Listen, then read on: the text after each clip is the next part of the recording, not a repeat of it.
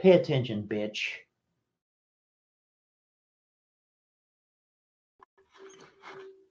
What's up? Welcome. Let's survey the Panelverse, Rubble. I am worn out, and I don't know that I'm going to do an open panel tonight.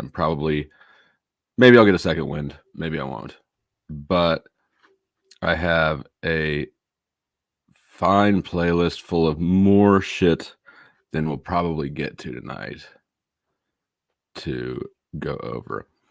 Now, I realized a little late that probably a lot of people are looking for a specific type of Rubble. So why don't I just lead off with it in crispy stuff? Because I'm sure that's what many of you are here for. I don't know that it's over, but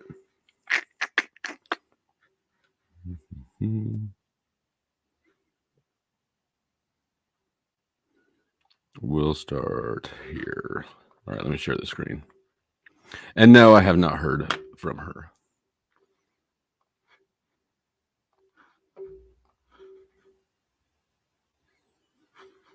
All right, so what I'm pulling up is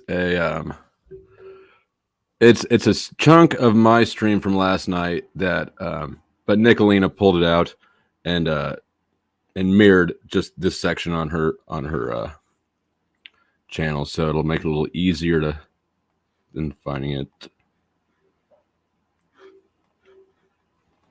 And let me not be rude. What's up, old Joe, Lauren, not that Christina, Sean G. What's going on, Chuck and Lindsay and Namaste the fuck away and Ruck and El Perro and Roller Skater Texas Girl and Jody. Who haven't I said hi to yet? Got you. Rude Mud Crab. There's Rude Mud Crab. And he knows the name of the band. Scott 2B. Scott, how's the song going with OTW? Are we making any progress on that, or do I need to step on you dudes? Because I really would. I can't wait to hear the Scott 2B OTW collaboration. It'll be musical gold.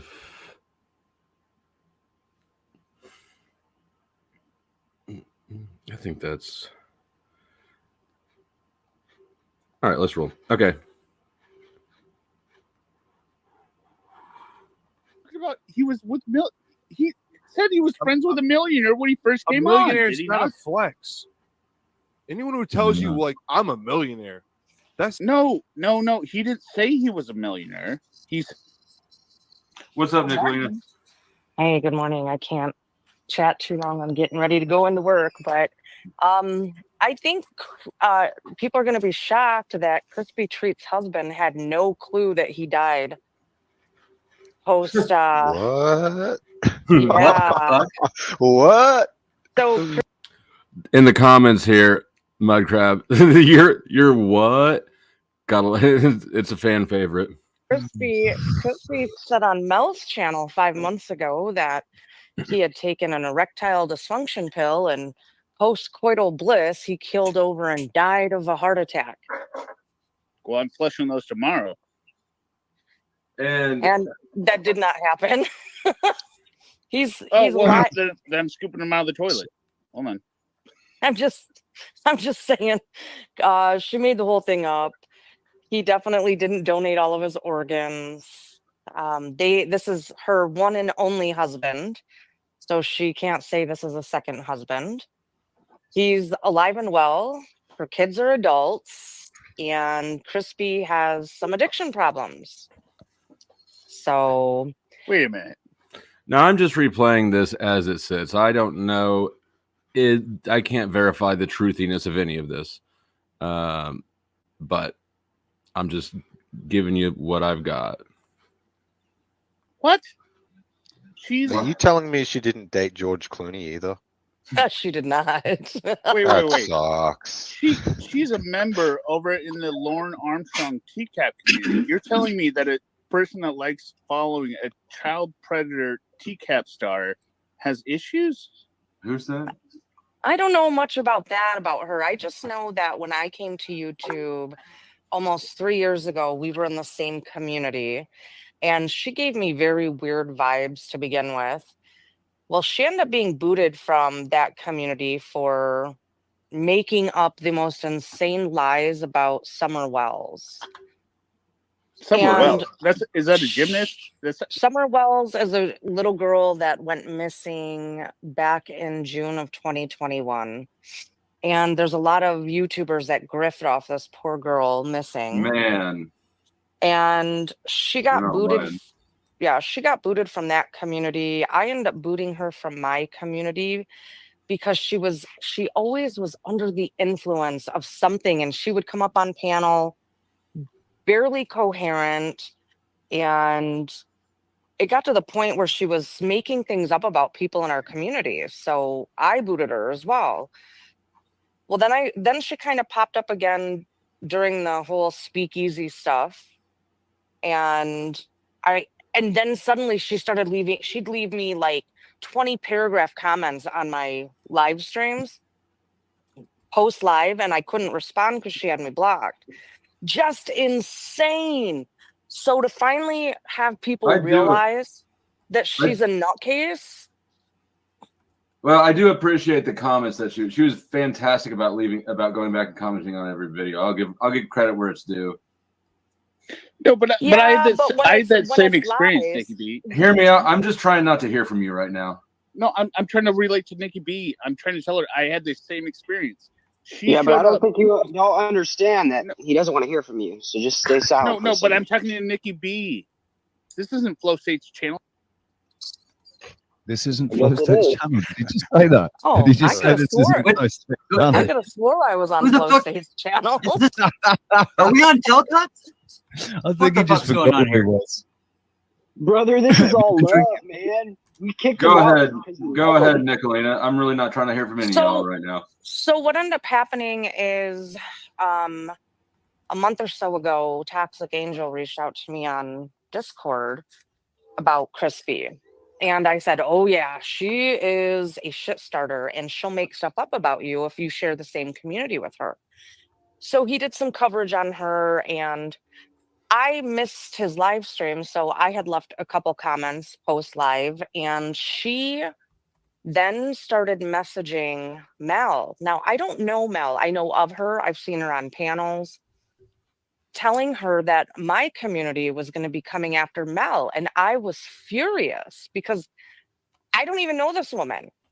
And so one of the girls in my community is very close with Mel Pandora, and reached out to her to let her know that Krispy was making all of this up.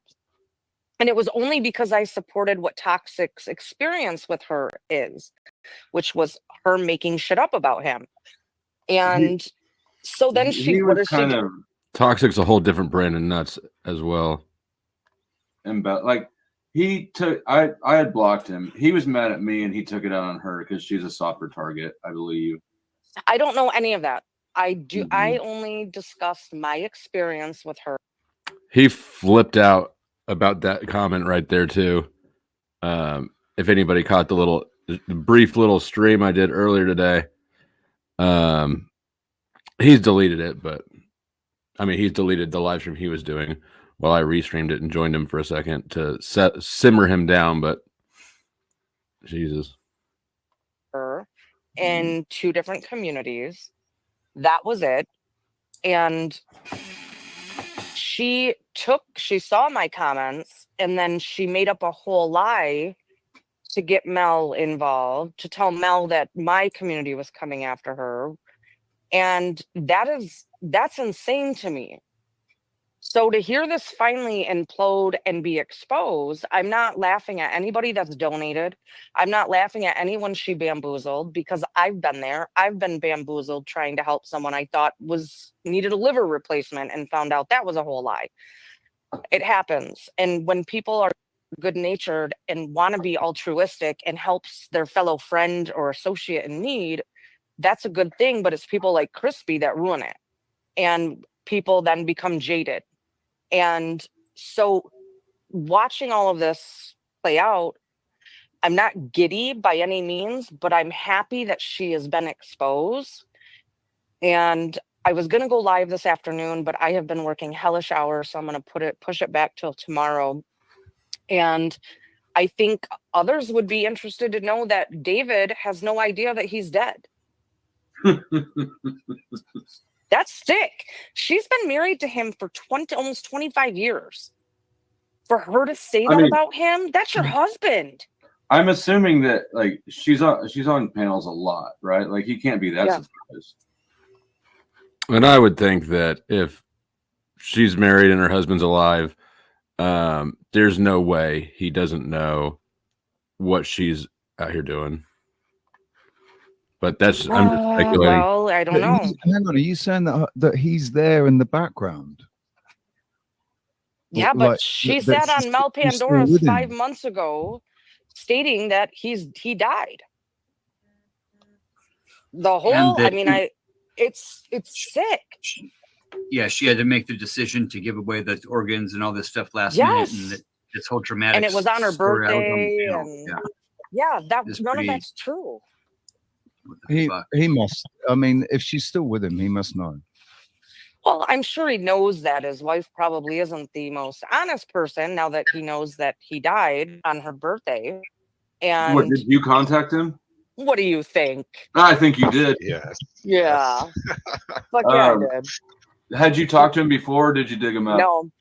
No, I didn't talk to him before, but I found her Facebook, her children's Facebook, know where they live. And what's weird to me is the fact that this family lives in a $350,000 house, gorgeous. They're not hurting for anything, and she ripped your whole community off for what, $2,000? No, it was less than that. It was. Was it?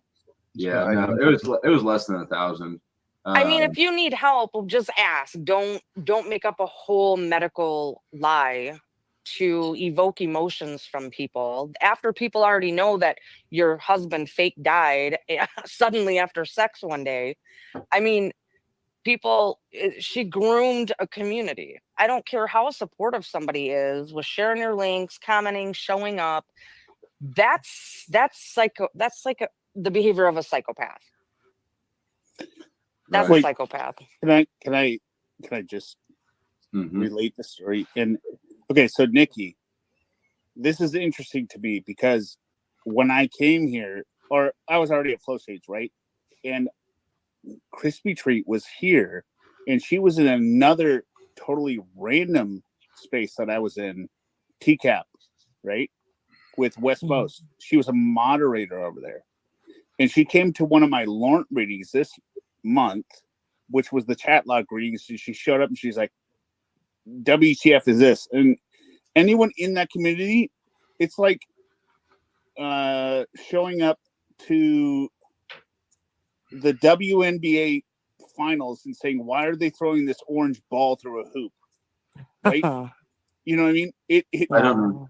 You know what it is if you're there, right? So what the fuck? What? I don't have any idea what you're saying. No.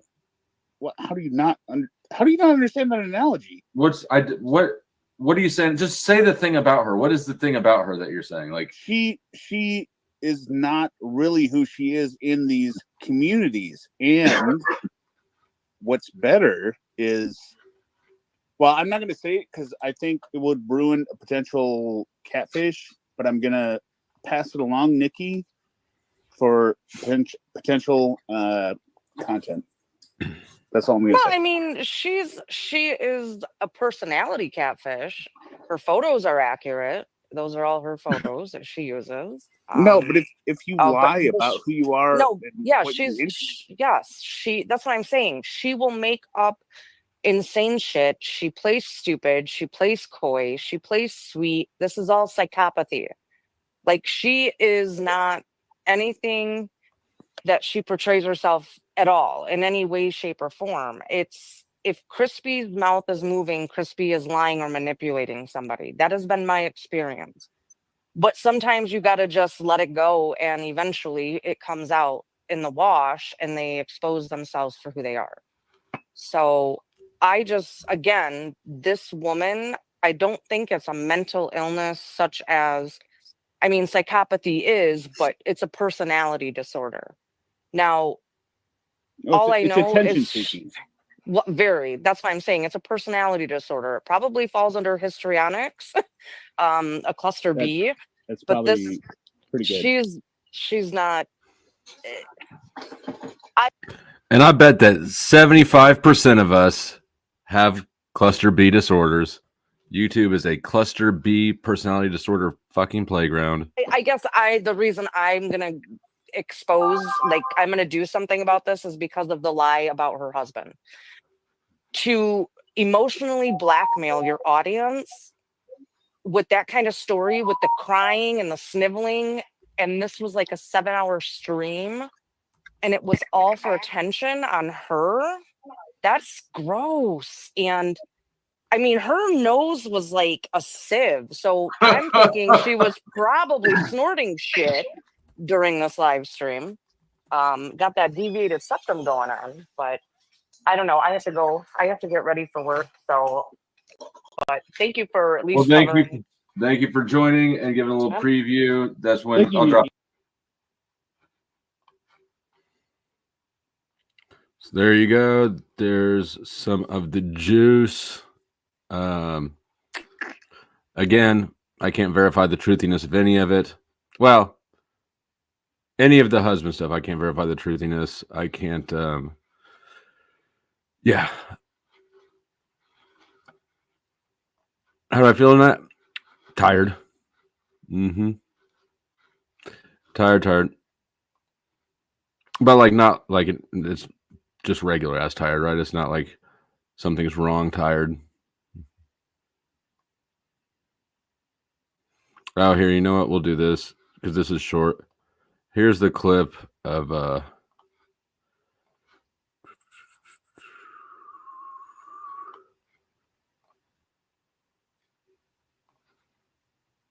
this is relevant. Let's check out this one. All that sort of stuff has become so commonplace these days. And Right. That's not a comment on you. That's nothing to do with Yeah. any girl. Oh, I know. And that's It's the become thing. an industry.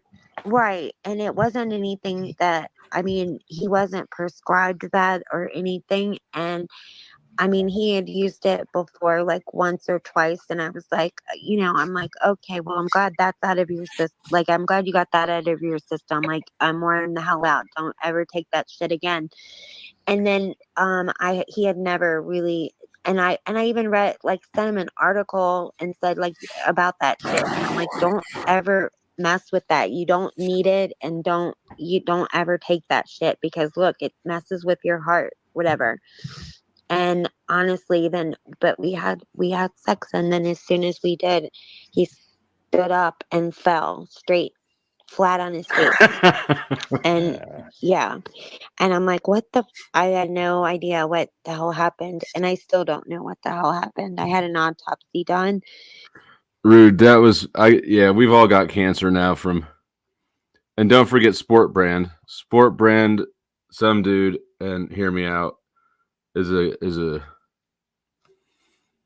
we're going to die young. Rude Mudcrab and I are going to die younger because of that combination. And, which then that was awful too, because he was like, it took so long to bury him, and I had an open casket, and like his chest was all concave, they had like an ice pack on him. I've never seen that in all the years of my life, and I've been to a million funerals. I've never seen anybody get buried with an ice pack. Like, that was strange to me. I guess nobody would have noticed it except I noticed it, because like I did his hair and like redid his hair and his makeup or whatever, because it just looked crazy.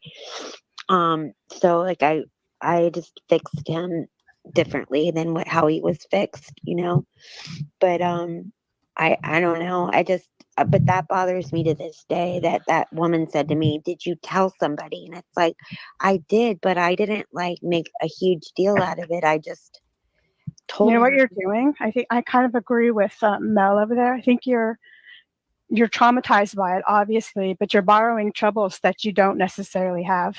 You don't know what he was thinking. You don't know if he was by chance alive or if those were simple muscle contractions. Right. You don't know a whole lot. So Right. when I start worrying about that and getting upset and what if and shoulda and coulda, I just have to remind myself, you know what? I did the best that I could at the time. To my like in between, like W. Lindsay, that aged well.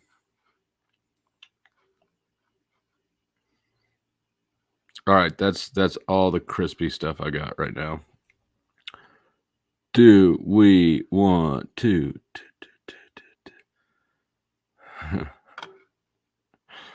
All right.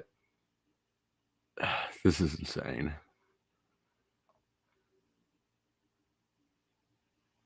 All right, let me get this one queued up.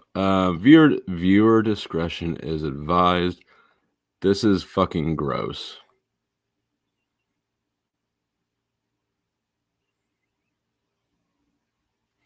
It's not very long, but it is fairly disgusting.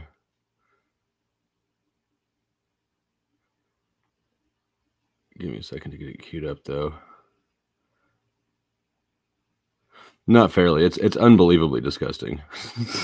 I can't believe this shit happened on live stream.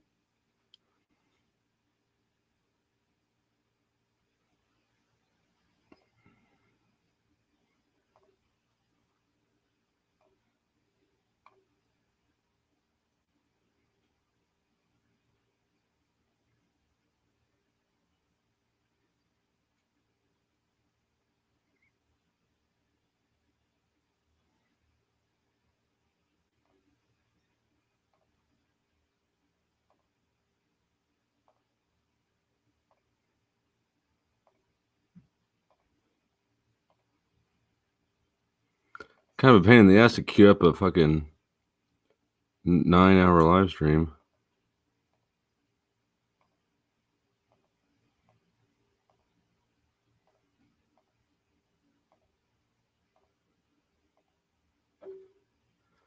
Okay, here it is.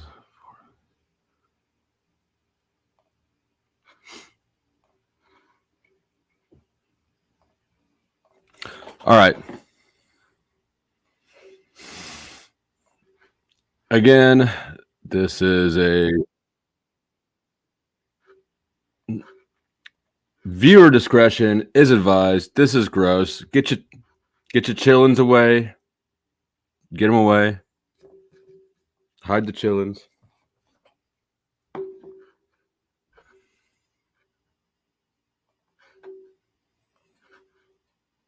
Noise, you tell me. You're terrible. Mute up before you come on camera. We're gonna make you eat your own shit at that point. You know, if you're putting that on others, and then fuck off, OTW with this shit. You know, it's probably the lady probably has a mental health issue, and you're exploiting that, you know, for viewers. It's funny. It's like, oh, funny. Yeah, great. You won't be in a minute. It's not funny. It's urine. Oh yeah. Oh no, you got to chug that down. Chug it down, like chug it down like it was the last thing you ever drank. Come on. Well, I would if I don't aspirate on it because I have a growth. I have a growth in the back of my throat that sometimes I aspirate, so I have to be careful. So. Okay. Well, we're still waiting for you to drink it all, though. Yes, there you go. Just keep drinking. There we go.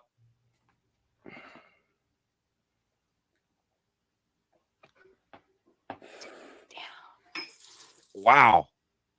You're a fucking guys. Piece of shit, OTW.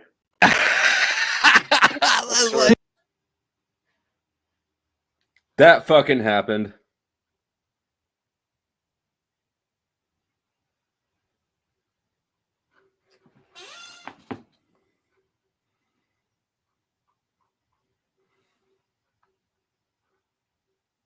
Where in the fuck do you find these people? At OTW's. Unfucking real. Yeah, that's what that's what you just witnessed. You tell me, man. You just gotta do what you gotta do. You just witnessed that here on fucking OT. 5 people just fucking dropped straight out immediately. TW live, man. Danny Skylark literally drinking her urine right there. I feel dirty even sharing that, but like I saw that this morning. I couldn't just leave it alone, right?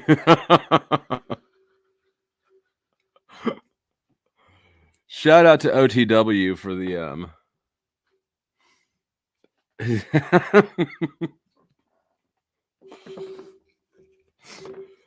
I saw that the first time, I was actually like kind of gagging a little bit. I just pulled in the driveway and I'm like sitting in the car looking at this going, oh my God. You leave that alone next time?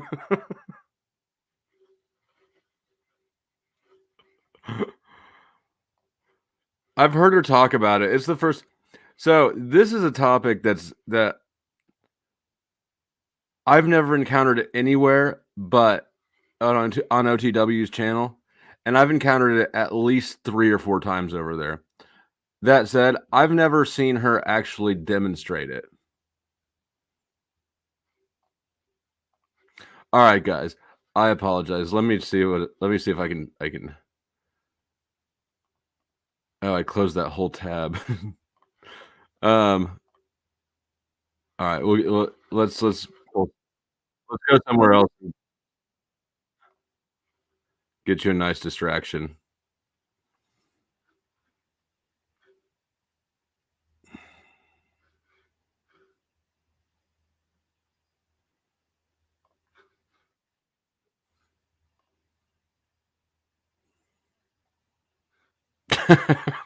What is that? Dandruff?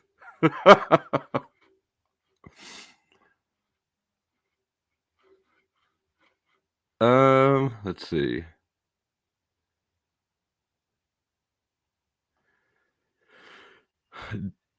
Give me a 1 in the chat. Okay, so I think it was 2 days ago. I went over on Rachel's Ghost. So if you guys saw the thing where I was kind of being mean to the doctor who was complaining about his cancer situation, the day after that happened, Sarah and I ended up on Rachel's Ghost panel and kind of took a lashing for it. We could watch that, or give me 1 for Rachel's Ghost, or 2 if you want to see. Yesterday I went to Paul Enslaved, and it was about as you would expect, right? A lot of immediate tension. So give me 1 Rachel's Ghost, 2 Paul Enslaved.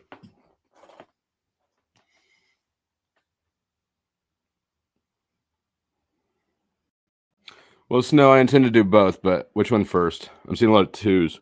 Or 3 Jim Bob debate. I was saving that one for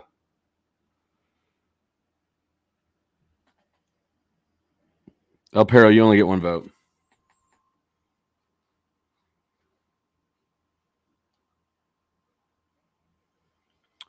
All right, PU it is.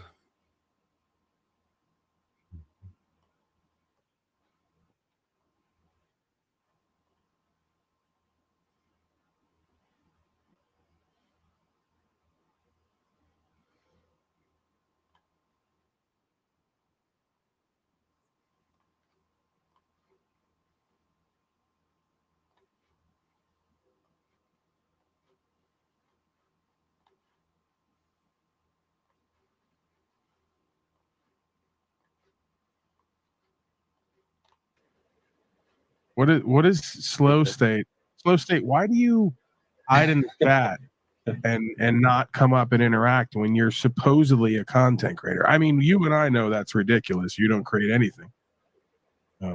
But like, why can you at least not act like a scared coward? Can't just come up address here, the issues? please. Try to act like a man. Yeah, I'll let you call me Hank Hill is playing exactly into the Hegelian dialectic. He's too ignorant to know to be ashamed. What does that mean?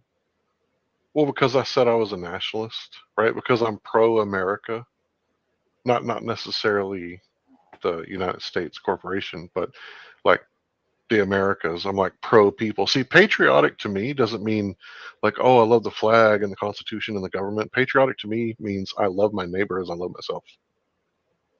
Right. That's what patriotic is. Yeah, I don't know. I must have The misunderstood voting's what he's already saying, over, or I Lindsay. am understanding it and I'm questioning why he's saying it. Whatever, Timmy, give me some more Talmudic Jewry and governance the way these slaves like it. With mockery, humiliation, and kind of morbid fetishism. Yeah. Actually, this is perfect. Description of the slave's national traits. So this is perfect. Hank. Slaves are not capable of deep thinking, of making analysis of the matters, and of profound generalizations. They are like pigs who live with their snouts dug into the ground and not suspecting that there is a sky above. They perceive all the events very superficially and all too concrete. They do not see the facts as the succession of events. They do not see connections between them, and they are not capable of thinking, generalizing, and making abstractions. For them, every event is just an event, no matter how often it occurs. Slaves are stubborn, but they are not steadfast enough in pursuit of their goals. They are lazy. That is why they are always in a hurry. They try to solve all the problems at once. Like, let me up on a panel now. They sacrifice a little for the great task of a decisive victory. New fundraiser now. Some to be determined portion of all revenues received tonight will go to fund buying Timmy a toothbrush. But such victory either doesn't come at all, or if winning, they find themselves with a broken pot. We profess the tactics of small victories, though we are not against the big ones. A small victory is also a victory. Slaves neither know how to direct nor how to obey. That's very true. Slaves are genetic saboteurs. Slaves are envious. Slaves hate their co-brothers when they stand out from the gray mass. Make it possible. Okay, so this is actually saying Russians, and I thought it wouldn't like make sense, but it really does, because we're basically.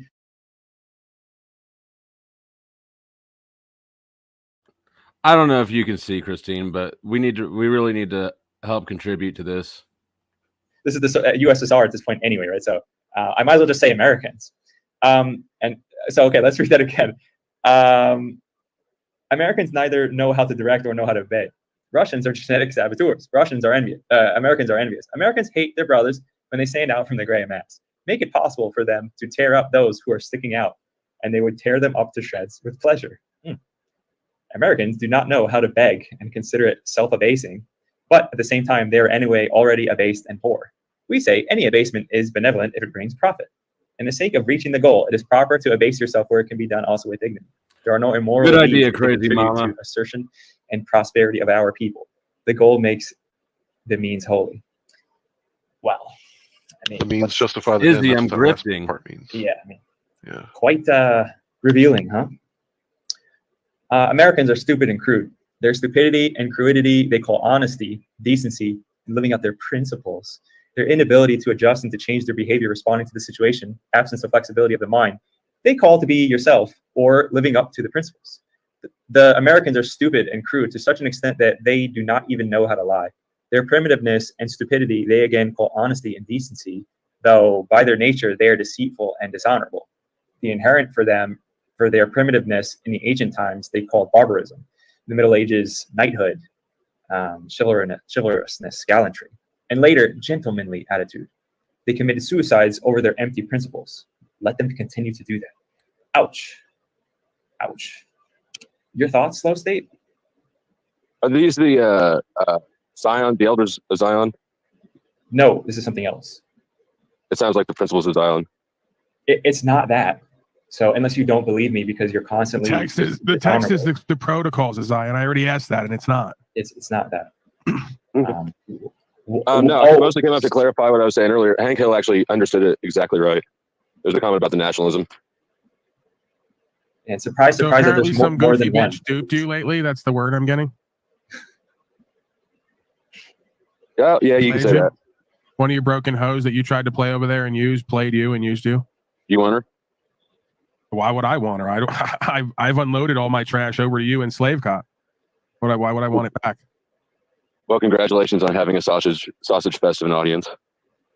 Again, the presumption is that everybody's desperate to try to network on the internet for broken hoes to have my next shitty relationship with. That's you. Shout out to the Sausage Fest channels. Right? I'm not demeaned by being considered a leader amongst men while you're surrounded by a bunch of broken hoes who relate to you because you wear earrings and are a broken hoe effeminate yourself. There's nothing about us helping Crispy that has anything to do with her being a woman. I would have helped you just the same, Paul. I don't even know what that means. There's literally nothing to read into. You don't exactly strike me as a very helpful person. Well, I don't really. That was a pretty. He was pretty disarmed by that response. Try to display help. I actually try to hide help because I don't want other people to want things from me. I try to keep everyone's expectations low. Well, you're doing a great job at that. At least I can do one thing. Wait, remember the part that I just said? Flow state does not know how to beg and consider itself abasing, but at the same time, they are anyway already abased and poor. We say any abasement is benevolent, it brings profit. You don't brush your teeth a lot, do you? Yeah, and then you do that. You brush your teeth. You stink. You need a haircut. It's just like, oh, I'm sorry. I can lay flat and be more honorable and get more done and just not leave my bed than you.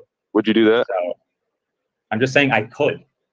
So, Yeah, I mean, it doesn't make any sense. He's saying he was helping somebody, but at the same time saying that they were duping him. So you're not a. He's been up here a handful of times. He's probably watching right now. Helpful person. You don't regularly help people. You probably tried to manipulate in your own way, and it probably got the better of you. If I had a guess knowing you. The same thing that you accused me of that one day when I actually tried to help somebody who was a victim of the flood. You just projected onto me exactly who and what you are. Yeah. I offered to match your funds then too.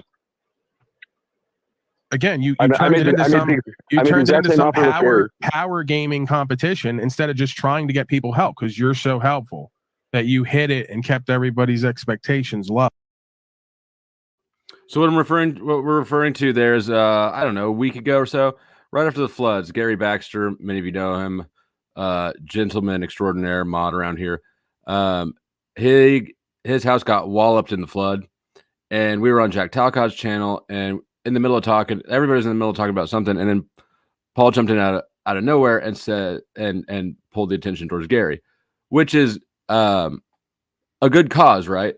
But I believe, and as I said at the time, that it was a virtue signal, and I said that, and then he kind of rage quit, and then right after he left, I kind of made an announcement.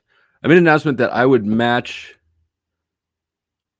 100%. I believe it was 100% of anything that Paul Enslaved donated to Gary.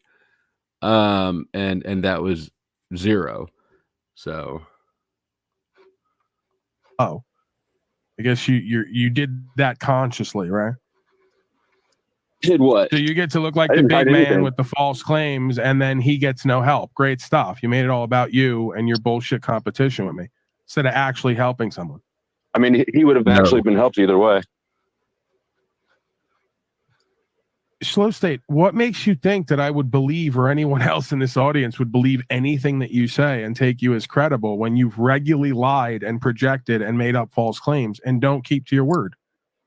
No, I mean, no one's going to trust you or listen to you or take you as credible. Again, this is my point exactly. If we raise money for somebody, it's not about me or anybody else. It's about helping that person. The point is, I have no reason to believe that you would actually follow through with anything you say.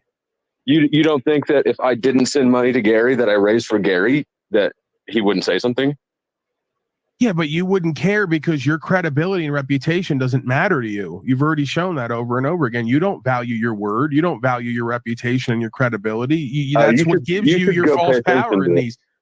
That's what gives you your false sense of power in these interactions is you have such a low standard for your own character that you can freely do whatever you want with little to no consequence is your perspective. You must not have watched. Oops, I was muted.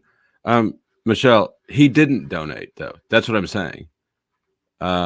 Even after he brought it up, and even after I offered to match 100%, he didn't do anything. Watch anything happen last week, huh? I don't watch you, Slow State. What makes you think that I watch your horrible non-broadcast? It's one of the worst things on the internet. Well, you seem to know I'm being about serious when I say that. You seem to know about it.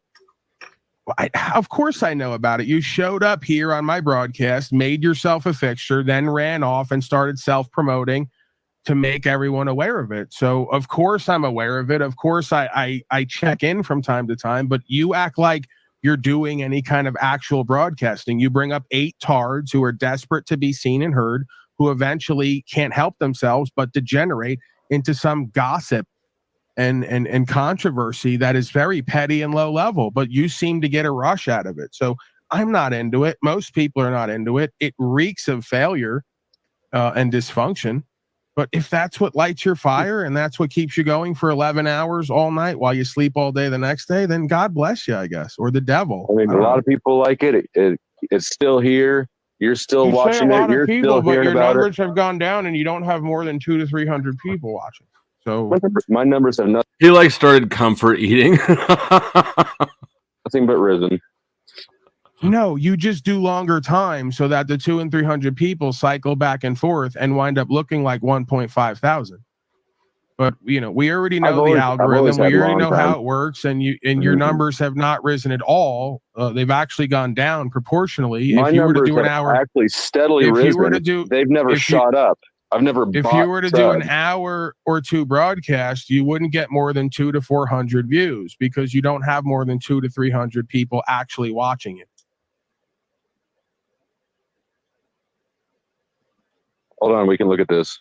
It's pretty much the same exact amount that Illuma Tranny and all the others get. Slavecock gets about 100 or 2 more because he's a more fascinating loser failure.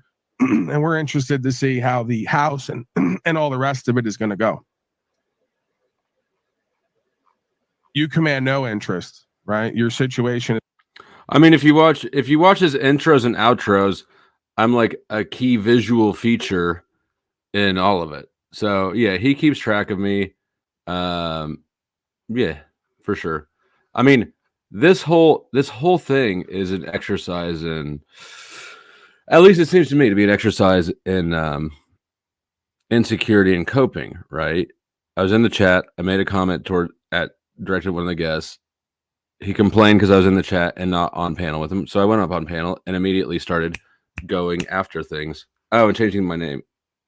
I mean, my name is always like this everywhere I go. Because if you search flow state, the words alone, you get a whole bunch of like meditation music and hippie bullshit. So you have to search the name with the @ in front of it to find me. So that's just how I roll around the Panelverse. Paul can't stand it. He cannot stand when I show up promoting myself like this, and always has to change the name, which you can see that it is changed there. It says he changed it to something, and then I changed it to the @ bothers the host or some shit like that. But it's just the weirdest little like insecurity struggle. It's not interesting at all. You're not an entertaining person. There's nothing that you do or a part of that's interesting or entertaining. Well, I'm interesting to you. You get upset when I'm in the chat commenting and not up here helping you make your show. Well, that's a deflection. I've never asked you. I don't need you to. You help me literally make the did show. just now. I'm here No, because what I said was you saw a comment you and didn't pretend like to that I be wasn't up some here. kind of.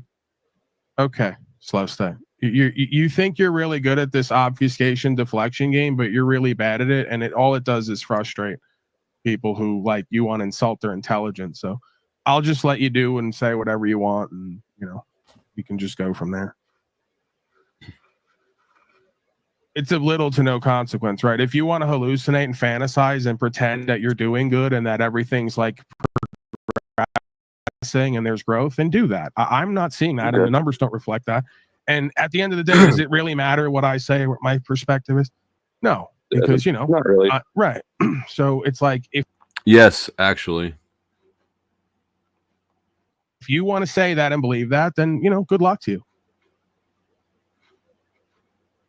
I'm a fan of people either living in the reality that we're all experiencing, or just, if they need, making up their own to cope, which is what most people seem to presume to do. It's how this culture and society seems to function. Those are really is the only every two options at individual. hand. That's like saying you're a fan of left or right. That covers 100% of options.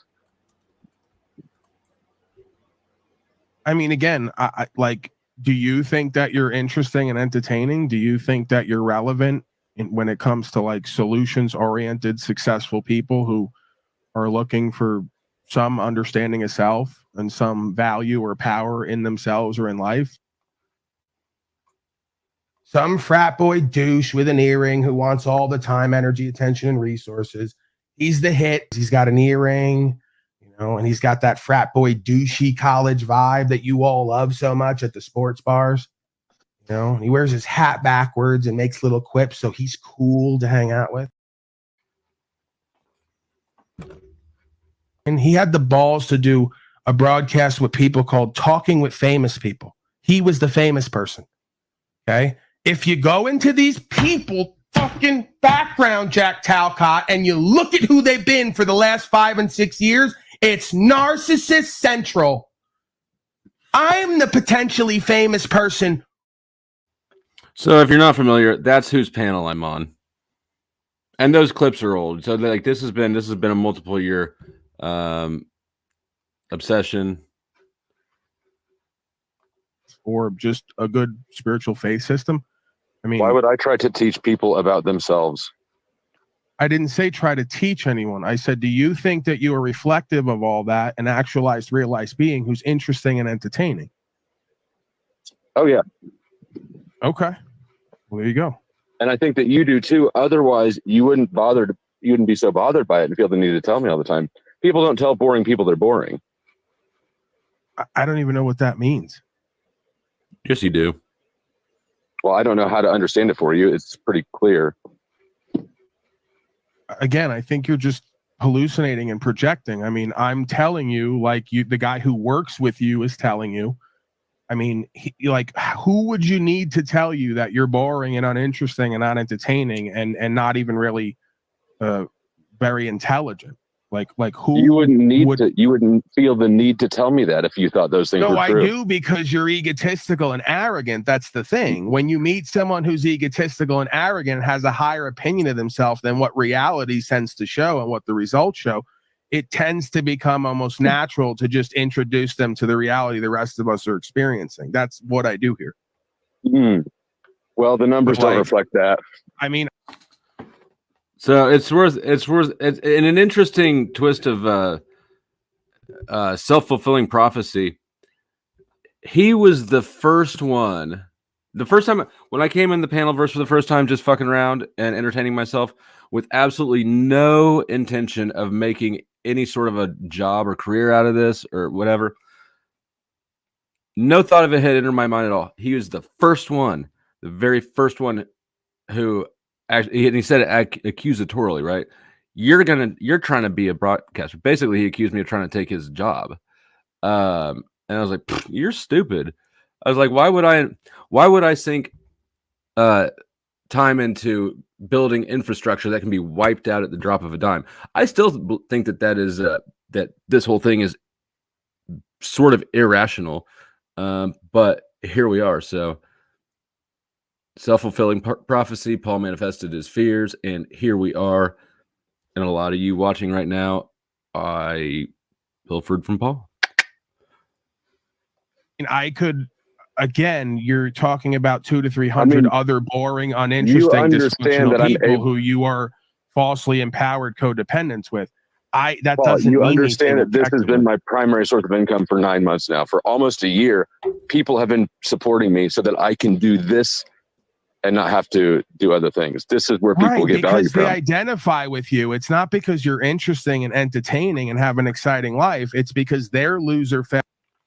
So I don't know when he started. My channel is 5 years old, but for 3.5 of them, like it's two different channels, right? One of them is just like a little, it was nothing really, right? The channel was originally uploaded videos, and there was no consistency, very little common thread, and just sort of a side burner hobby that would wax and wane with my interest or activity. It wasn't until I started engaging the panels that this really picked up. So, and actually, if you look at my Social Blade numbers, it's like flat and low, flat and low, flat and low, flat and low. Failures like you, and they want a place to go to identify what loser failured them. They want a hangout spot. They support you to give your time so they can have a place to yap and hang out. Well, whatever it is, I appreciate them supporting me. And what do you consider primary? What do you consider primary value? Primary value? I don't know. Primary income, like primary income, the bulk of it. The no, majority I'm saying, of my monthly what revenue. Does that consist of, like monthly or yearly or daily? Oh, I'm not telling you my numbers. You don't share shit. Well, but you're operating in a public forum where it's all reported. You're operating in one too. No, I'm in the private. The same way. I'm in the private. I have gifts between extended friends or family or just individuals. I don't operate off super chats and ads and monetization and public.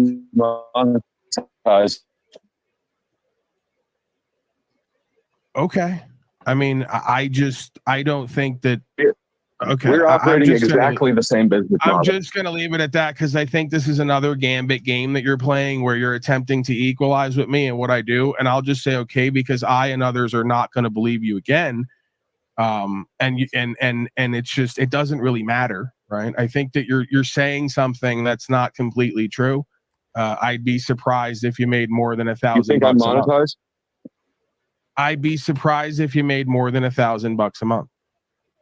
All right. Well, even if it's $1,000 a month, that's $1,000 that people have voluntarily decided to give. Point. That's my point. You're going to come here now after you said I was a liar and was poor and broke, doing this for 3 to 5 years, and you're now going to say for the last 9 months that you're full time, and then it's less than $1,000 a month. So, okay, Slow State, if you think Monograph was primarily having issues with Snafu, who I refuse to be on panels with, and Snafu comes in at the end. The way that this ends is, and Paul knows it. For damn near a year now, I have refused to panel with Snafu ever since he started reporting channels. Right, he came out, he was all wide out in the open about we're going to strike channels, and Paul, of course, being the snitch that he is, was like, yeah, go strike channels, blah blah, egging it on, encouraging it.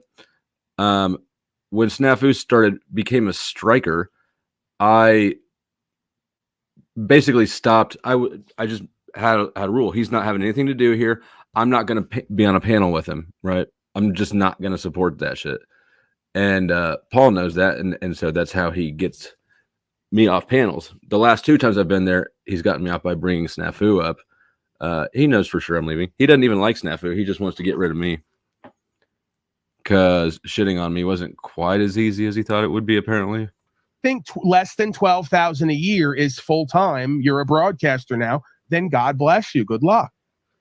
I didn't say it was less than $1,000 a month. What I said is, regardless of if it is, $1,000 a month still is $1,000 of value I can demonstrate that people get from me.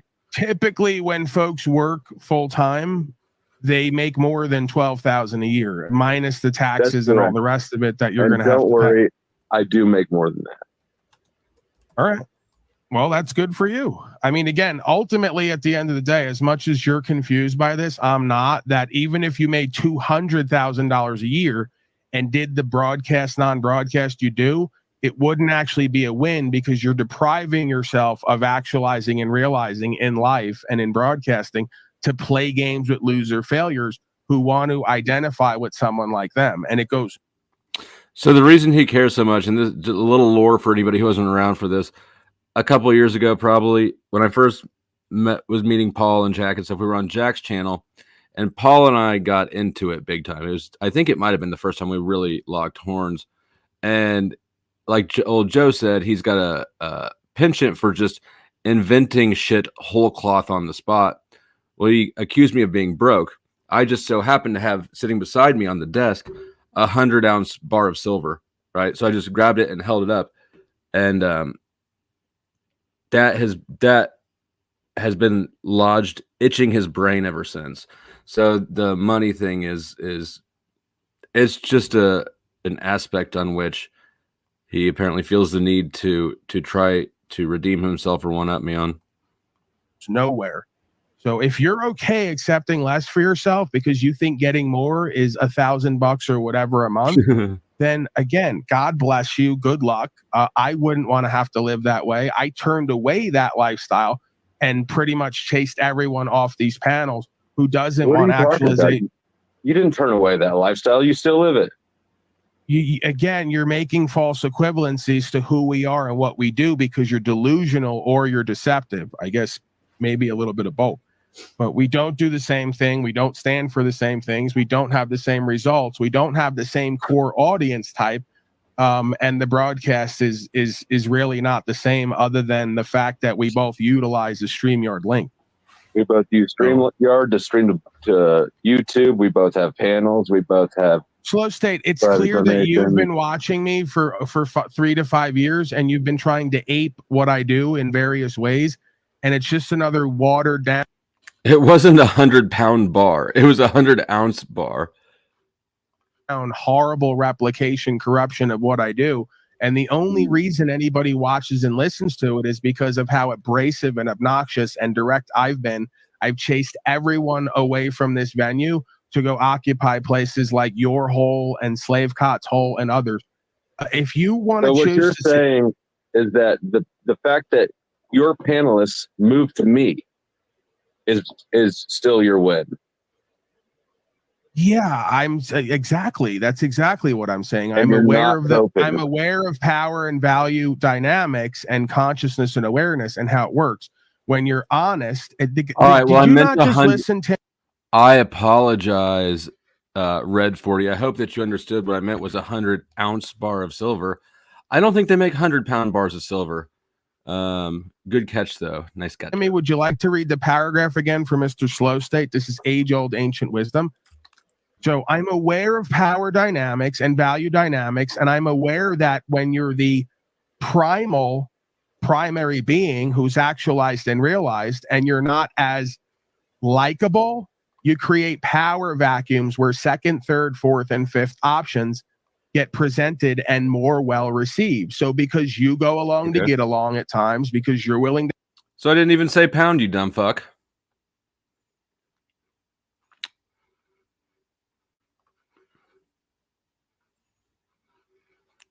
Is this the real grid one or is this the fake? To have 10 or more jerk offs sit in your backstage and run your life and your purpose because you have no generalized purpose. You're a drifter. Again, I'm not as likable of a person. I'm not as cool as you, right? I'm not willing to just open up the panel, have 10 tards on there, gossip for 10 hours about nothingness, and bring myself down into a depression for an extra $1,000 a month.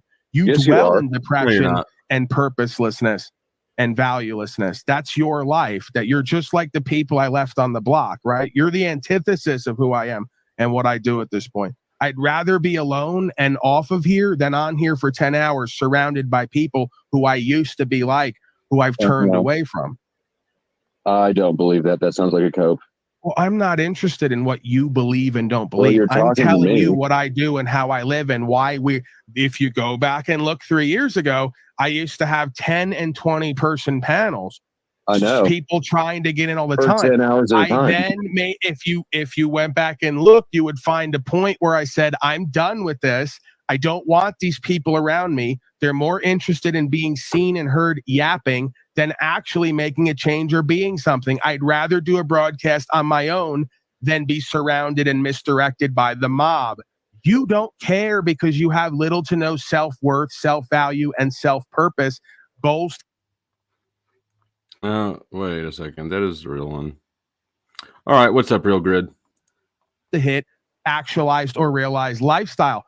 That's why you thrive to some degree in these holes with these people who have also no purpose, no meaning, no values, no direction, no courage, no understanding, no self-discipline, up all night, sleeping all day, chain smoking cigarettes, downing 2 liters of soda, acting like a profane, unadept slave. You do That's watch what me. you all specialize He does in. watch me. It's not my bag at this point. All right. Oddly Well, enough. I have no desire to rub your face in anything. So How does it rub my face in the fact that you get whatever you get a month? It doesn't take away from what I do. You think that I wake up every day needing you to fail for me to have a good life? Yeah, after you blocked me, Toxic Angel made a troll account of you. In my life to have gotten better, and for me to have all those things I say in my life that you you don't. think that. I think you think that. I just asked that. You think that I wake up every day and go, I need Slow State to not get his $1,000 this month to feel like he's a broadcaster like his daddy? That would be me. Like I need that in order for me to be thankful and see you're And after this is done, I'm leaning towards opening the panel and going over the debate I had with Jim Bob and Andrew Wilson here in a minute. projecting again who and what you are onto me, and you keep forgetting we're light and dark here. It's shadow self-reflection. I wake up every day thankful and grateful that I have everything I need and then some. I wake up every day thankful and grateful that I have a woman who I can trust and count on, who's not a slave. I wake up thankful and grateful strive that every minute of the day to you're be nice, and I fail miserably at it. I'm not getting rid of that clip. And that I'm not everything that you are. See? Whether you get an extra 1,000 or 2,000 or even 5,000, 10,000 a month is no matter. I'm a good person of good Namaste. It is. Yes, it is. Good faith who lives an honorable, interesting at times, convicted based, principle based, valued based, actualized, realized, courageous lifestyle. You don't have any of that. So it wouldn't matter if you got $1 billion, like I told Antoine, right, who has more money than both of us, money on money. I told him the same thing, and I really believe that, right? That it doesn't matter to me. Who you are as a character, what you do, how you live, what you serve, and what your legacy is most important. The piddling fiat contributions and support you get from a mob of tards is ultimately meaningless at the end of this when we go to a box above or underground.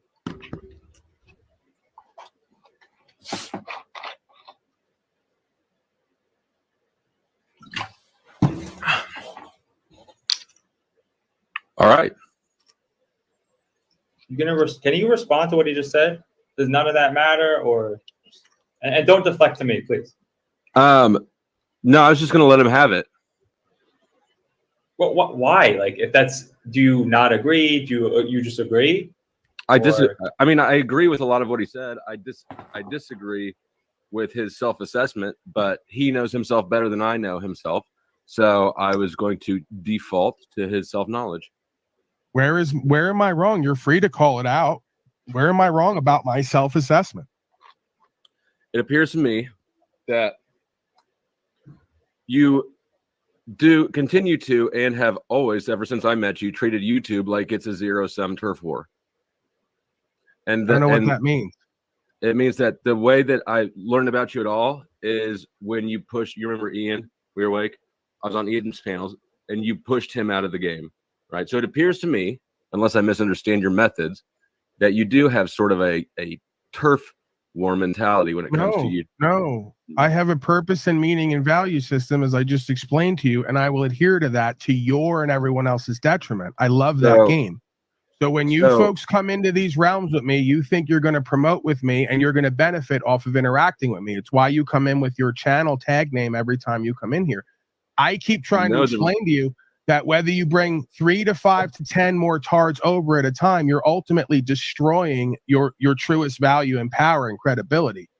So that's why I'm saying to you, what happens to you folks is a result of what you're doing that I'm highlighting, that is contrasted by what I'm doing and how I live, and even more highlighted to your and his and everyone else's own detriment. You understand that changing my name proves me right. You understand that I'm telling you you're not going to come here and try to promote and play games because I can let you, and it's still on a This has been 2 years of painful cope, right? Painful cope and jealousy. And he had the balls to do a broadcast with people called Talking with Famous People. He was the famous person. Okay? If you go into these people fucking background, Jack Talcott, and you look at who they've been for the last 5 and 6 years, it's narcissist central. I'm the potentially famous person. Longer game process going to be your downfall. But I'm not even going to give you the opportunity to think that you're playing power games and you're winning on some level. You get no promotion. The only person. You get only no person promotion. of all who thinks it's a power You're not game. getting it. I know the games you snakes all play. I'm not letting you play it. So if you want to come here and interact as Taylor, which is who you are, you're not Flow State, you're Taylor. You made up your own nickname. That's not how it goes on the East Coast. Clowns like you on Kansas make up your own nicknames, and that shit flies. Where we come from, you don't make up your own nickname. You get a nickname. See, that's how it works, and then it sticks forever. So you don't understand how true power and value works because you've never left the porch, proverbially, right? You've never hopped off the porch. Enslaved? Excuse me? Who named you Paul Unslaved? Who named your channel? The product of the way that I live is a description, an adjective of a process that I'm living and undergoing and exemplifying. But who chose it? Well, I guess you'd have to ask what, right? But you don't believe in God or the devil or anything else. Okay, that proves my point. So You chose I had your a own name. revelation. I had a revelation in my life that my whole purpose and meaning and value ultimately for being here was to communicate the idea of the antithesis of enslavement and to pursue the process of enslaving myself and walking with others to do the same. So me describing my condition, my experience, and my record, which is true to form, is not the same thing as you calling yourself Flow State when you're actually Taylor from Kansas, who is the antithesis of a flow state as a descriptor, as a condition. You are not a person who exists in the archetypal flow state. And you're not You're someone enslaved. who's all your life swam upstream, right? While also going with the flow. You go against the grain when you choose to, and you go with the flow all the places where you could actualize and stand out. So you're not somebody who I see as archetypally the description of the experience of flow state. I think you're just disempowered. I think you're a drifter, and that's where you get the idea that you're Mr. Flow State. It's drift state is a more applicable term for you, but you're too arrogant and ignorant and lacking in self-awareness to see the difference between me being an actual flow state and you being in a drift state. See? You'll project that I'm that while you're not, and that you're that while I'm not, when in actuality, the facts and the record and the communication shows the difference between us. What you're not willing to adhere to, right? The facts? I can flow with that, I guess. You mean drift with that because I'm creating the flow. Well, I feel like I've been obstructing your flow. I don't feel obstructed ever. That's the thing about a flow state. If you understand the Taoist idea of flow state being like water, you can never obstruct it. If you try to dam it, it just bursts the dam, right? If you try to throw rocks in the middle, it just moves around. My at flow state made you feel obstructed. Again, you can try to play deflection power games. I'm telling you what's going to go on here. You're obstructed from doing what you want to do. I didn't choose him. He chose me. And I would say, but regardless of that, I would say that probably the basically endless amount of energy and butthurt is why that came to be. Because I'm more focused on what we need to do. Very few people have enough energy to deal with clashing with actually either of us for as long as we can go. So You like to neglect what needs to be done in life or what you want to do in life, and that's why you're not ultimately valuable beyond a certain point, and you're not successful beyond a certain point. Paul, You what do ignore we needs need for to wants. live What do we streams need, on Sam? YouTube? You said you don't know what we need. What do we need? I don't know what you need either, but Paul doesn't know what we need, like you just said. You don't know what I need. You're making a Would statement. you like You're going to back would up. you like me to subject this broadcast to your criteria that you do on your broadcast and watch how quickly I get paid for you to get thrown out of here? Go Because ahead. you like to do that. The last 3 times that I came over to your hole to grace you with my unslaved godlike presence and do you a favor, you threw it in my face to make $10. Actually, the last time I kept you off limits. Would you like me to open this up and make 100 pieces of 4-ply for you to get thrown out of here? Because I suspect that there's at least 5 to 10 people who'd be willing to do that just to watch you get thrown out because you're so insufferable and kind of worthless and valueless. And you're snaky, right? You got a very creepy, broken look in your eye, and you're very snake-like, reptilian-like. But I'm not going to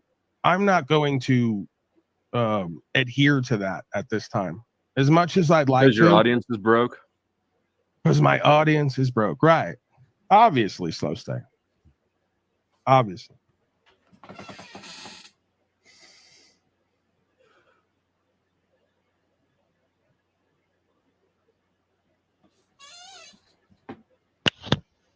So you said the audience is broken. I guess since you invoked me, I get the right to defend myself, right? So I guess yeah, that's cool. So that's a stereotype fallacy, like to say that everybody who comes here is like broke, and that doesn't necessarily mean like financially. It could mean that like nobody wants to hang out with us, or we don't have nice things, or we don't have good days. It's like why would you make It was a financial challenge. It's not that deep. It's never that deep with you. Nothing matters, right? Because if someone shows you 50 mil and shows that you're wrong, no, now you're just, that's all you got is money. 50 mil. It's a joke, right? There's always plausible deniability because I'm not real, right? Everything's a joke. Everything's a gambit. We never know what's real and what's not. You know, you're so mysterious. Nothing matters, Paul. Nothing matters. There's no metric for honor, like righteousness. 3/4 of the people here don't have more than Slow Stay, but he's going to do challenges to everyone. It's just delusion. It's like he's constantly in this cope mode and delusion. I'm not coping. I'm trying to help you maximize and equalize. I don't need any of that. I don't need to play games here. That's the thing. You're not getting it. All right. If I showed you what came through this morning, you'd shit your pants, and I'm not going to because I don't need any more attention. I know. I already gave you an offer to play your power games, and you declined. Polo shirt. You must be doing well. At the end of the day, like I told you, not only are you disingenuous and false claiming and pathetically sort of needy for validation with finances, which you're not big on, like no one's buying it. What is a base instinct or a base intellectual algorithm? What does that mean?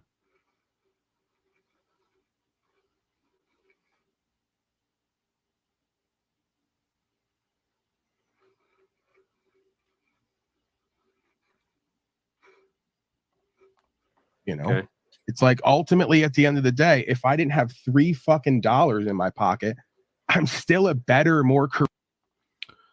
In just a few minutes, I will allow the panel to be open. So here's the way this is going to work. If y'all remember a few streams ago, I dropped some seats for free and then I sold some seats. We're going to do that again.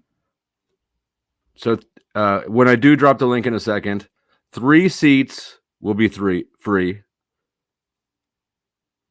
The other 6? The other 6 seats are $5 a piece to open that seat.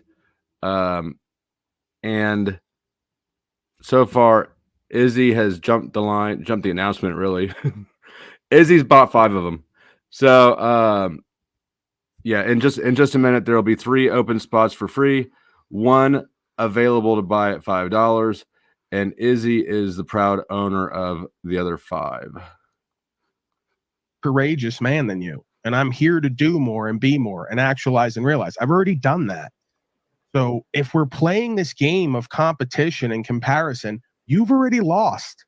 It wouldn't matter if you had. Telling me I lost because you keep this facade going. You keep this false strength projection facade going, and it just never goes anywhere, right?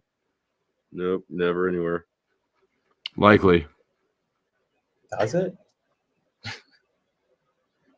Where does it? Rude Mud Crab. Hopefully, it's not going to be as brain damagey a stream as the last one. And then after this, I'm also going to pull up the debate from Jim Bob's from earlier today. What do you mean? Where does it go? It keeps going and growing. It keeps sustaining life. It keeps sustaining my lifestyle. Paul, I know my lifestyle. Renting a house. Squatter. I like how you waste like 50 cents on one blast of that propane lighter thing you got going on. I know. That was like 1% of your grift from last month. I can afford to do that. I'm okay.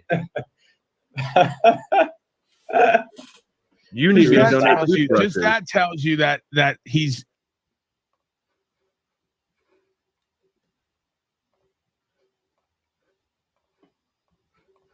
broke and stupid, that he prefers to rent a house. He doesn't have good credit. He doesn't have finances or anything to put up as assets to get loans. So his credit is bad even with the bank. And he's throwing his money in a hole to rent a house monthly that he gets no equity on by the end of it. It's the worst move ever, and it's only done by Section 8 crackheads. Don't you say that mortgages are slavery?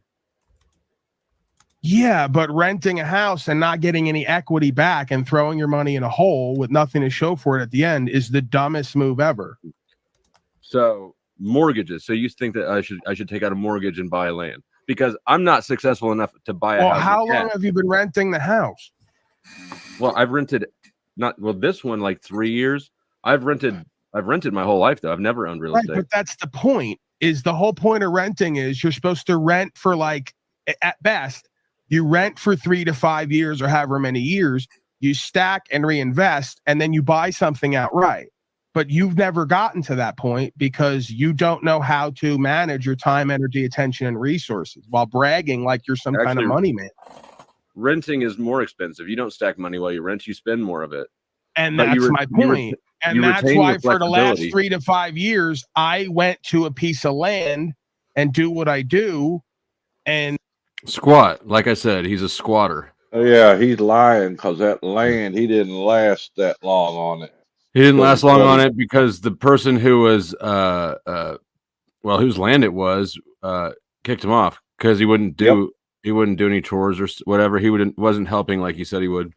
And what he does is run around he tries to establish squatters' rights on land owned by other people, but not but they don't live there, right? And so that's why he got picked up. And this is how Paul gets enslaved and is a man on the land. He's a squatter. I work on the side as well and have. That's why when I started this, right? Like you saw me door dashing and even working at I've never seen you drive a car. Never. So you're gonna deflect the thing onto driving now. I mean, I'm just pointing out. Okay, you said that's what I saw. I've never seen anything close to that. I was in the car. I had someone else driving who had a license. And I was in the car doing DoorDash and splitting it with them. You can hear the Grubhub bell on one of the videos. That's insanely inefficient to have 2 people doing one delivery. That's crazy inefficient. Like Grubhub isn't even a good fucking job at all. Using with one person using their own car. To have two grown ass men driving around in their own vehicle to deliver fucking French fries and Chipotle to somebody, that's insane. He was afraid to drive. Yep. It's the thing. You keep telling me about life, but I'm in a better position than you all the way around. No, you're not. No, you're not. Okay. I'm really not going to. We don't need to argue it. We can go with the flow. You're renting a house. You don't own anything, and you're not going to be able to own anything outright. By anything, you mean real estate. Yeah. That's owning something. That's being something is a landowner. You're not talking about like other assets. Nope. I'm talking about a land. He's kind of wrong because if you don't pay them taxes, the government's going to take it. Well, I mean, it's just an absurd amount of cope. Yep. For somebody who's squatting to shit talk somebody who's renting is insane. For somebody who rides shotgun everywhere because he doesn't have a license to shit talk somebody with 4 cars and 2 trailers is absurd. To think that riding shotgun in your girlfriend's car is being enslaved and is more free than going through the song and dance and driving yourself around, that's insane. Sorry. Welcome, Izzy. What's up? Same shit, new day. Hi, Chuck. What's up, girl? That's the prime. I think we're almost done with this. Very need and This asset. is crazy. Is old Joe being actually serious? About what? Saying that he's intelligent? Who's intelligent? Paul. Paul? Paul. Oh my God. He's not stupid. He's just immature. But he's a true narcissist. I mean, like, just, you know what I mean? Every single thing that you said, he turned and made it about him. Correct. Yep. And how he's better than you. Right. But that's Look not at an that that's hairline. not a failure in intelligence. It's a failure in maturity. It's a character defect, not an intelligence one. It's either his girlfriend or his mom. Yeah, she looks could be old. She's considerably older than him. I've been working a theory for a little bit that that's actually his mom, but I can't prove it That's one way or the disgusting. other. And you've been seeing me looking to buy land, and it was attempting.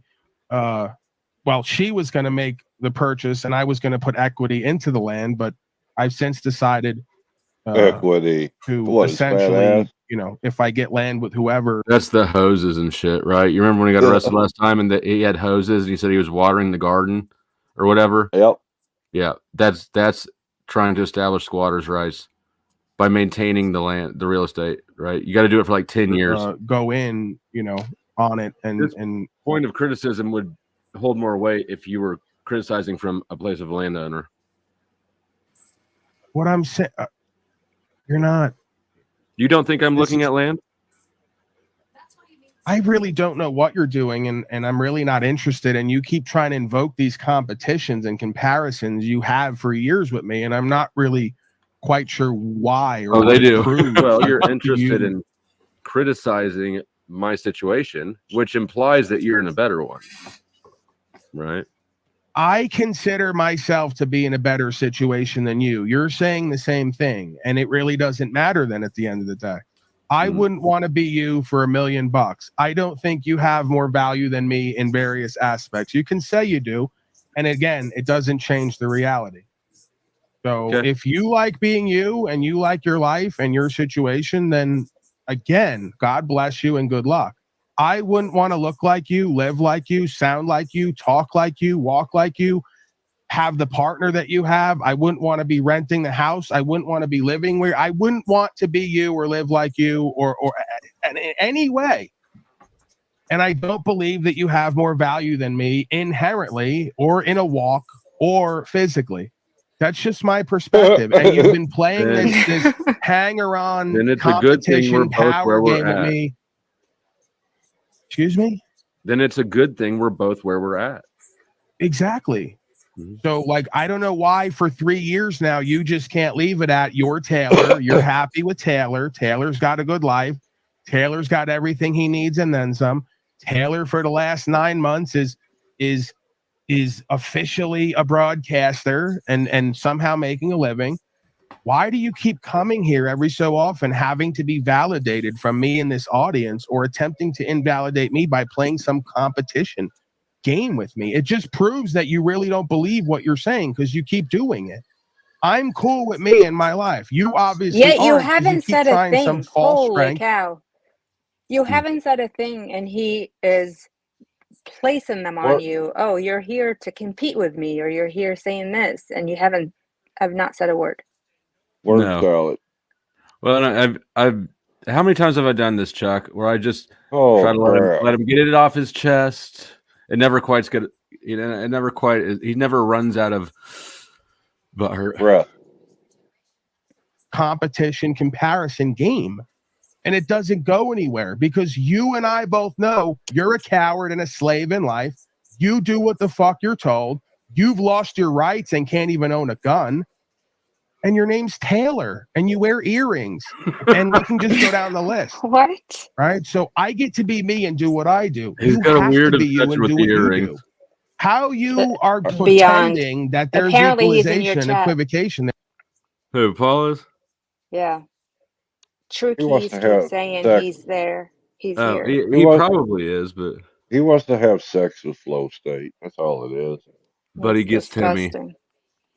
Is beyond me. But if you believe that and it works for you, enjoy it and just leave me the fuck alone. Like, what more do we need as men? Exactly. Yeah, no, nothing more. I think that we're all. Oh yeah, see. Hey Taylor, You know I don't aren't panel you with being Snap. investigated for fraud right now? Nope. Didn't you know that I don't and panel with Mel and all Snap. you So guys if you want to brought drop the him people down, I'll online stay. If you for want to over keep him up, I'm out of here $1,000? like always. No, Taylor, You're gonna Taylor, run people are from looking him? into you.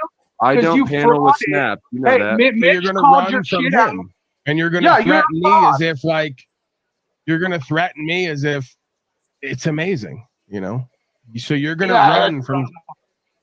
You're gonna run from Snap Who Snaps and then threaten me like I require your presence to do the broadcast, which is always a weird.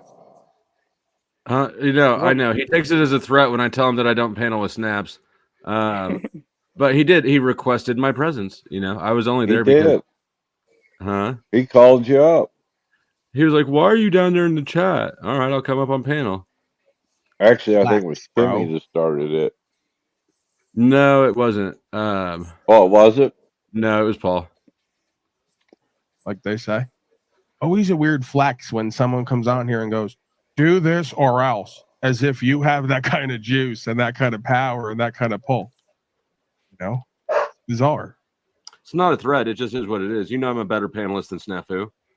I don't know what that means. This is another indirect manipulation Look at power that play of yours. haircut. What's with that haircut? Snafu I mean, is if like you not perceive even it that way, that's Snafu- what mine or his. I mean, his His. obviously. What? It's just a buzz cut. He just has a weird shaped head or a weird hairline. Well, it comes to a V almost to his eyebrow there. It really does. Holy cow. Oh, that's to cover up that horn he's got up there. It's not even. That's exactly what it is. Snafu hasn't even been on here in like weeks. I've given him little to no play. If I decide to bring him in and listen to his usual sick, twisted, It's coming up in deathbed just loop, a second. then that's what's going to happen. And Right. and you're not going to And you go can do him that. or me, daddy, him or me. No, I'm giving you the option. You've made the choice, but it's not. It does. Right. I don't mean for it to be a power play, but it is just is what I did. All right. Well, Hey, why This is ridiculous. You don't see how ridiculous it is? Look at Hey, Taylor. It's fucking ridiculous. Did he run? Did he run?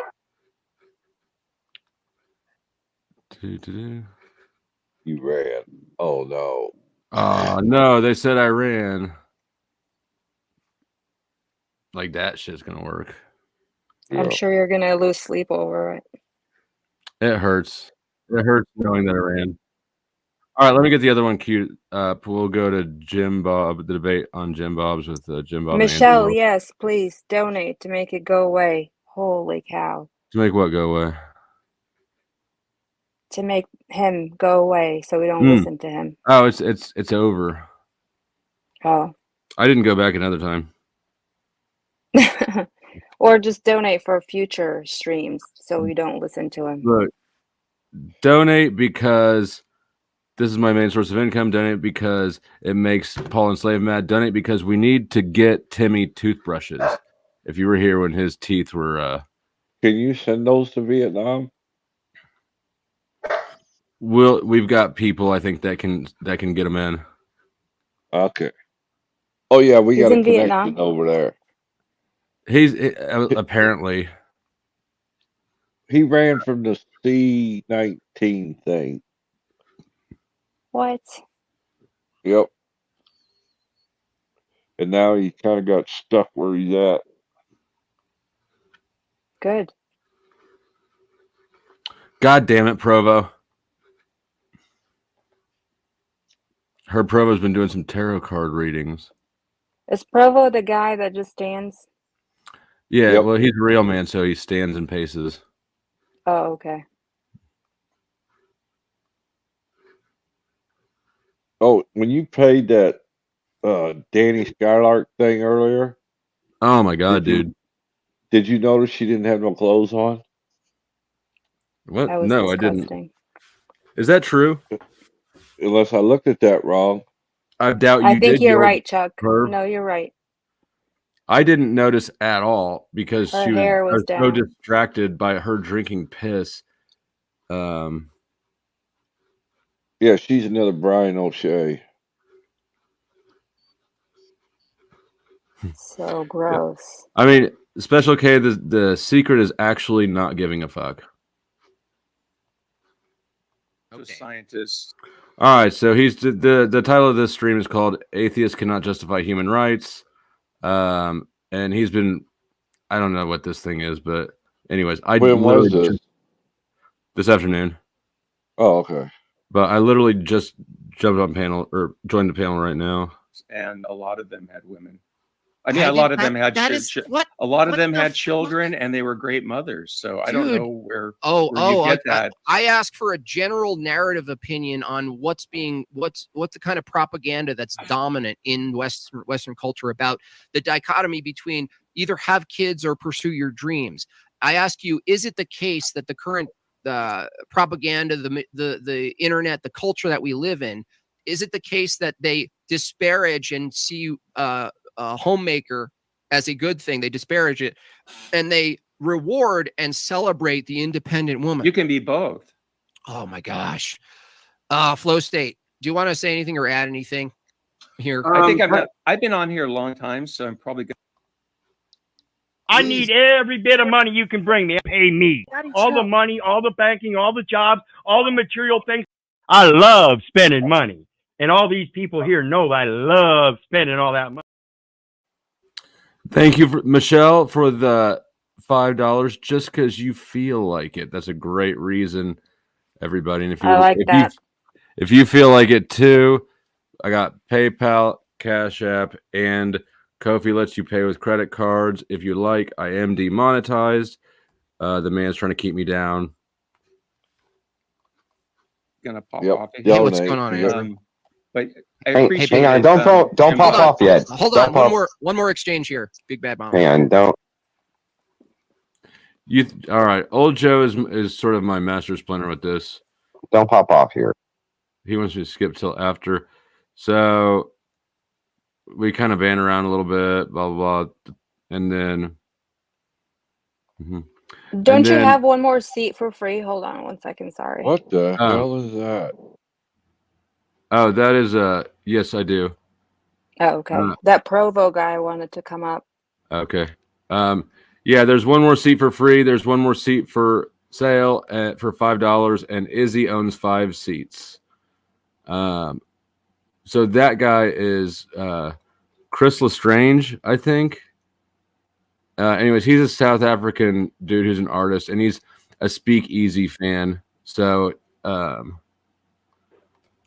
hey, do. So you need to say. So he came up late. I didn't even get to play the clip. But anyways, he came up here to try to challenge the question. He just fell flat on his face. Oh, who the retard with the fucking mustache? Yeah. Did you hear him? Yeah, no. Yeah, it was like, it's like I always feel like all Andrew's competition are completely fucking retarded on purpose. Like he pays these fucking retards to come up to make him look like he's a badass at debating. And then he just has these people that come up that bring up these like retarded fucking positions that are even more retarded than Andrew's fucking position, which is completely fucking retarded. Same thing with Jim Bob. Their whole idea that rights aren't real because I can't touch rights. Like this is like literally the dumbest fucking argument anybody could. It's the guy with gun make right. Guy with gun make right. It's so fucking retarded. Really, it is. And they think that they have this win or whatever, and they think they're promoting Christian values. No, you're not at all.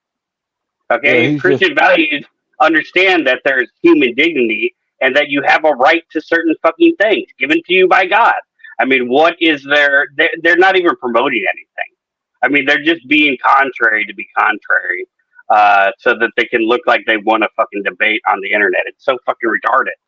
It really just is retarded. He's just a word salad man. Mm-hmm. And I was hoping Flow State was going to come up on there and give the beans to Andrew for a minute, but unfortunately, I don't think that really happened. It got sidetracked by fucking Mustache Man here, but I'm sorry. I'll yield later on. What is that? A furry? It's something from a Dr. Seuss book. That's hilarious. To be alive. Yeah. Right. So and in fact, yeah, but okay. So do you think that most people would prefer that their whole? Do you think that most measure you? Basically, yeah. Yeah. So I agree with that is removing. You have to interpret that sense data. I'm saying, why would you try to? Are you just doing a trying to do devil's advocate? Dude, it's just nobody ever can come up with, because the thing is, if you work on the normal rights and everything, it's all bullshit. Like I totally agree with you guys. Why wouldn't you just say gift though? Why wouldn't you just say gift? God gave you a gift of life with duties. Yeah. Why would you need to smuggle in an incoherent argument for the 5 rights that you're saying? If you could just say God gave us the gift of life. I don't understand what you're fighting for here. It's the only way I could figure out how to actually come with an argument for a right being a thing. But I do see them as gifts, so you're right. Richie, I see you backstage. You probably didn't hear the thing earlier. The way I'm doing this is when I opened the panel, 3 seats were free, and 1 seat. I own the rest. And Izzy, and the rest were $5. Well, no, you bought 5. There's 1 still for sale for $5, and then there's oh yeah, you do own the rest. Question, you do Flo. Huh? Wait, hold up. Am I being charged for this? Question. Nope. How could she get a free seat if she bought a seat? Hey, he offered for free. It's timing. I played the game. Yep, she's playing the game right. Anyways. Richie, if you want to join the panel, you have to negotiate that with Izzy. Who's Richie? But double 007. Yeah, he's backstage. Devil's advocating, I see. It's just Did we ever define right? I agree with you guys. Well, I would define a right as an entitlement absent of duty. Yeah, so I was thinking, what are stuff that you are entitled to do without you needing any duty to it? So what's an example? Oh, I just gave 5. Well, actually, Vesper, get up on stage. We want an actual atheist who thinks rights exist to try to come up here. So yeah, but those 5 are really 1, and it doesn't correspond to anything in tangible reality. It's just it's a perspective, right? It's how you understand the thing. It's a thought process. All right, Vesper, get up here. Last words. All right. Yeah. Well, thanks. I just wanted to bring up an argument. I mean, Flow State, you can refute me, but I'll be in chat hearing your your arguments if you can come up with something better, dude. Well, So, I mean, thank you. Oh, you're talking about flow state. I'm just saying we just reject rights, and there's no reason to hold to rights even the way you presented them. You could just swap it out with gifts, and you would have a bridge to your deontology, your duty to defend and to value life in general without this concept of rights. Again. And so at this point, I'm agreeing with Andrew and Jim Bob that rights are basically a made up non-thing. And if you're they're hung up on a word. I appreciate you trying. Yeah, it's yeah. Well, who is? Yeah, both of them are. I mean, rights are not an entitlement absent duty. That's just entirely wrong. Right. That didn't make sense. A right does not imply that you need a government to enforce it, and an entitlement necessarily implies that there's a government providing the entitlement. Like he's missing some very important distinctions in his theory. I've been trying to say this to fucking Jim Bob for the longest time, that your whole theory is fucking nonsense. Especially the part where when they get on further into this, I don't know where we're at in this, when they start talking about, well, you don't have a right to life because I can kill you, and then that means the right doesn't exist. But the reality is a right is not negated by somebody violating it. That does not mean that the right doesn't exist just because somebody can violate it. I mean, that's not even an appropriate internal critique. And I know that's something that Jim Bob and fucking Fedrew will want to say, but the internal critique would be if rights exist, the violation of the rights does not mean the right does not exist. It just means that somebody violated it. Therefore, it's actually making the right exist. Hey, you got a Izzy, question backstage there. Yeah, Izzy.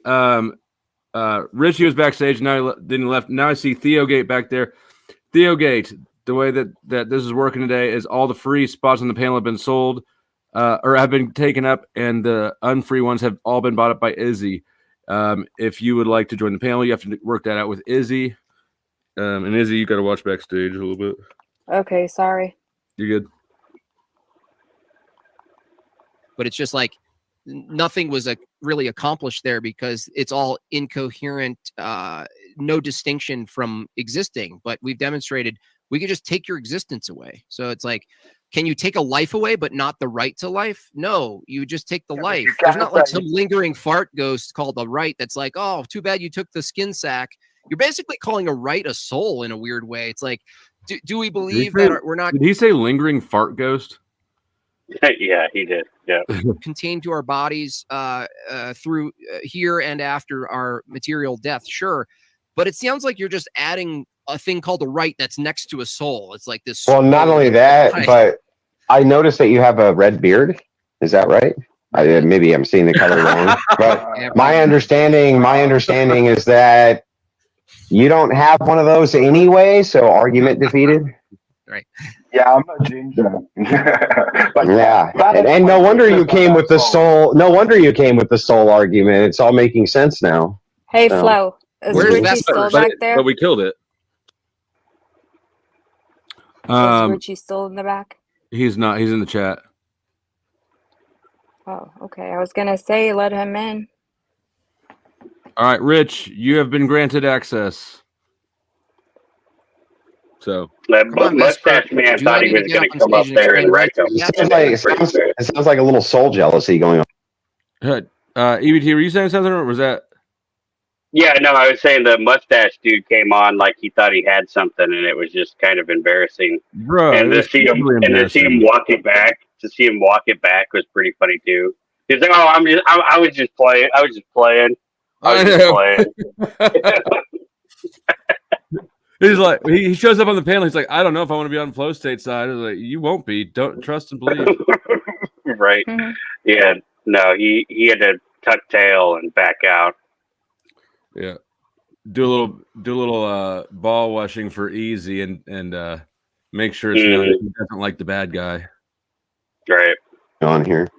Yeah. Sounds like a little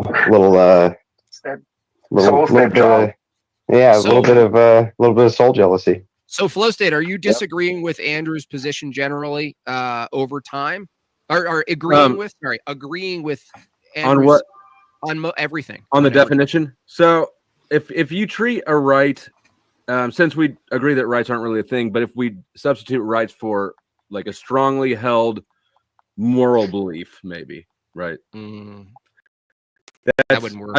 I can argue against that, but I'm still not sure what a right is. Like an example of something that would be a right under Andrew's paradigm.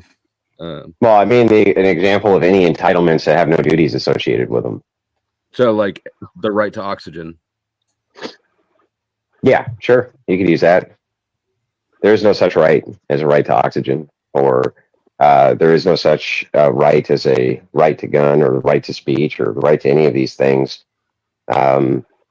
Really, what we're discussing there is the idea of an enforcement of will, not really a right. So when you say I'm entitled to X, right, an entitlement absent duty, or I have a right to, what you're actually saying is that you would be willing to use force to enforce your will, not that there's some tangible thing called a right which is granted to you, because that just clearly can't be the case, right? So might is physical right. thing can be fake. Might is right. When we say right, then that's different than when we say right to things. So old Joe's right. Old Joe, I assume you're referring to the fact that his definition of rights as an entitlement without a duty or something like that has nothing to do with whether or not it can be taken away, which is how they were negating everything Chris brought up as rights. Right, yeah, he's never consistent. I mean, he's the definition of bad faith. He's pedantic, like, he just flip-flops and then never actually has a point. And this is why people think he's like the debate god, because he can just flip-flop all over the place and you can't pin him down. But, I mean, the obvious retort to what they're saying is, with their whole argument of duties, right? So the duty to not steal implies the right to private property. You can't have one without the other. The duty to not kill or murder implies the right to life. You can't have one without the other. The rights are implied, and the duties come with the right. I mean, it's not fucking rocket science. I mean, and then to stand on this hill of, oh, rights don't exist, I can't touch them, they're just fictional. Like, it's a retarded thing. We just mean wins, right? Yeah, so wins. So yeah, might wins. Yeah, so when you say might makes right, that's making a moral claim. I'm not making a moral claim. I'm just giving a descriptor. So what people do is they confuse these two concepts, because right has multiple meanings. I am right is different than there are rights. So. Yeah. And when you say makes right, that's like me saying I am right. That's a different claim than there are rights. Yeah, do I have the right to reject that rights exist? Like, like that's what's funny about the whole thing is the paradigm is deployed upon you using force, which is what we were arguing. The only thing really in effect is the force. So it's suddenly like, you have rights, Andrew, and you're like, well, no, I don't want them. And you're like, too bad. We gave him. But yeah, so for instance, Jim Bob and I would both agree with you that might makes. When you get into the moral claim of right, we would both disagree and say no. Might can often do immoral things. So might can make wrong, but it's definitely going to make.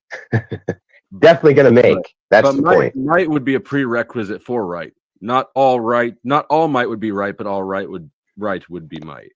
Is that right? If you had duties and you had some position to use, this is why we argue. If it all comes down to force, the only thing we're voting on or arguing about and debating all this shit. Watch Chris Lestrange's little eyelids. He's got that agitated sort of little bit faster than normal blinking, right? It is who gets to inform the use of the force, and from a Christian view, it's very clear. We want to have the monopoly on the use of force and legislation, to be informed by our ethics. That doesn't mean that there's a way to do this. You think that shit in his mustache is creating fumes that is water in his eyes? Like when you Yeah, yeah, cigarette that's smoke gets what's in your making him eyeball. believe it. Yeah, exactly. Yeah, That's the the worst. super glue is evaporating into his eyeballs. He needs some relief. No, it's because that mustache is smoking, baby. I think he listens to Static X. It doesn't even mean forcing people to do anything. That's right. Right. That's right. So the thing that's funny about it is that was the argument last night that was so baffling to my opposition, was essentially when I was able to reduce their view to it is all force, then we can reduce it to you want to monopolize Christian force for your goals. And the answer is yes. Mm-hmm. And so this is why we argue about this so much, is because the secular conception of rights, and even if I were to grant a Christian conception of them, are two totally and completely different value sets, but both seemingly in the world hinge upon the idea of force. So if that is the case, I'm definitely not going to share force with secularists. Well, and so when they say you need to advocate for some secular right, I definitely don't want to do that. How are they opposing value sets?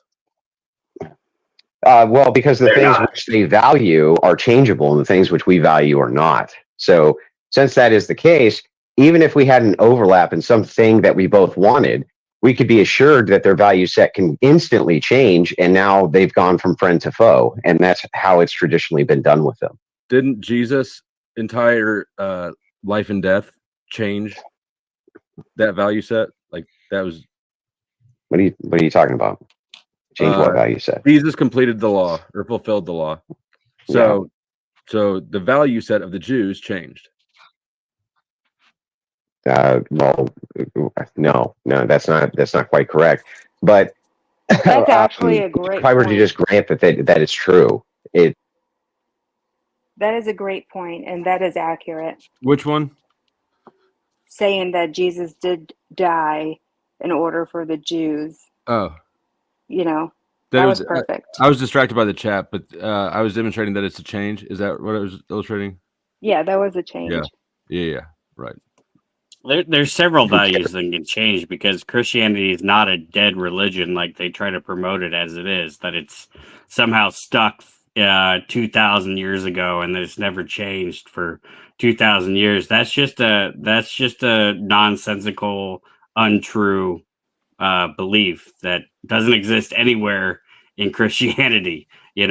Especially even the Orthodox, like their values have changed on many things, and there's things that have developed in 2,000 years that somebody 2,000 years ago wouldn't have known anything to do with, For instance, like contraception and in vitro fertilization and divorce. These are all things that the Orthodox Church has changed on. The death penalty, like in the Catholic Church. Like things can develop over time as far as societal values, as far as Christianity is concerned. And it's not that it's progressive. It's just that it's not a dead religion. It has to evolve with time. It's not stuck 2,000 years ago. It still doesn't hurt the position at all. Christians, it's demonstrable. Christians have an unchanging value set. It's not allowed to change, or you're not a Christian. A continuation isn't a change either. Also, the conception of Jews, the way you know. But I would just grant it. But I would just grant it so we don't get off into, a theological tangent. Christians do have. Yeah, get off that tangent. Have an unchanging value set. It's an unchanging value set. So since that is the case, it's an unchanging value set. Secularists have a changing value set. And so they're not compatible with us ethically. It's that simple. That's demonstrably false if we look at history and all the different denominations. Christian values do change and morph. No, that doesn't follow. No, that doesn't follow at all. Like the fact that there's some splintering. Hold on. If there is a normative authority and all those other, because there's many claims, does it follow that none of them are true? No, but it does follow that we can look at the change in Christian. They're called heresies. No, they're called heresies. So we're back to the. But let us. Okay, but I'll just grant this too, right? Because it still doesn't hurt the position, right? I can literally grant every argument you have, and it'll still end up being my position. Watch, I'll show you. I don't think so. Even if we were to say, okay, but Christians all have a different value set. Okay, but each one of those sects of Christians' value set is still unchanging. Secularists still have a changing value set. So it still wouldn't matter. I don't Still think doesn't matter. You have a changing value set any more than Christians do. Oh, they don't? No. You can see. Okay. You can see, So if a secularists say, all of them say, just like the debaters last night said, that all of their value set comes from their own personal intuition and their own personal subjective intuition. So if that is the case, and you ask them, well, do those intuitions change? The answer is always yes. So it's literally impossible then, if your intuitions change, for your value set to not be subject to change all the time, which would make it incompatible with those who have unchanging value sets. But we see the same phenomenon played out with religious value sets of all religions. Well, so what you're doing is you're creating false monoliths. I'm willing to grant your argument that each sect of Christianity has a different value set. So what? Even if that were the case, they would still be an unchanging value set to that denomination. So, and still, the secularists would have the problem not being compatible. Even then. So it's unchanging to that. It's a personal unchanging value set, right? Yeah, to say there's a deviation. To say there's a deviation in the Christian, he's granting that that there's a deviation, right? You call those 50,000 sects. He's saying each of those has now developed its own unchanging thing anyway. So it's like, it doesn't matter if you try to do the deviation and say, see, Christianity change. No, if we grant that it's splintered, we're saying, well, no, even from this view, that individual splinter off, that little off-road ramp that they use, they're using their own standard. From a secularist, it's ever changing because it's all preference based. It's not. Yeah, it's baked in. In other words, it's baked into a changeable standard. Secular humanists are the first to point this out, that their standards necessarily need to change about what morality is and about what they would appeal to for morality based on science and consensus. So if that's true, then you're essentially saying my value set is subject to change. Your value set is not. So anytime we enter into a friend relationship with you rather than an adversarial one, we run the risk. And not only do we run the risk, but it's almost inevitable that this will happen, that eventually your value set will shift against our unchanging one. And then we have to deal with you. So the idea of compromise with these people is actually unwise, right? It's working with the enemy essentially. So a changing value would be how many women are in the priesthood in most denominations now. I don't know how orthodoxy is. Probably not in orthodoxy, I would guess. But, yeah. So what? Yeah, so I mean, within each splinter, we're looking at changing value sets this last century, right? The massive adoption of women in the priesthood. There are no women in the priesthood in Catholicism or in Orthodoxy. Not a single one. There are in most Protestant churches, and in Mormon. Okay. So each one of those Protestant churches, if we're going to consider it a monolith unto its own, which I'm fine with, whatever that value set is that allows female priests is still an unchanging value set, right? So it's still an unchanging value set. Because these are modern changes within the same denomination. Well, then if you change from the thing, you're not the thing, right? So this is the problem. This is a problem with the self-ID thing, and I made this claim last night too. It's a problem with self-ID. You can claim to be whatever you want; doesn't make you the thing. But even if I were to grant to you that each one of these factions factioned off, and all of them adopted a different value set, they still have to adopt it as being unchanging, or else they would deny the nature of God. And so, if they deny the nature of God, you would have to say they're not Christian. Then, like you would have to. I mean, even then, from that standard, each individual atheist, right, is God from their view, because their personal preferential on morality is above everybody else's, and they're fine with everybody else's being above everybody else's as well. So they just look for consensus because they're all gods, right? Well, so it's an ever-changing standard. Functionally, that's no different than, like, it's mechanically, we all do that every time we make a decision. You can say that you follow Christian morality and so you're following God, but you're making that decision every time you default to that. Well, the difference is he's aligning when we navigate our behaviors, our thoughts, how we ought act. Yeah, we're appealing to an unchanging standard. Yeah, we're appealing to an unchanging standard. Yeah. Yeah, we're referencing So the thing is like I would agree with you that there's going to be some Christians or even many Christians who would appeal to the same standard, who align with the standard, who maybe don't come into line with the standard from time to time or even quite often. But we still know what they ought to be doing and how they ought to be acting because we're appealing to an unchanging standard.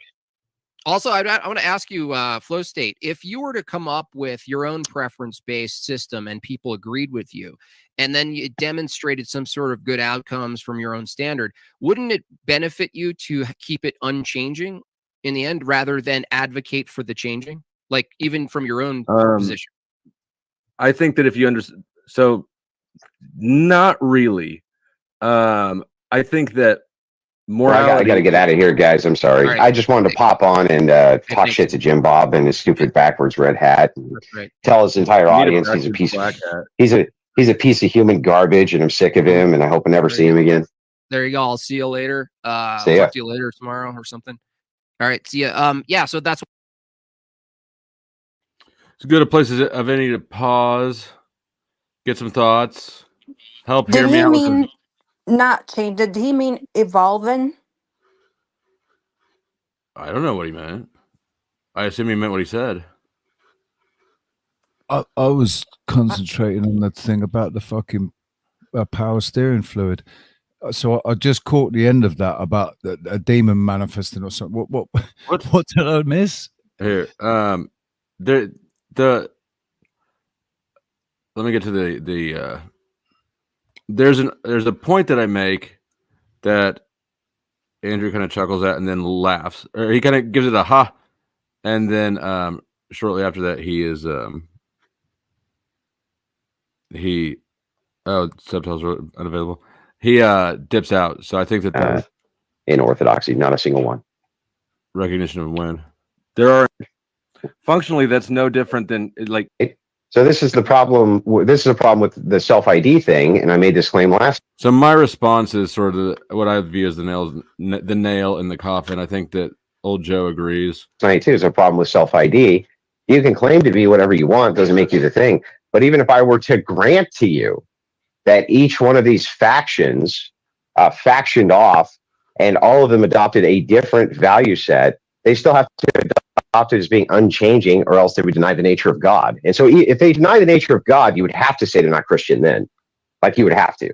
I mean, even then, from that standard, each individual atheist, right, is God from their view, because their personal preferential on morality is above everybody else's, and they're fine with everybody else's being above everybody else's as well. So they just look for consensus because they're all gods, right? Well, so it's an ever-changing standard. Functionally, that's no different than like it's mechanically.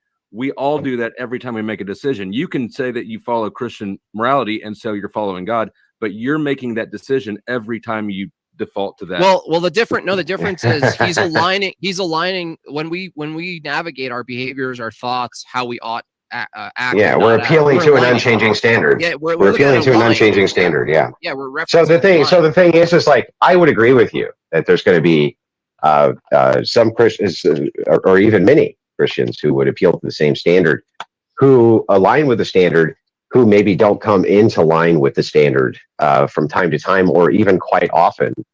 But we still know what they ought to be doing and how they ought to be acting because we're appealing to an unchanging standard. Also, I want to ask you, Flow State, if you were to come up with your own. So, yeah, I think that was the thing that old Joe wanted to show. Cam says, "This is true, Flo. I am deity. Give me your offerings, stupid ass humans.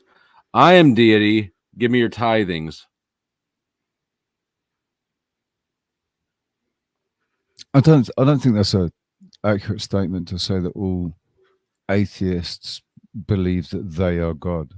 No, it's not. It's hyperbolic, and it's not right.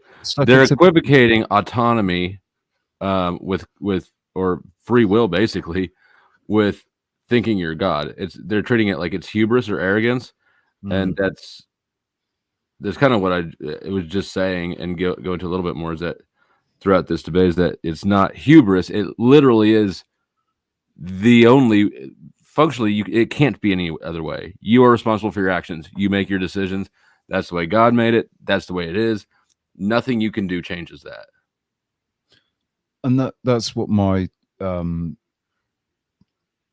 my perception of, you know, how we, every one of us has got this personal relationship with God, and we can share the way that we, you know, that we talk about God, or like you can say you're a Christian and you can say all the Christian things, all the things that the Christians say, or you can be a Muslim and say all the things that they say in Islam, you know, Jewish, whatever. But it's still a personal relationship that you're having outside of those congregations, and you know, when you're on your own in your room,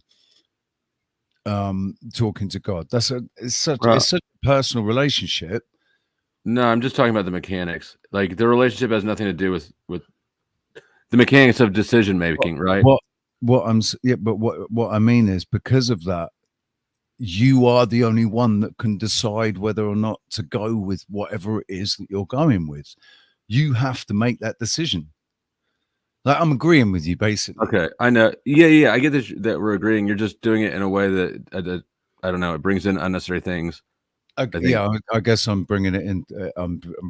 This is like such a, not because it's not a complicated concept, but it's so contrary to everybody's normal thought process that I'm trying to keep it clean. Yeah. When you decide whether you decide to, you know, support an abortion because you're secular, or whether you choose to follow the 10 Commandments because you're Christian, in both cases, you are making your own decision for yourself. That paradigm doesn't change. And the thing is, that something that is, I mean, it's like they recognize it in Christianity, don't they? They recognize it, and yet only in the way, like only in the Christian way, you decide to accept Jesus Christ as your Lord and Savior. You have to make that choice to do that, you know. All right, let's switch it up a little bit.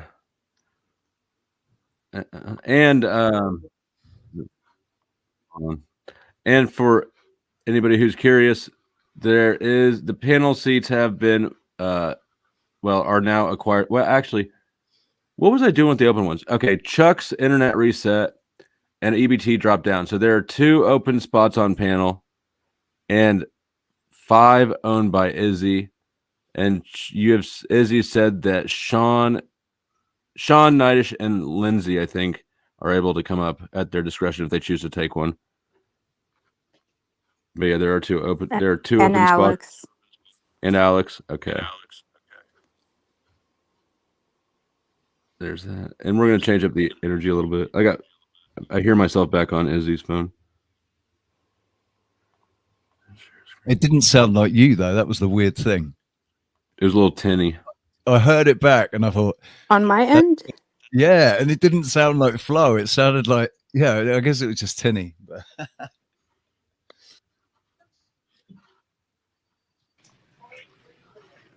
All right. Izzy, you've convinced me.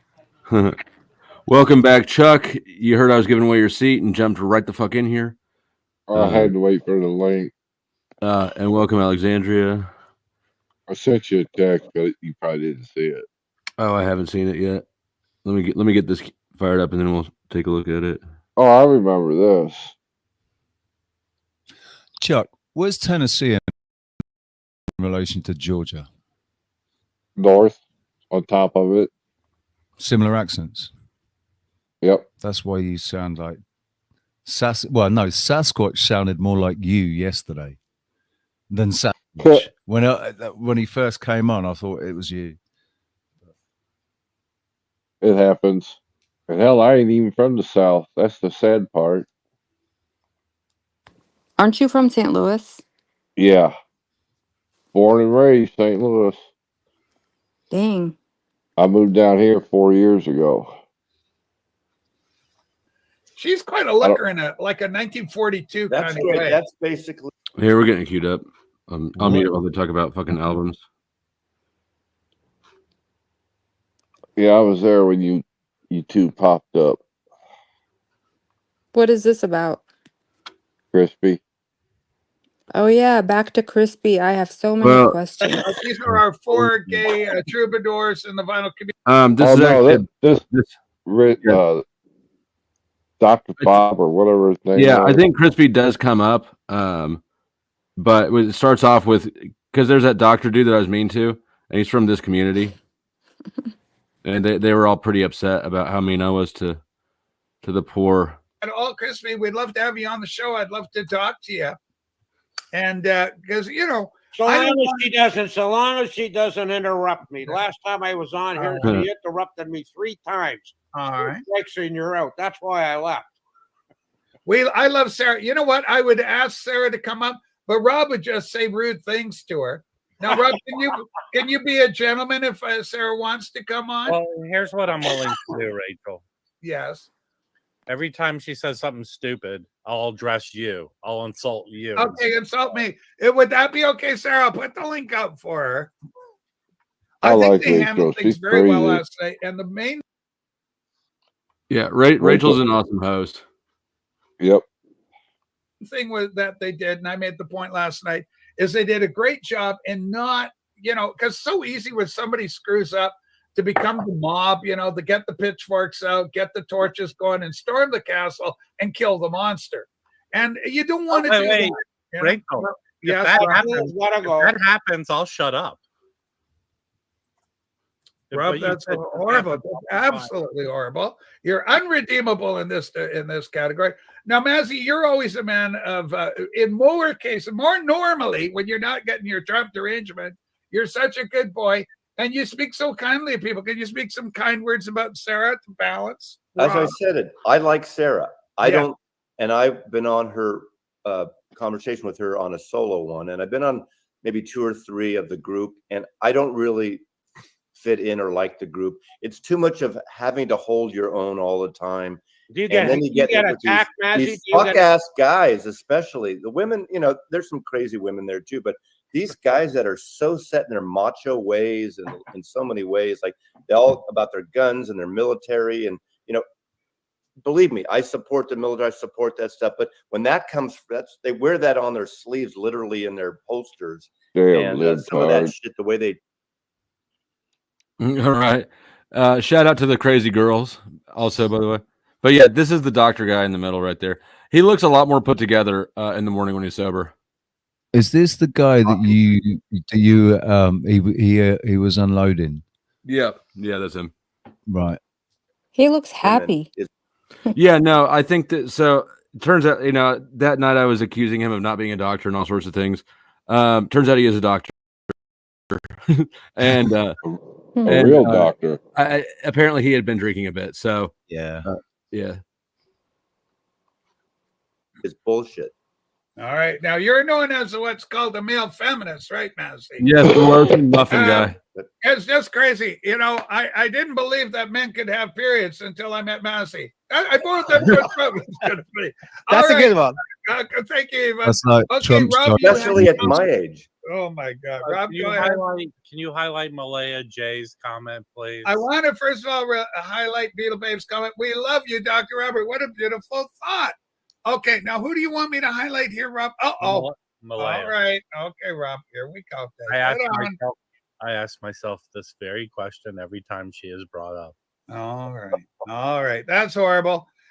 Sarah's a charismatic figure. That's why I like her. She's a lot of fun. She's not Malaya. She's just a source of drowned stupidity. She's a very bright lady. She's doing very well for herself. And I want to. Rachel, yeah. To prove your point, can you come up with some sort of SAT type of question for her, and if she gets it correct, I'll agree with you. I think intelligent. I think she actually. How many times has Trump been indicted? Law. How many indictments? That's not an SAT question, Mazzy. It is this year, apparently. What is this guy got such they're a dislike saying for Sarah, man? What's he called? The waxed. The waxed, yeah. So the waxed is sort of pigeonholed. He's the douchebag, right? That's his role in the group. And by waxed he means vaxxed, probably. Undoubtedly. But actually, if you saw the Paul and Slave thing earlier, Wax, when I come up, Wax does a very similar like project and projection insecurity thing where he just like tells me I am the thing that is whatever it is making him feel insecure, right? Paul saying I'm broke because I showed Paul up at money before. Wax tells me I'm macho. You can tell the guys that really didn't go on at school. It's on the SAT test. They're saying it. I've heard it. Well, who owns the institutions? Exactly. I've heard it. They've said it. Rachel, can we banish Mazzy away to the tomato show as punishment? Well, that's a possibility. Well, Dr. Robert and I spent about 3 hours together late afternoon, early evening yesterday. Had a little bite to eat and a drink, and I left him on his own devices, and apparently things went a little strange last night. I've heard or hearing what. Oh, okay, Doc, let's hear it. Did you see it, Rachel? I did not see it. Because I just popped in for a little bit. I saw it. About Crispy. Now, Evan was witness to the crime. So, Doctor, in your own words, tell us, and if this becomes troubling at any point, as the memories flood back upon you, you become psychologically traumatized. I want to pull back and free you up from this. But anyway, let's see how we do. Go ahead, Doc. God bless you for that. But I've already texted Sarah and heard back from her, and I said, I still totally appreciate her. I think I'm kind of done with the panel there, but I'm, to use Rob's phrase, it takes a lot more than that for me to be actually butthurt in any way. What happened? Why don't you tell in your words? And real quick, if anybody did not see that, let's I've got a little short here that can sum up or kind of at least give the flavor of it. It was a pretty funny. It was kind of funny. It's just a show. The guy just picked the wrong place at the wrong time. Fucker lit this whole ass fire, and it got super disinterested in the entire conversation. He is on Facebook. I love how Grace was giggles fucking to begin with, and now her and Ben are just intent on listening and love not being the center of this shit hill. Bro, this motherfucker funny, fool. He is funny. Right. What did he do to defile that fucking muffin? All right, let's go. Hold on. Dr. Robert chooses to show and share his story. He's not sharing. He's taking. Shut up, Flo. I'm in charge here. Go fuck yourself. You're an emotional parasite. Either way. Listen, hold on. Before you dig a grave here, stop. No. Hold on, Dr. Robert. Okay, I have not gotten emotional on your stream. You're getting emotional right now. I have not. But I'm getting emotional. I mean, if somebody's going to call me an emotional parasite, I mean, come on. I didn't find that to be the case. That is horseshit. No, I am strong. You let the fire. I'm strong. The slow-mo was actually better, I think. Yeah. Well, the slow-mo is like 30 minutes. That was funny. That was funny. But yeah, because he drags his words. Yeah, that's like 2.5 times speed. That's where you could tell he'd been drinking, basically. Yeah. I mean, you could. He purses his lips a lot when he's talking as well. I don't know this dude. I don't know his mannerisms, and all I knew is that he came in and just started sucking the fucking air out of the room. It was insane. I was actually driving, and I was laughing so hard because you were such an a-hole to him, and the poor guy. I mean, he's been through some stuff. Also, his wife's had cancer or something, and was it? Did she die, or did she? No, she's still alive. Right. So, but what motherfucker comes in? Like there's like 200 people watching between the two of our channels, and this dude wants to come in to a conversation with like 8 other people on panel and just stop 210 people dead ass in their tracks and drag them all into the woes of his wife's cancer situation. It's fucking insane. Yeah. I may have been an asshole, but I'm the asshole that you needed. Yeah, you saved the show. And it was the stream about Crispy's scam, right? Yeah. Yeah. Oh shit. My recent issues with Susan's illness and taking care of her, and what the reality is of taking care of someone and for someone to go through chemotherapy. And it's been it I'm has up been, for a sex. Yeah, the girl. Okay. Thank you, old Joe. I mean, it has been an education for both her and for me, and here we are, both physicians, and it is still extraordinarily not just difficult but different, and than what we would have expected or understood. Yeah. And so I was just describing it, and I don't know, a couple of the guys there were accusing me of, I can't remember the phrase that one of them used. I mean, and this is the thing. It really, I mean, it doesn't reach me to any significant degree. I mean, at 63, having practiced as a surgeon for 25 years, it takes a lot more than just a verbal insult to get my goat, if you can imagine. So it really doesn't even reach me. But at the end of the day, I just don't have time for that bullshit. And what were they doing? I didn't know. They were basically accusing me of trying to go on YouTube and seek sympathy for my situation, and what I tried to explain was, Isn't that what everyone does? Well, no, but he's not doing that. He's not. No, I know he's not. But I'm just fucking educating. I'm teaching. Yeah, I'm talking about what this stuff is like, and someone undoubtedly that's listening to this is going to go through it in their own lives, and so that's what I was talking about. And they honestly just wanted to talk about seducing women. That's what they wanted to have a conversation about, and I guess I was interrupting and disturbing that conversation. So I told them to go fuck themselves, and I stand by that. Well, I think talking about chemo when you're hitting up a woman in a bar is a buzzkill for getting laid. I don't know. No, don't be hitting up on girls. I think. Oh no, I think these live streams are Dr. Robert knows my attitude there. He knows what I'm. Well, hold on. Look at this comment that I put up on screen. Cam the King says, "Plus, I don't have feelings, Lindsay. You don't have to worry about me getting in them, huh?" Look at the little softy trying to cover up his feelings by denying them. Cam the King, you big sweetie. Dr. Robert. There's is where you go to hit up on girls, for Christ's sake. Hang on, Sarah. I'll get you in a sec to weigh in on all this. Hey, Dr. Robert. Go ahead, Rob. Don't you think the same results would have happened if these guys went up to seduce a girl somewhere and the girl would say, "Go fuck yourself"?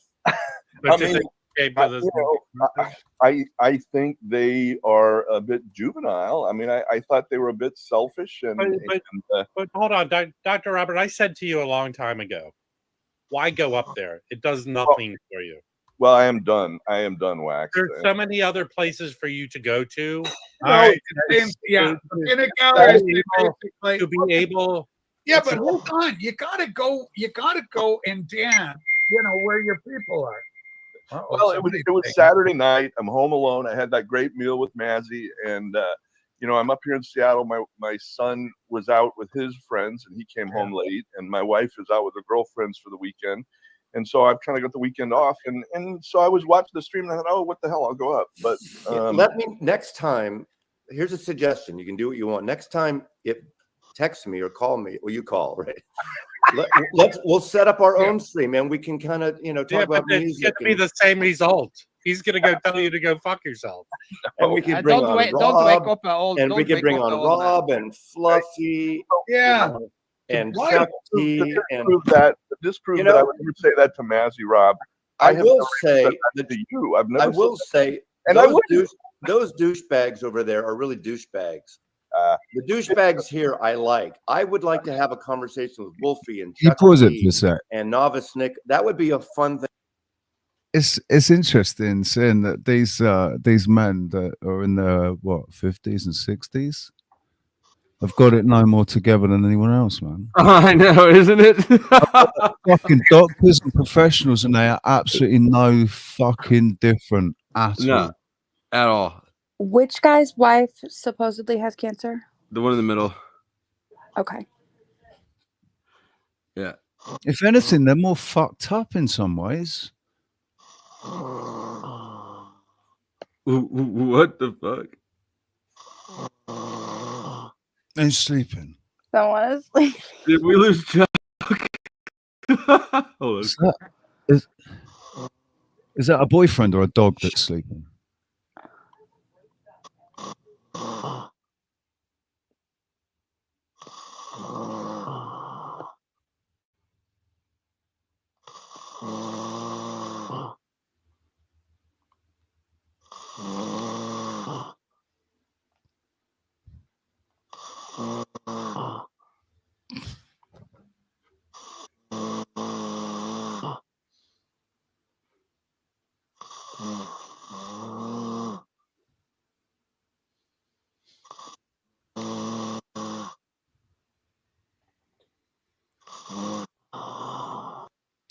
That'll make a really good short. I was just gonna say that.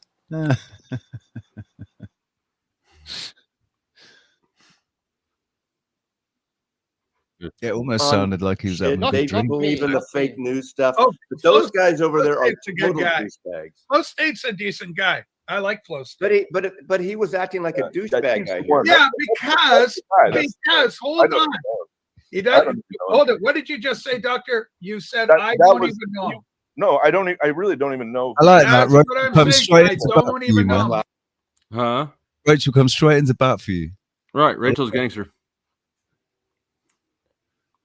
Also, Rachel's savvy enough to know what'll get things spicy. Wait, Rachel, there's a girl up there? In the top left corner, that is Rachel. Rachel is a post-op, was a dude and now has had surgery. Do you know what, right? Okay. I thought they were all men. I did suspect that, but I didn't want to say anything because sometimes when women get older, they look, more manly. Right. So you don't want to just jump to any conclusions. And also older women as well. I've heard older women that have got a voice, similar sort of tone. So yeah, I wasn't sure, but thank you for confirming that. Now you know. Yeah, as women get older, we turn into men. For real, we stop ovulating, we stop being able to have babies. And obviously Dr. Robert's proving as men get older, they turn into women. Zing. Look at those moves. Hang on. That's what I'm bringing into the case. Doc, you got your own style, right? You got your own style. When you go over there, it's like playing double dutch. They got both ropes going, and you're sitting there and you're timing it. You got to jump in there. And then once you're on, you got to start hopping. And otherwise, you're going to trip up in the ropes. And you got tripped up in the ropes. Is what happened. Well, I don't even know that I did. I think I held my own, but I don't have time for that shit. Well, you got caught up in the ropes, and so much that instead of embracing you, the people went, this ain't working for me. I'm going at this guy. Hey, Doctor, listen to me here on this. When you got people or less, let me just say when you got people that are knocking your sick old lady, those kind of people are garbage. You don't want nothing to do with anybody like that. Talking to them or nothing. Hey, people like that are nothing but a piece of shit. Why dirty yourself with them? I agree. Well, I am done trying that stream, and I don't blame Sarah. I think she's quite talented and quite smart and funny and interesting. But it's just not my. Look at you, final community. Your treatment, the negativity coming from our beloved final community. I am shocked and disappointed. Sarah, welcome to the show. Hi, Sarah. You're taking a lot of shit here, kid. It's okay, Bobby. Not from me. Not from me. No, I know that. But the people that you had on. Settle down, old timer. Next side I'll talk. Well, you have to. In essence, what did you think about Flow State's performance? And vis-a-vis Dr. Robert, what was your take? Sarah. I'll say to Bobby first, you know, like when you host a panel, you kind of hold the responsibility of what happens on that panel, and you can only do what you can so much, right? People are still gonna people, so it's okay. Like if anybody hates me for it, that's fine. But I mean, Dr. Robert spoke to. You know, I started to watch yeah, I started to watch your show, you know, originally when you first started coming on Rachel's channel here, right? And it was actually I don't mind you at all, but it was the idiots you had on there, and I was same with Rachel too. And I get them people off, but I mean it's entertainment for everybody else, right? It can be to a degree. But I want to slap them. Yeah, everybody does. But I mean, to Flo's defense, he was co-hosting with me.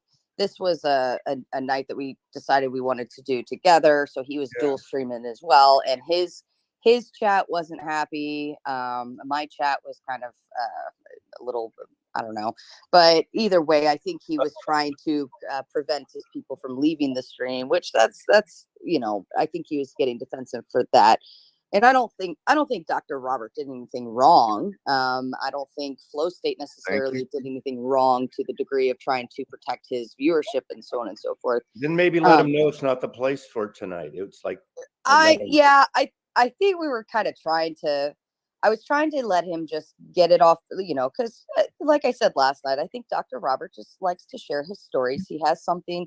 He's usually kind of late to the game in terms of the topic, which isn't a problem either. And I don't mean that negatively. It's kind of like, you know, it's like we've already moved on from the topic. But I think he just needed an opportunity to share a story, and he takes a long way to get there. But if you let him get it off his chest, and he's like, okay, you know, I'm done, and then I'll see you guys later. And that's what I was trying to do, is to just let him talk it out. But then the other panelists weren't having it, you know, so on and so forth. And I think if Dr. Robert had just let me manage the panel and not argue back, it would have worked out better in that aspect, because, you know, it would have like I was putting the foot down and letting people, but then he was arguing back, and it was kind of making it worse. But that's nothing on him. He has every right to argue back. I'm not saying that by any means, but I mean, it is what it is. There's nothing you can really do to change it. And, you know, everybody knows that I openly welcome most people to my show. I let people come on and talk about random topics and do those things. And like, sometimes you're going to get people that disagree with the topic being said or how they talk or whatever the case. Yeah. Your Monday show looks really interesting to me. Holy smokes. Monday's going to be good. Are you getting what's his name on?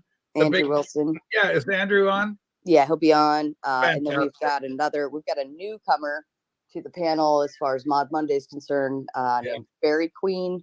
Wow. And I believe she's a very left-leaning feminist. Oh, she calls herself a radical feminist. Oh, that's Massey. It's going to be a nuclear explosion. I'd love to unleash Andrew Wilson on Maslow. I tell you, he's got.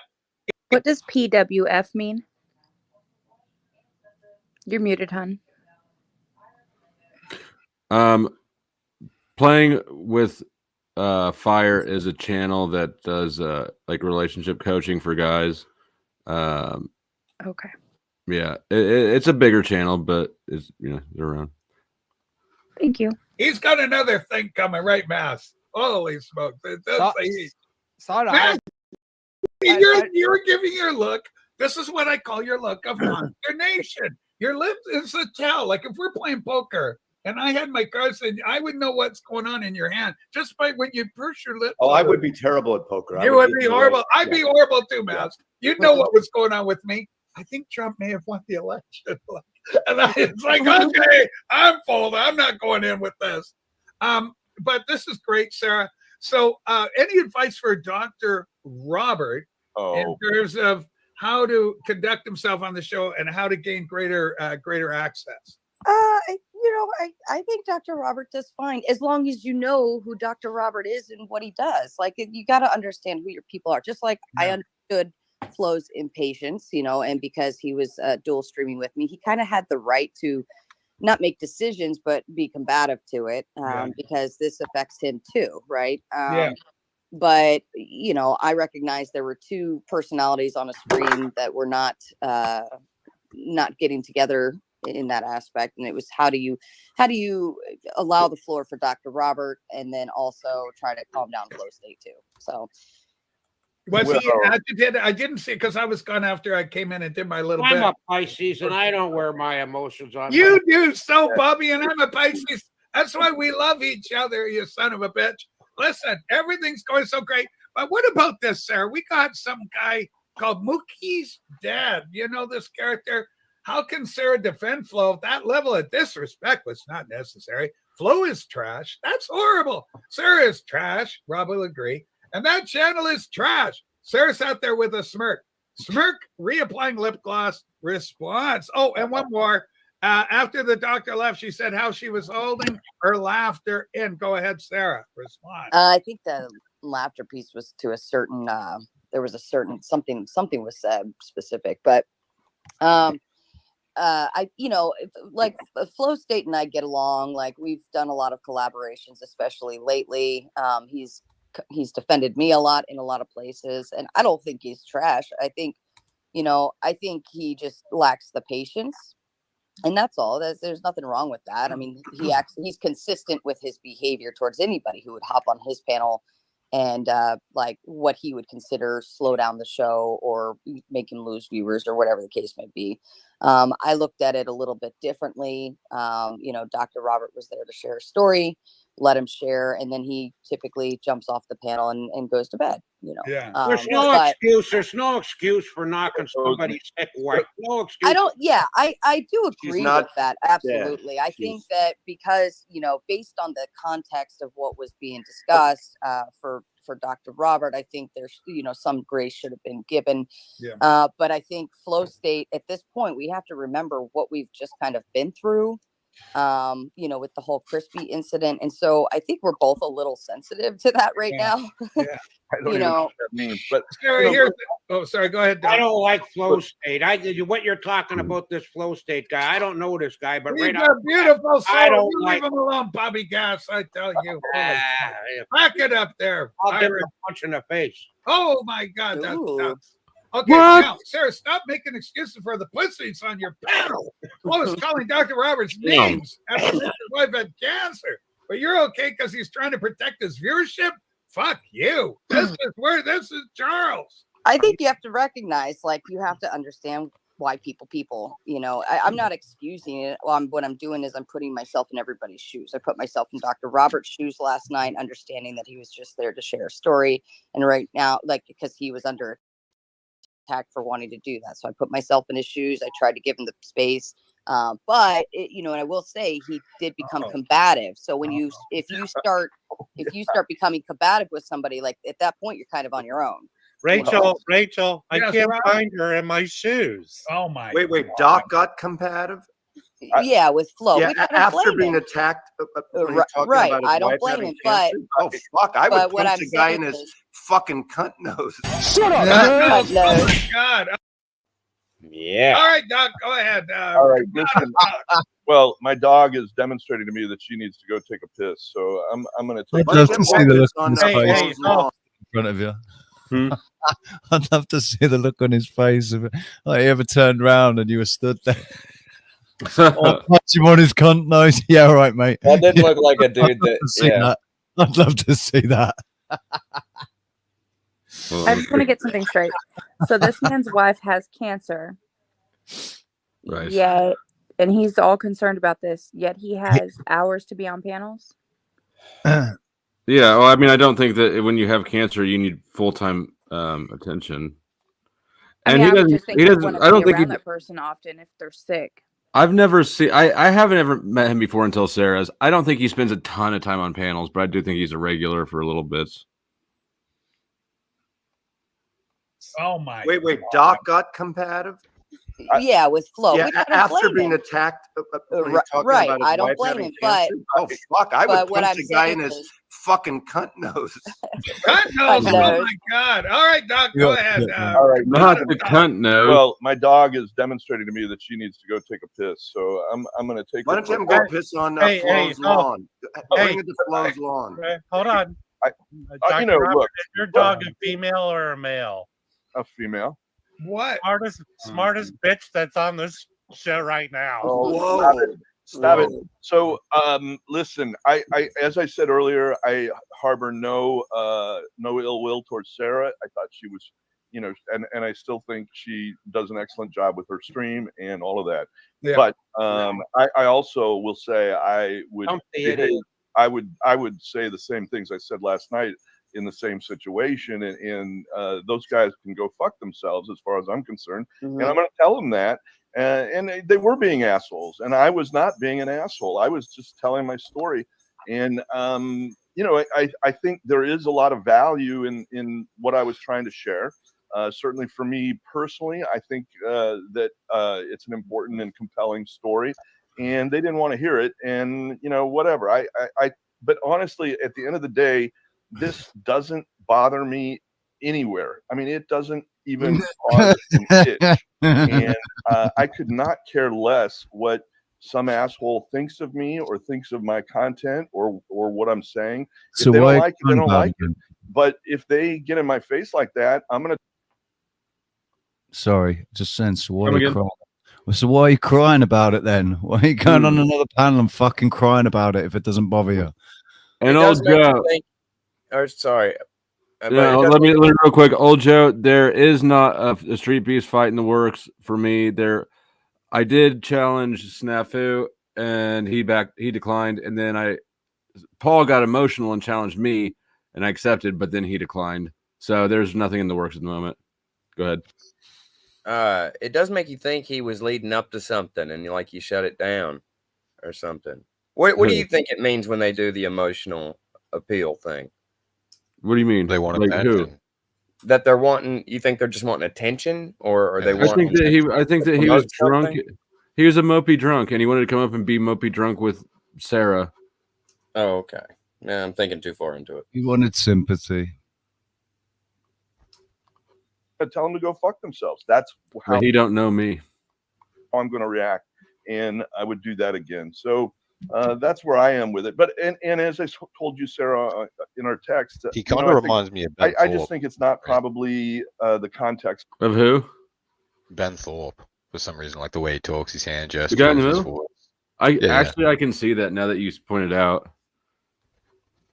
for me, and that's fine, and that doesn't reflect poorly on you in my opinion, it doesn't reflect poorly on you in any way. Live and learn, Robert. Live and learn. No, I'm not even going to learn from it. I mean, I would do the same exact thing again. That's all I'm saying. And I guess if I've learned anything, it's just that I'm not going to spend time with that crowd. I don't have time for it. Yeah, I think being mindful of who's on panel and what the context is and what's going on, you know, is mindful before hopping on. Yeah, you got to have your head on a swivel. You know, it's like the Wild West, these live streams. You got to decide where you've been, what crowd is on. You know, if there's a certain panel, I go, I'm there. I'm not going anywhere near that fucking thing. That's about it. I've done a lot of other live streams. Sarah, is there anybody that you will not allow on your show? I mean, they're just already banned because they just either argue in circles to the point that, and they've been banned before I even started live streaming just because of my interactions with them. But it's not a long list. You know, I'm pretty open. I like to stay open and welcome, and you know, let people have the ability to speak, you know, and talk about, just like Dr. Robert, you know, talk about their different situations and stories. So anybody can climb up on the soapbox, eh? Yeah, anybody. That soapbox is there for for the most you part, guys. yeah. Because she doesn't want a fucking echo chamber. You know, I don't really. She doesn't want an echo chamber. Correct. Yeah, but they still, don't want an echo chamber, do they? They want you. You got to have you've got to have some fucking variety, otherwise. But still, there's nothing more annoying as a fucking viewer when you're watching something and someone else hits the panel, has no context or idea of what the fuck's going on, and changes the topic completely and wants to talk about themselves. Yeah. It's really, I've watched a lot of people get lost in the sauce having the echo chamber thing. But I mean, especially to like take it to such a fucking terrible topic. Cancer is both boring and depressing. Yeah, man. I don't know what the fuck he was thinking. And like 1 in 2 people are dealing with it in one way or another. Yeah. like, the one thing I don't do is like hold people's weirdness or awkwardness against them, or if like, I mean, I'll boot people if they're just being annoying and obnoxious, that's fun to do. But, overall, like if they're just being disrespectful to me, but I try to protect people as much as I can. If they come in and they come in soft and they're having a conversation and then people are just attacking them and they're not attacking back, then I'm like, no, I'll put my foot down here. But if you start attacking back, it's like, all right, you're fighting the fight, I try to give people the option to let me handle it or let me justify it for them here. But if they kind of do their own thing, then it's like, okay, you're on your own. I try to intervene as much as I can when I don't think things are going correctly for them, but it is what it is. We can't control people at all. That's the thing. Oh, doggy. Yeah. We're all supposed to be grown adults, for fuck's sake. Like, if you can't come on a panel and handle yourself and deal with situations like that, then it's on you. It's not on anybody else, really. I mean, it depends on what sort of panel you're having, obviously. But on panels like this, he should know. If he's a regular on a panel, he should know. Yeah, I don't think that he is a regular panelist. He's part of the vinyl community, and I think that's it. Not part of YouTube. And as you can tell, the vinyl community is it's like going inside of McDonald's early on a weekday morning. Is it all old people? Huh? Is it all old people that appreciate vinyl? You have to ask that. There's like 500 years on that panel. It really is like Dungeons and Dragons all grown up. I mean, it's not yes, go on. A fan of yours at all, Sherry. He is fired up, this Mookie. Mookie, are you through our vinyl community or are you over on Sarah's community? Rachel, can we award Mookie something? Oh, Rob. Now, hold on. The ghosties will be coming, so we don't know what the rewards are going to be. But it's just horrible. Now, everybody settle down. I love Sarah. I'm a big Sarah supporter. Go ahead, Doc. I'm just going to give a last little comment. But I went to bed knowing that this would come up on your stream this morning. I'm glad to have the chance to sort of air it out. And again, hold it against Sarah in no way. And my dog is going to pee on my carpet if I don't get her out. So, all right, buddy. Nice to see everybody. Robert, we love you. Everybody. I love the doctor as well, by the way. Thank you all so much. Adios, Doc. Adios. Bye, Dr. Robert. Cheers, everybody. All right, Dr. Robert, ladies and gentlemen. But yeah, I mean, my take on all this stuff is that, like there's certain streets I just won't go. I go, whoa, this is like I'm not going to be well. This is going to be too rough and tumble. But then, and I have no problem defending myself, and I'm pretty good socially in terms of reading the room or getting the vibe and stuff. Ladies and gentlemen, can you wave there? Oh, yeah, I see it. Okay, good. There we go. I am so happy to have you on, Flo. This is fantastic. Oh, I'm probably going to put you in the thumbnail. Now get some light there to see your good-looking self. I haven't you seen this. are under the. I tried to rush in and get there while the doctor was still there. Like I was listening, trying to give people their space a little bit to whatever, do the emotional things they need to do. But I didn't. I was trying not to miss the doctor altogether, but I did. Don't lie, you were scared. Did he just call you good Like how looking? you're always ready to pop on the. All right, fine. He's scary. Crash, you are. They are hitting you so hard. What happened with you and the doctor? What's your take? Why would you go after the kindly, sweet, humble country doctor the way you Why did? were you knocking a guy's old lady sick with cancer? That's what I want to know. I didn't knock his old lady at all. I knocked his bogarting of the panel and monopolizing of it. I knocked his behavior, not her illness. Why didn't you just steer the conversation into a different direction? You and Sarah are leading the panel. This is an adult man. I mean, I don't know why he would barge in. But if you have a problem with it, and believe me, so your issue is that I was. I didn't see it, so I shouldn't even comment. Right. Hey, douche. What the hell is this, Matthew Penny? Well, This is hold so on. great. Can I way say- to greet and Flo. Go ahead, Rachel, Rob. At least he Yes, stopped. He was getting real I believe agitated. Flow State, this is his shtick. His shtick is to go after someone for being less manly. So he's Has being nothing to do with on being less manly. point. Shut up, fuckhead. You shut up, fuckhead. Give me my fucking look back. Dude, you give your look back. I've been around here a lot longer than you putz. Holy smokes, we got fire at the house. This is a barn burner. Dude, your shtick is to go after guys who aren't as Did you manly see it? you determine they should be. So just own up to it instead of correcting. Did you see history. I don't need to see it. Right. Dude, so your shtick is talking out of turn when you don't know what you're talking about. You're a stereotype of yourself. You understand this, right? I'm a stereotype of myself. Settle down, Yeah, Mazzy. you're- Get that you're off the sick. screen. You Hold on, can POS. Rachel, shut up. You're Mazzy, why shit. don't you I'm watch talking it? You know about what you're leaving talking the about. channel. You're not the only dude. You're not the only one doing this stuff. Idiot. There's nothing original about you. It's true. So own up This to it. wasn't a shtick at Embrace all. it. Embrace it, dude. I'm asking What are you, a to fresh embrace and fit it. guy in his head? I'm asking you to go watch what you're You talking didn't about. see it, Rob. You talk out of turn. Dude, Embrace that. going after people that you deem less manly than you is your shtick. Own up to it. But there's Had nothing to nothing do with his original about manliness. it. Had nothing to do with his manliness. Dude, you're a dime a dozen. She'll replace you with another guy just like you. I'm pretty special. I'm pretty I will say special. Flo is Rob and Flo, I Dude, saw it. I saw the video. Flo, There's and I nothing think, original about you, dude. Flo, There's nothing. Flo, I like you, but I think yesterday night I saw it in the rerun in daytime here in Norway. But I think it was a little hushed to Dr. Robert. I know he used a lot of time to come to the point, but I think you was a little too tough for him. But I won't disagree with that. It was probably a little heavy-handed. Now that said, there's a panel going on with 150 people watching, quite a few people watching on both streams, and you don't see how it's kind of rude to barge into a panel full of people you don't know and just take it over and insist on changing the mood by dragging down everybody with your tragic stories. That doesn't seem a little bit intrusive.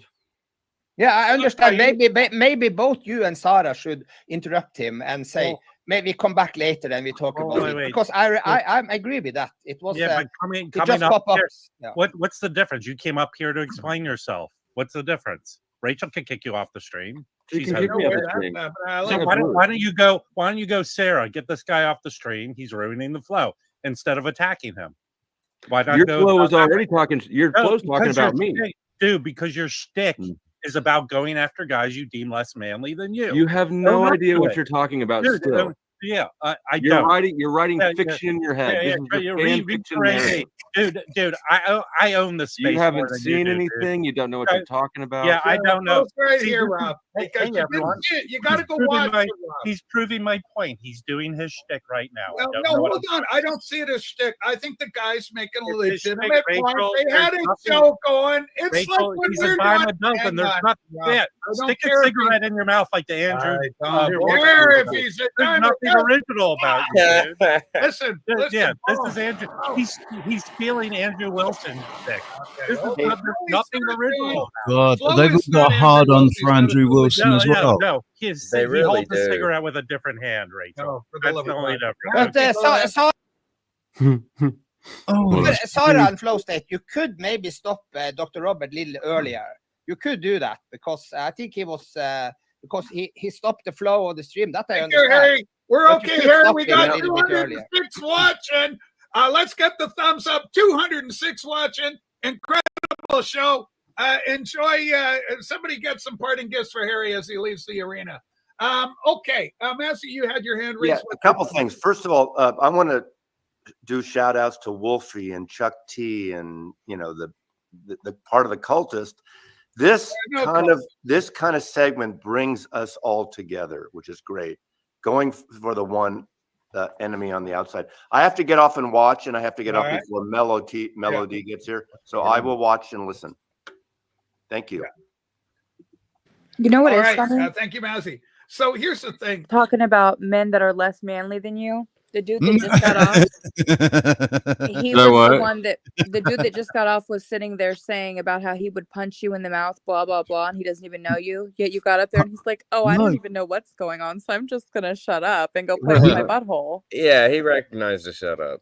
He'd punch him in his cunting nose. Yeah, he knew a fucking man when he saw one though. He got real quiet. Oh man, that I laughed as soon as because that was the first thing he said. It was like, oh, man, you're such a man. Look at that. I mean, and he's interacted with me before. He knows who I am. The ones that suck. Sorry. No, it's not like he was talking out of turn without knowing me, and then he changed his mind. Like he already knew that he was not saying the truth from the get-go. Well, the ones that suck are the ones that don't see it and they just keep going. It's just sad to see fully grown men, like fully grown men. They've had families. They've got professional jobs, doctors, and it's like watching a bunch of fucking 20-year-old lads, like listening to a bunch of 20-year-old lads. People really fully grown men that act just like the bitch who raised them. These are the kids who got wedgies and played Magic the Gathering, and they're mad at me still for something that happened to them 45 years ago. They are the Dungeons and Dragons kids. Actually, no, they're not. They're not that cool. The Dungeons and Dragons was cool, man. No, you're a Dungeons and Dragons kid. That shit is not cool. I never played it. I haven't either, but I don't know. It's all weird. I haven't either. I just use it as a reference. I used to watch it. The cartoon was fucking awesome. Was absolutely right. As a host of one of these type of arenas, actually, I'll put for the aesthetic, we'll put Sarah in the middle there in Avatar. You get these people coming in, somebody's coming in, you got a show, and someone goes in, I just stepped in dog crap, and everybody goes, oh boy, and you all know it, it's atmosphere, issues, and it's up to every guest to kind of figure it out. And if you don't, these things is the wild, wild west. This cowboy hat ain't on just for show. It's wild and woolly. You better understand when you come on any panel, anywhere, it doesn't matter what it is. And if you're counter to what the intent and the vibe and everything of the show, you're going to be hit, man. You're going to be hit. Yeah, of course it is. It's condescending. It's inaccurate. It's complete bullshit. And it fails the criteria for what defines a cult on every metric. Don't bleed two separate subjects into one, Rachel. Let's stay on topic here. No, well, I'm responding to the comment. But that's someone who that's been a very annoying kind of little trope that. But I understand, Rachel. You're picking out a comment. Aggie, stay on topic. Talk about what we're talking about. No, now. it's all part of it. I like that because it was all part. Agree, Christine. Catch an orgasm. Come up and do it on panel. Not all part of it. Hold on. He made the statement. He's responding to it because it was said on screen. That's completely legit. He made it. He made it over an hour. I agree. I fucking agree. And you're so ready. Thank you so much. Go. Refresh your browser. You're talking to a comment that was made over an hour ago. It is the wild, wild west. Absolutely, it's the word. People are people. And I'm here to tell you, I'm a Flow State fan. I'm out and proud about the whole thing. He's a nice guy. He's got a great demeanor, very easy, very warm. And if there was a problem with Dr. Robert coming on, and that all happening, shit happens on these things. Rachel, nobody with Jesus Christ here. Yeah, go ahead. I'm making excuses. It's part of his shtick to attack guys he deems. Stay in your lane. You don't know what you're talking about. This isn't your show. Yeah, well, I'm here every day, so fuck off, moron. Well, hold on. What's with the you know what? Here's one thing I don't do. Come up when you're doing your nonsense. I don't even watch. You can come up. You're welcome to come up anytime. No, yeah. So you can attack. You wouldn't. I know you wouldn't because you're a fucking coward. Dude, you're a coward. Own up to it. You're not special. You're not unique. Yeah, yes. Stop projecting your own insecurities onto me. You didn't even. There you go. You don't know what you're talking about. Guys, he's making my point for me. He just did it. Rachel, what, do I have I'm making your point that I shit on men who are not men. Listen, dude, you're doing your shtick because I'm an individual person who acts like myself. I don't fall victim to your nonsense. That's why I don't participate or watch it, because it's not for me. But if you're going to do this shtick to make yourself popular, own up to it, embrace it, say that's who I am. Feel Because that's who emasculated you right are, now? man. Is that why you're going Dude, with this you're narrative? not doing it, Rach. Dude, you're not doing anything original. There's I know. plenty other That's guys who do fine. the same shit you do. Bullying nerds Well, is not I think original. though, Try to Rob, be you're better than Okay, that. okay, hold on. We've heard you Yeah, guys. hey, Go ahead. Tomatoes, Let the lady Tomatoes, speak. shut I up. want to Shut hear up, Sarah. Tomato. You No, have no, nothing Rob. to add I to want any to hear her. conversation. Rob, okay. We know you're all fired up. Go ahead, No, Sarah. I no, want to it's hear the you. truth. I think Don't- you're. I'm like not a listen. Rob, I'm all going to saying pull you is down if you embrace keep it. pushing Say it. that's who you are, because that is. Quick detour because of Michelle's comment.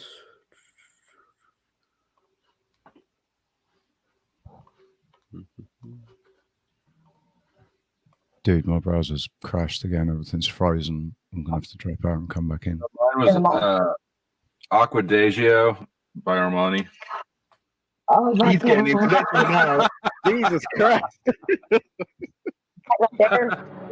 I know you had an 80s flow. What up? No. What up? Take note. So mine was Aquadagio by Armani. He's getting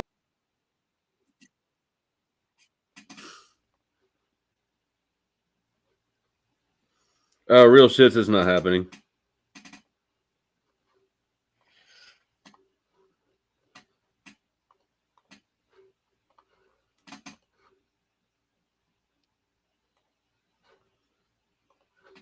Who you are. All right, Rob.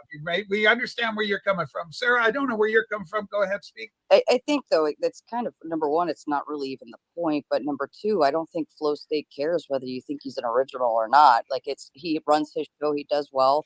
It is what it is. Dude, Like he's fuck off. doing. I don't give a shit what he thinks. I'm Then why are going you based telling on how. him? Then why are you just the like way making you, that an argument? Yeah, just like you came here the other day and brought your shitty, stupid drama here that everyone saw through, where you grift and pay people off and someone refuted you. No one sympathizes with you, Sarah. So shut up. I don't do that. I have a question.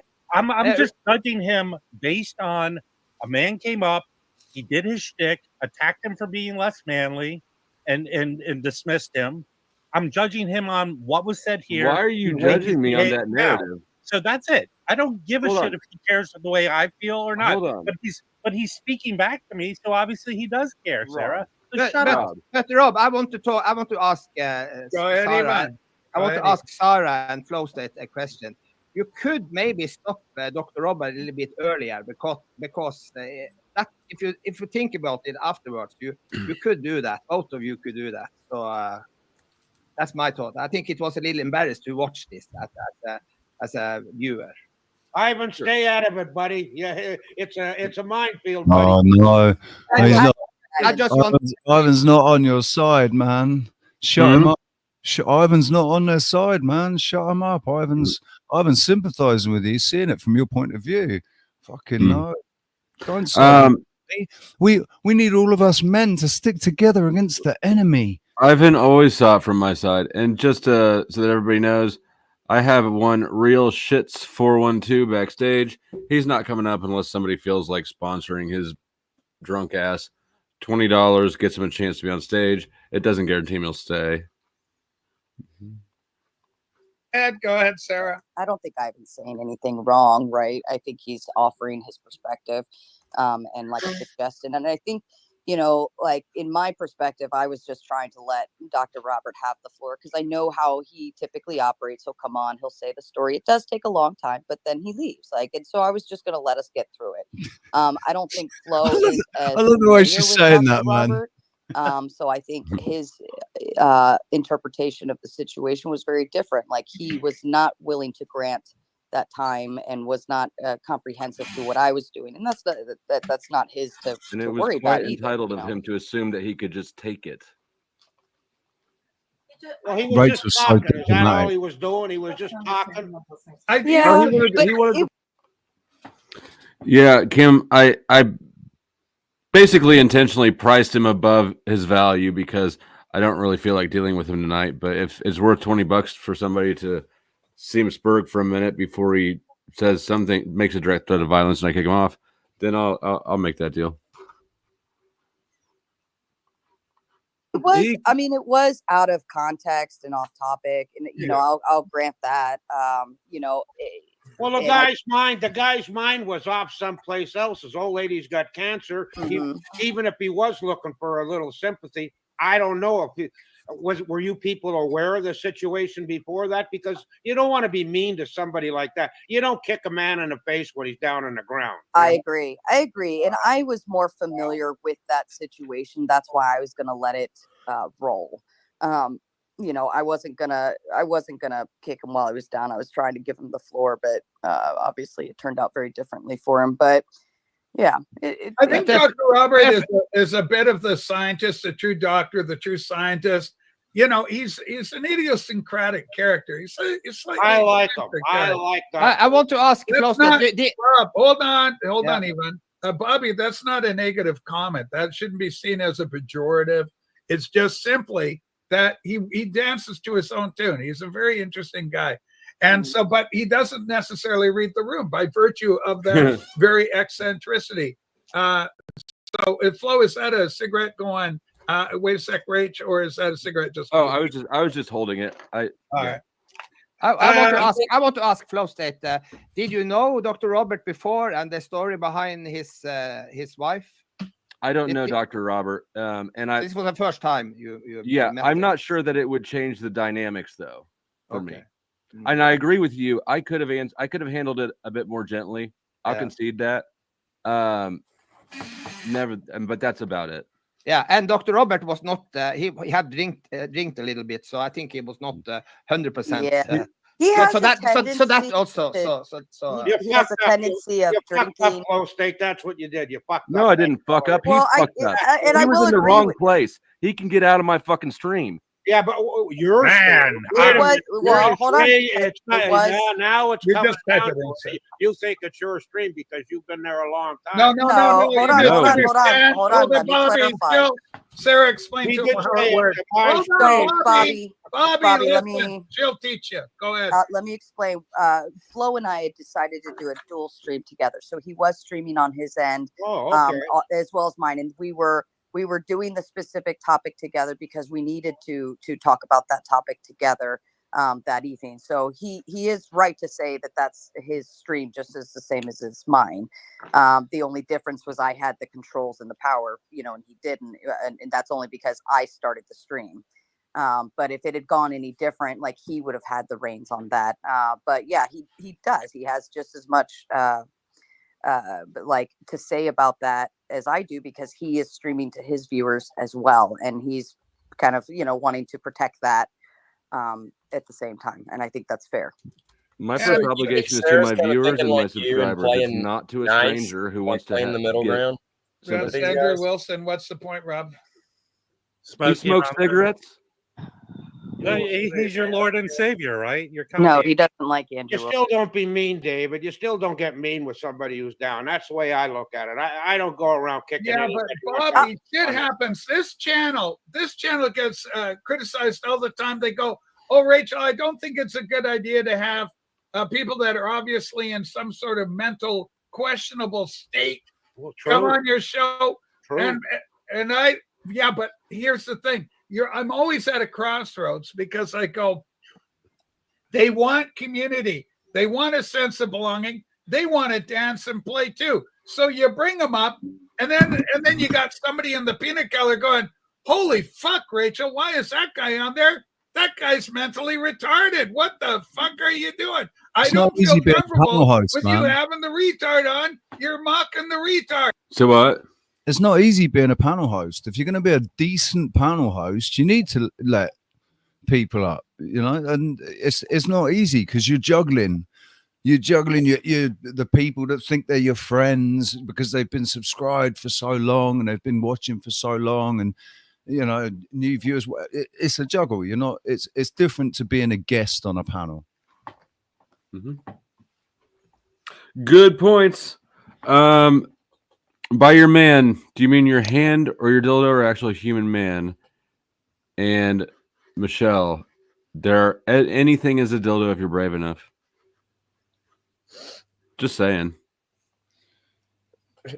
Jesus. Oh, I thought you meant Jesus made you come. I feel like that would be sacrilegious or something.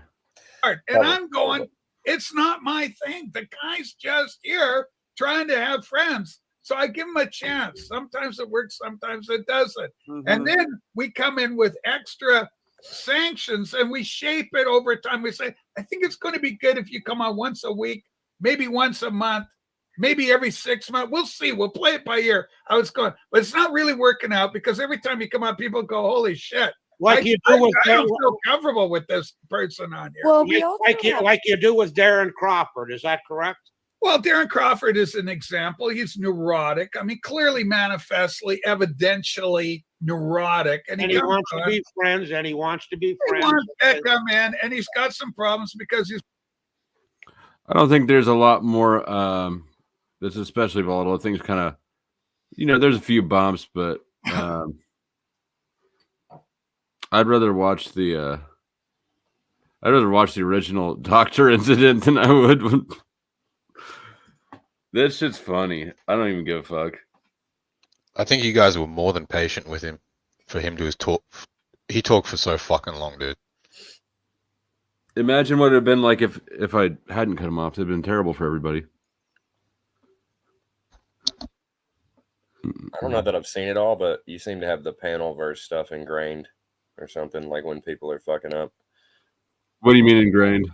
Just like you're like on point and really sure yourself when you're calling people out. I guess is what I'm saying. Yeah, no, it's the panel, for whatever reason, the Panelverse dynamics just kind of came naturally to me.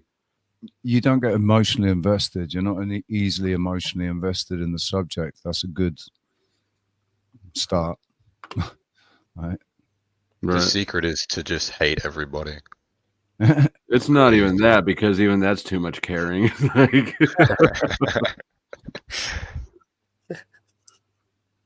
That's so true, man. I hate that. Look, there's a pedophile. Yeah. I was gonna help that fucking Furby too. I was trying to help him not cut his dick off. Probably don't even have a dick. Cut that motherfucker off. I mean, Flow State, you really are being an asshole. And I say that as a confirmed asshole. And Am I asshole wrong? of all assholes. He's got lotion in a muffin? No, he doesn't. You got lotion in a muffin? I am telling people what this is like. You're an emotional parasite. Fuck you. Fuck you, whoever said I that. think And it's important. inevitably. Okay, let's go. Hold on, Dr. Robert. I think That fool had a bottle of Jergens on his fucking headboard. And an old muffin. What a Come on, goddamn man. Botfly t-shirt.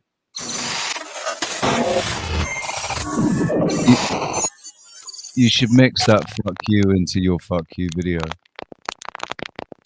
I'm rolling in dough with these tips. I want to watch this, and I'm curious for feedback on how I managed the situation, because I got both polar extreme reactions in my response to this your doctor talking dude. points on your. Hi, Dr. Robert. Are we about to have watch a you, story watch you, for watch us. you? Yes. Great. Mike's not working, old man. Hey, Doc. Be nice to Dr. We don't have to. I've already seen it. I haven't seen it. I mean, I've seen pieces, but It's pretty funny. It's more entertaining than the rest of that panel was. Robert. We love Dr. Robert. Thank you. Thank you for that. I'm not sure I need, protection, but I appreciate it. Settling in for the evening, are we? Way to bring that energy. I am totally settled in for the I like the bottle of lotion just casually up on the headboard. For later. I don't know what lotion that is, but it's not. I didn't get. That's not mine. You should get one of those stocking caps. You really, yeah. go for That's that not nice us, it's baby century oil. thing. It's a good idea, Ben. Well, thank you for all of those sentiments. Yeah, no, I don't even know what any of that is, but here I am. I'm just joining in. Sarah, does this make you, when you look at a scene like this guy, does it ever make you think like maybe I'm catering a little too much to like the pleasant boomer crowd? Like it's a little he too comes from the vinyl comfy over community. here. He comes from the vinyl community, and the vinyl community knows that they have a place on my panel, and they're always welcome. Yeah. And No, it's nice. It's sometimes, just so, like, they're a little afraid to jump on these panels because the crowd can be a little rough, and I don't blame them for that because you know it's not quite their style over the VC. But yeah. No, I did not hear her give that explanation. oh, they're nicer guys. Well, Naomi, you need to have some compassion and empathy for the man whose wife has cancer. You can't fuck cancer patients, I don't think. They're nicer guys. Somebody in chat said warm milk is on the. That's crazy. I mean, that's an interesting. You're bridging it to interesting because this guy's more or less like, "Hey, mommy, I'm here for. Can you tuck me into bed?" Which is, I definitely think is like you're a. I know you can. You can fuck anyone. Is that what You we got say me. to Grace every night, or? Oh, stop it, Imperious. I say to Grace, tuck me in, mommy. I mean, Flo. I didn't do this one. In this one. Nightish. Nice. Well done. All right, Ride, we're going to give you another shot here, but you keep losing signal or The something. thing about AI is that it always. What is the mouth thing, and how do I avoid that? Real life. You guys notice that? What mouth thing? The Robert guy, he keeps doing Oh, I this know shit. how he's pursing his lips and shit. I don't know. Is that just an old person thing, or?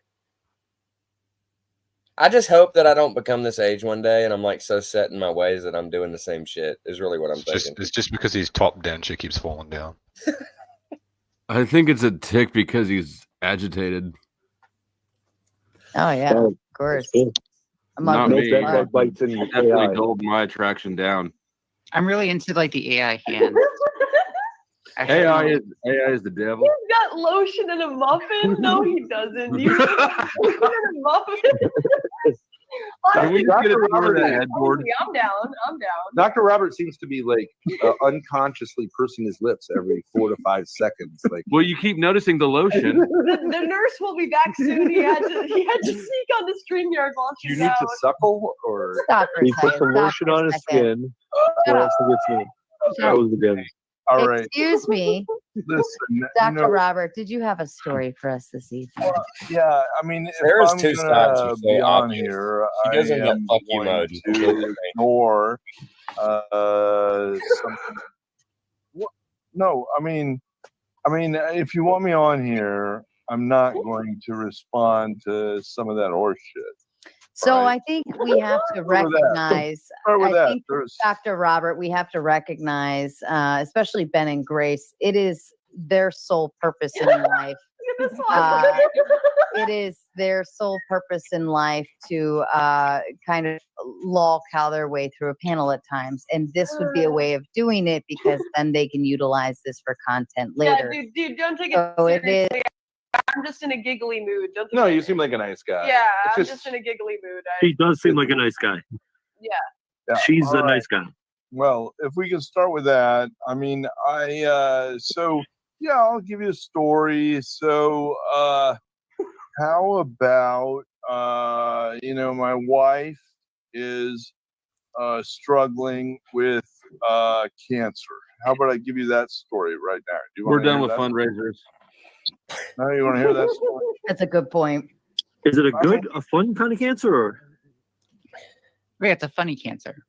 No, it is I not. think what he's, I think, let me fill in some gaps here, is Dr. Robert's been through kind of a rough, I don't know, a few months or maybe more than that, right? And he comes here to have nice conversations, to decompress, to be able Here? to relax here or on Rachel's Ghost. And it's just a nice, it's just a nice little getaway. This exactly. I mean, here's the reality. Here's the Hey, reality. Flo, I'm gonna go story. smoke, kick me or whatever. This is Very good. and Yeah, I'm not even sure which flow I'm listening to at this point. Difficult, and it's accurate, and I think it's productive. All right, so I'll give you this story. So my wife had endometrial cancer diagnosed a year and a half ago. Had surgery in May of 2023, and we thought we were free of cancer. What the fuck are you doing? Excuse me? Yeah, he's killing the Just whole tell the vibe, story. dude. Yeah. I asked him to. Why? This isn't really the appropriate form for this story. I don't Okay, think I'd like to hear it. All right. If you don't want to hear the story, I'll stop. No. Give Come it to on, us. let the doctor I'll tell power us the down and story. ride my chair. You go ahead and continue to Got destroy diagnosed. the entire mood. Surgery, thought it was gone. Keep going. It's. I mean, this is a real life story. All right. Yeah, I mean, it's a real life story. I'm a doctor. And it's a story of love. All right. And it's a story of pain. And so my wife got diagnosed, and she had surgery a year and a half ago, and we thought we were clear of cancer. And then July of last year, it turned out she has widely metastatic disease. And so since July, we have been dealing with. Near is backstage. Listen up, Near and everybody else. The open panel slots are all full except for the ones that Izzy has bought. So the rest of the open slots are owned by Izzy. If you'd like to join the panel, you have to negotiate with her. Izzy, you might want to watch backstage. Thank you. Chemotherapy and. Are you trolling? No, he's not trolling. What the fuck? What the fuck, man? I am talking serious, emotional truth. All right.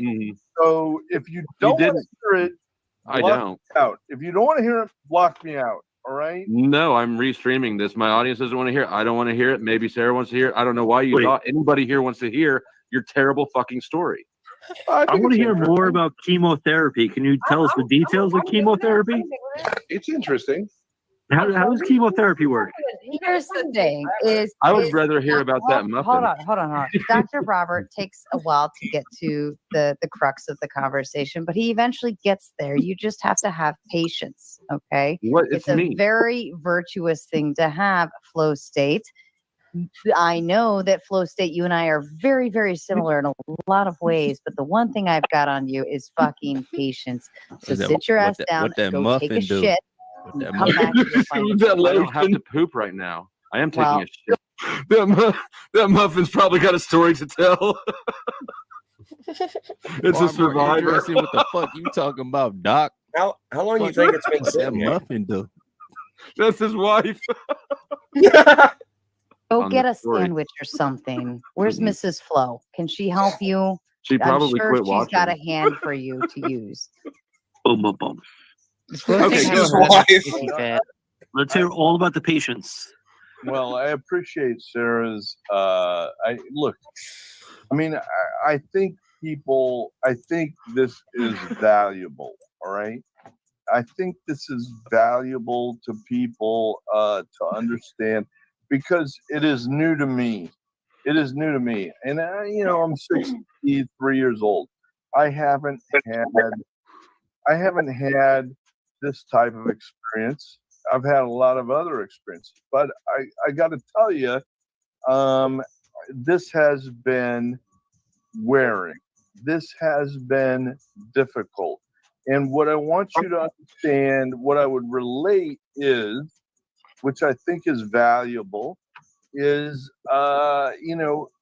here my wife has come up. Rod looks seriously concerned. With I'm just going to keep going. I hear. Who looks concerned? Rod just looks so impressed. Tell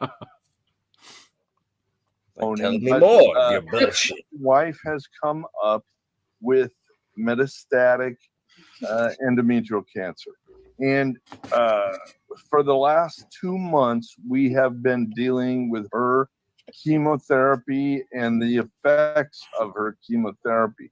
And we are both physicians, all right? So, we would presumably be well positioned and accustomed or informed as to what this would be like, but that has not turned out to be the case. It has been I'm going to call it a shit show. We have had to figure out our own way through. We have been in the emergency room 2 times in the last 2 weeks for 10 to 12 hours. Okay. We have had to figure out what is the best protocol for her. Okay. So I'm not complaining. I'm describing. All right. I'm describing. My wife is going through chemotherapy for endometrial cancer. And we are about halfway, maybe a little 2/3 through the intended protocol, and we'll see if that protocol is the final protocol. All right. And what I want to say is life is unpredictable. This took us by. I mean, I don't want to cut off the doctor, but I do think I see why you surprise. do this, because now he's going to ruin the vibe of the entire thing. Once he finally gets done talking, it's just going to be a disaster. Oh, bro, he's trying to decimate it. Yeah. I'm surprised you made me work this hard. And you saw it really quickly. And we are doing the best we can. And I'm not asking for sympathy. I'm not asking for sympathy. I think he was just a doctor. I'm not. You're not getting any. Okay, go fuck yourself if you don't. But because I would imagine. Like you fucked that muffin? No, stop it, Flo. Leave him I alone. would imagine that my description of what we're going through would make most people sympathetic. At the same time, I am not asking for sympathy. What the fuck are you doing? I'm telling you why. Here's what I think. And here, no, let me finish. And Holy shit, Alex. You win the internet today for best dad joke. Right. Let me finish and I will finish. I mean, I think what I am telling people is what this is like, because other people may go through this. All right. And I am not asking for sympathy. I am telling you what we're going through. And it is new to me. And, here we are, both physicians working through this. And I'll tell you, it is not easy. And I cannot imagine, if you don't have an ability to negotiate through the medical system, it would be much harder. And that's where we're at. And so Exactly. I'm just updating. And I don't know that anybody here really cares about us. And I don't anticipate, I don't expect that, this is just it's just YouTube. It's just so, but that's where we're at. And can I ask you a question, Doc?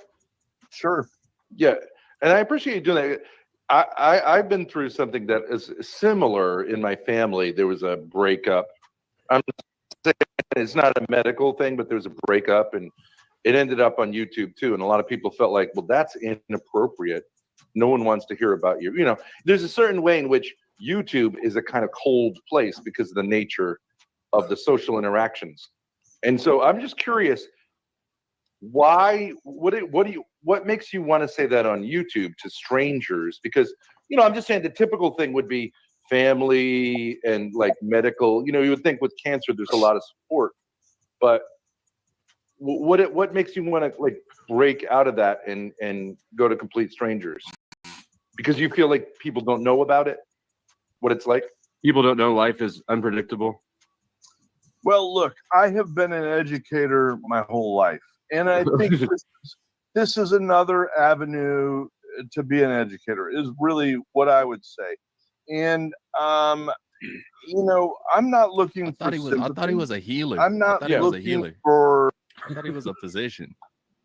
Look at this dude laying in bed. Look at his neckline, that raggedy ass, ripped up collar, and his fucking muffin, and his fucking lotion.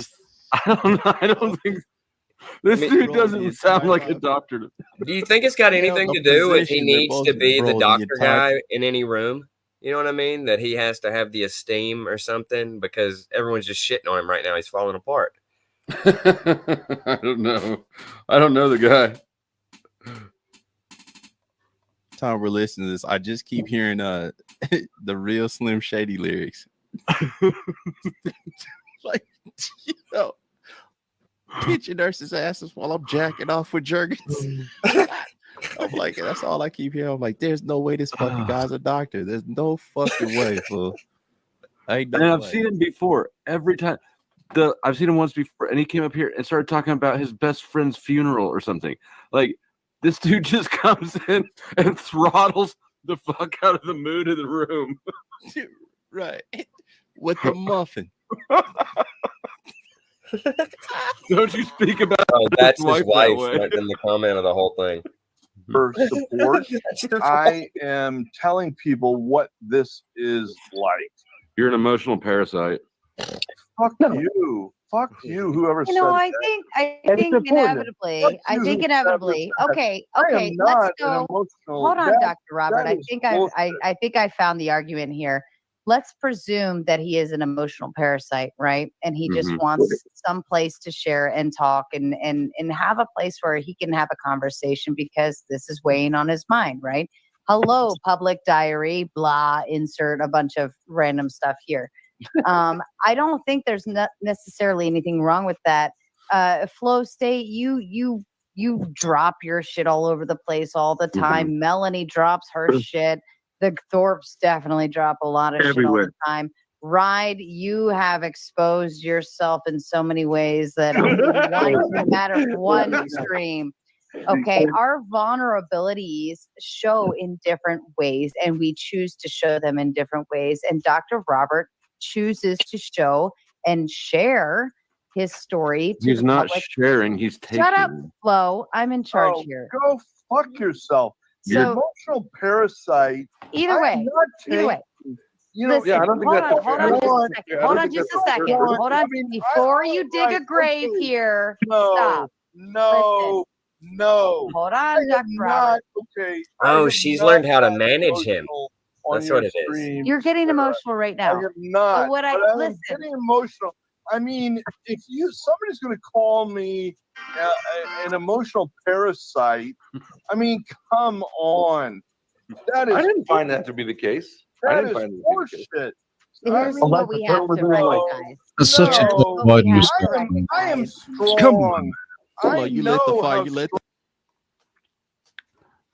Because we're retarded toddlers. Fire. Look at you, dog. Press pause. Giving this people. motherfucker lit this whole ass fire. It's rare somebody else got talks super bad. disinterested in the entire conversation. He is on Facebook. I love how Grace was giggles fucking to begin with, and now her and Ben are just intent on listening and love not being the center of this shit hill. Bro, this motherfucker funny, fool. He is funny. Right. What did he do to defile that fucking muffin? All right, let's go. Hold on. An opportunity to understand what this shit is like. No thanks. No, No, and my if you don't pain. want it, go fuck yourselves. All right? But you cannot tell me Slowly that Zen. I am an emotional parasite. I am not looking for sympathy. I am Why not do you- being, no, I am not. I am telling you my story. And if you Did cannot, anybody ask to hear your story? no, well, No. you know, Why do you just walk in and assume everybody wants your story? That people are waiting for you to come take over a panel and tell your fucking sob story that people are too polite to interrupt. yourself. Go fuck yourself. That's the point. You know, I don't know who you are. Correct me if I'm wrong, but didn't we actually have a similar experience? Did we? Yeah, because I like talking about my car accident. I started talking about it or something, and it was yeah, you started to bring it up. Down. Brought the conversation down, and you said fucking basically we had basically the same thing, but I mean, not nearly the. I mean, I did shut down the car conversation, but not because you're sobby about it, but because I've heard it too many times. Yeah, but it also was, it was going to bring, it would bring the tone of the conversation down. So fucking, Right.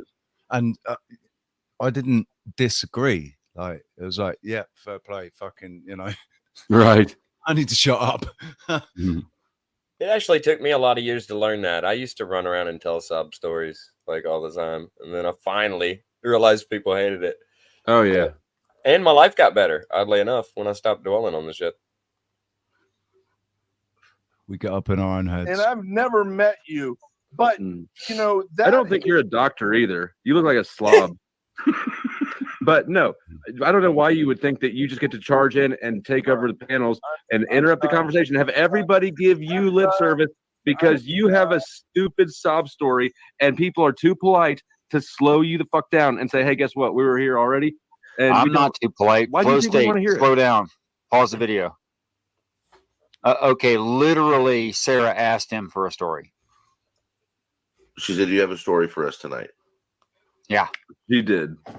She did. Okay. Oh, that was my I didn't know pushback. that. Right, and it's kind of valid pushback. I feel like she was being polite because he showed up. And She he didn't call him could've out. That was some nasty fucking story. I mean, nobody. I mean, He showed up, and this is obviously a pattern of it. This is what he does. He shows up to Sarah's, he exploits people's politeness, and then he drags the whole mood into his emotional vortex, right? He's the fucking uncle you can't turn away at dinner. That's the way Right. she feels about him. So I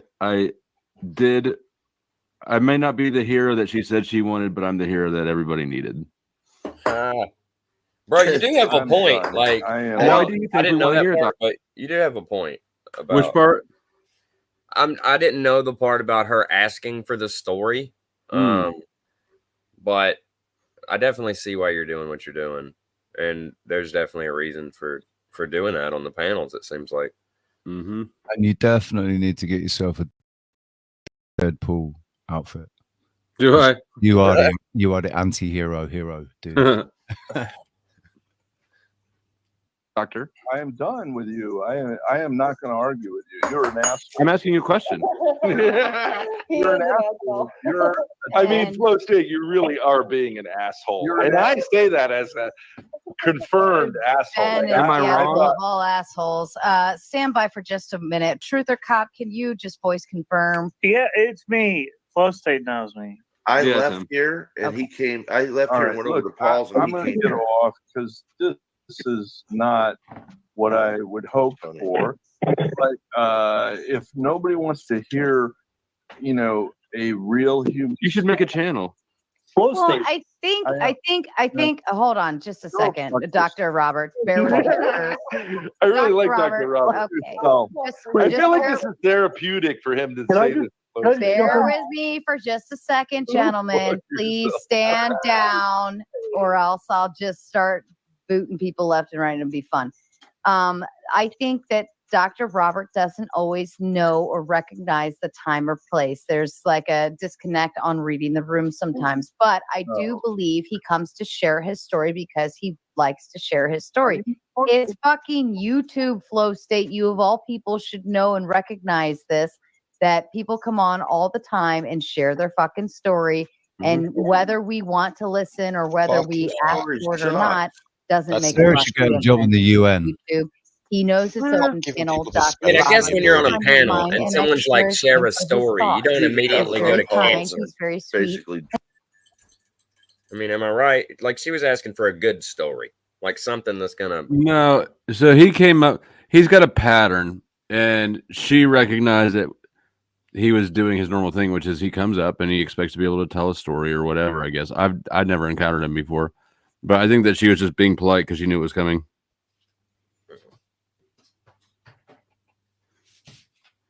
I And that's what matters. I got as at the far end as of to the say- day. I got as far as to say, yeah, she knew, she kind of knew what was going to happen with you. Like she knew Oh, that yeah. you can do what she can't. She starts Correct. smiling every time you start doing that too. It's hilarious. I mean, that's what I admire about you. You do things that I can't do with the You panel. can't do the dirty work. No, I can do the dirty work, but I can't put up with some people. I just can't. I can when I have to. I don't have the patience like you had on Jim Bob's stream today. I would have flipped out. So do you guys think Sarah manufactured this? She's like, oh, here's the old guy who talks shit. I'll get him started. 'cause I No, know she Flo didn't is gonna shit on manufacture him." it. She took an opportunity. She didn't manufacture it. She took she took the opportunity. She knew he was going to come on and wow, you know. So yeah.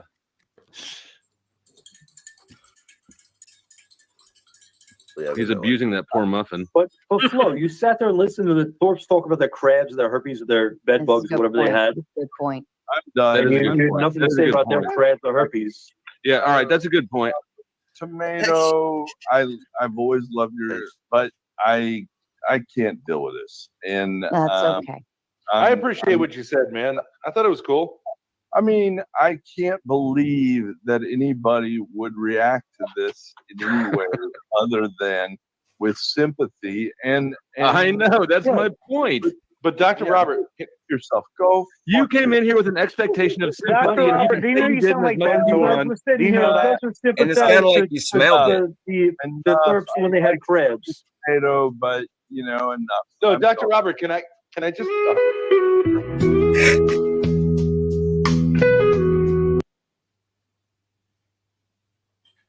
And he leaves.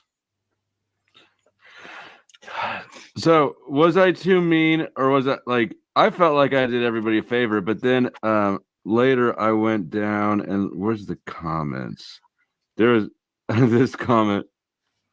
What a vile individual flow state is. Best wishes to Dr. Robert and his wife. You should have kicked Flo the second he started, and this is another one. You should have kicked Flo the second he started talking shit about the doctor cancer. Have more respect for your channel. If I see that again, I'll never watch again unless Andrew is on. Dude, I left Everyone here. says the Thorpes are so rude, but they were very kind to Dr. Robert, even though he is sharing a sad and depressing story. I'm sorry for what you're going through, Dr. Robert. Don't take it personal. Some people don't want to hear depressing and sad things. Da, da, da, da. So some people are deeply offended by this. Now the doctor, I feel bad for him and his wife. You know, we all go through stuff, but yeah, walking up into this was about Crispy when I was here. I got a little screen share if you want to share that, just so we can like kind of dissect this whole little situation right there. Is he wearing his Holy own shirt. nightgown? He's a priest too. He's got a holy shirt. Oh shit, those are This burn is holes. crazy. That was a great point, Flo. You're like, man, look at this motherfucker. This is a doctor, this is a physician. Bro, how many blunts do you fall Bruh. asleep with? That shirt looks like it went through the garbage disposal. That shirt Yeah. looks like it was his great grandfather's. I think he's got a rat loose in his bedroom. That shirt looked like 3 bot flies just hatched from that shit. Like, what the fuck going on? That is, I'm like, damn, that's a great point, Flo. Like, what the fuck is going on with this tattered ass? He's got his fucking muffin and lotion on the headboard. I think Kev's hilarious.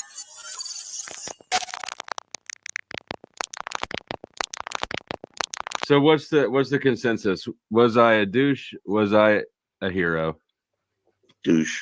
Both. You're both. I mean, I think you called it in the first place. You were the bad guy that everybody needed. That's a statement. That's the statement that's probably most correct. Okay, I think so he's calling right, him dude. Bane, You were there to be basically. the muscle, and that's what you're supposed to do. Kind of. Bane? Bane. Bravo, Alpha, November, Echo, November. Bane. Oh, yeah. I was born in the darkness. You nearly adopted it in the face ass. I'm telling you, man, that dude, that slow, or what the hell was his name? Flow State. I was calling him Slowly. You know, those are the kinds of simps that are destroying civilization. Absolutely. Who was that? I'm rolling in dough with these tips. Yeah, no, I want to see the chat. I haven't even seen the chat lately. Fuck that chat. Does anybody know why my shit types twice if I do it in StreamYard? Is that Because something it's I do? streaming to more than one destination and you're typing in StreamYard. I'm not streaming to. I am another- streaming to 2 destinations. Oh, so you are. Yeah.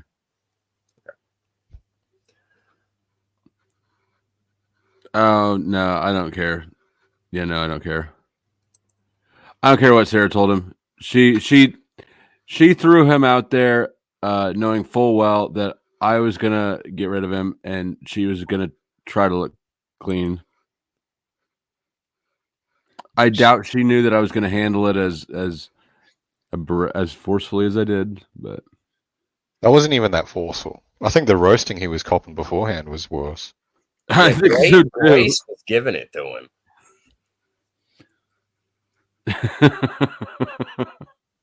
Great. I think Grace is kind of like that, isn't that? She's very. She did that shit to me too the other day. Yes, she did.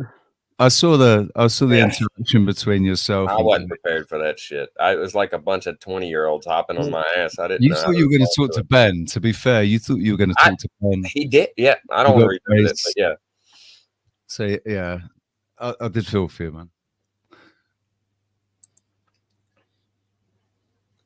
I was thinking, hey, he's a high school teacher with a theology master's. Maybe he's got some insight for me or some shit. I don't. Mistake. You're wrong. Yeah, Dude, I gotta say it though. Like, I'm not sure if Ben is somebody that I'd be taking any advice from. Yeah. For anything. Right? That was Ever. my first thought. Yeah, that's what Flo said when he came in there. He's like, "You came here looking for advice?"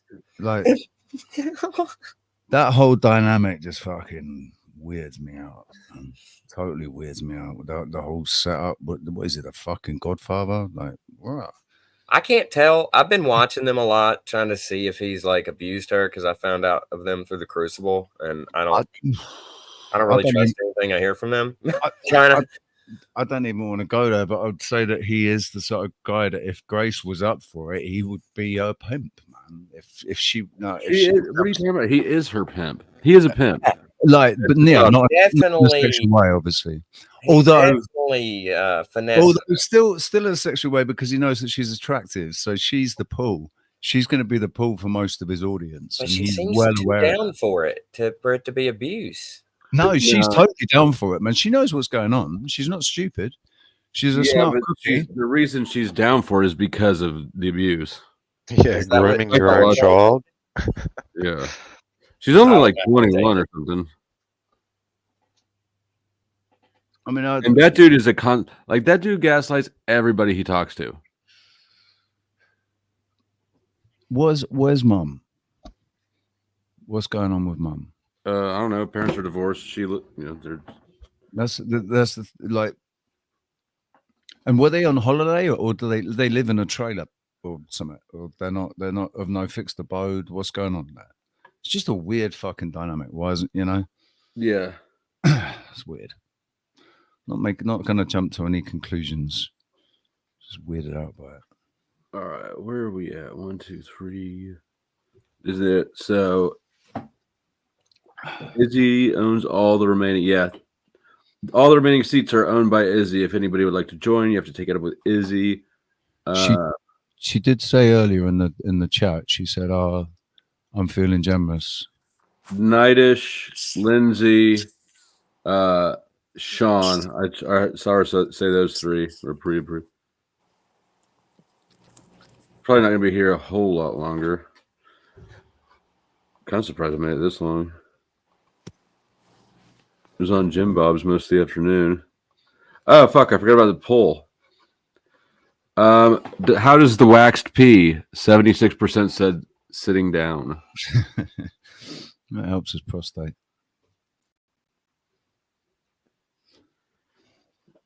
He didn't have one.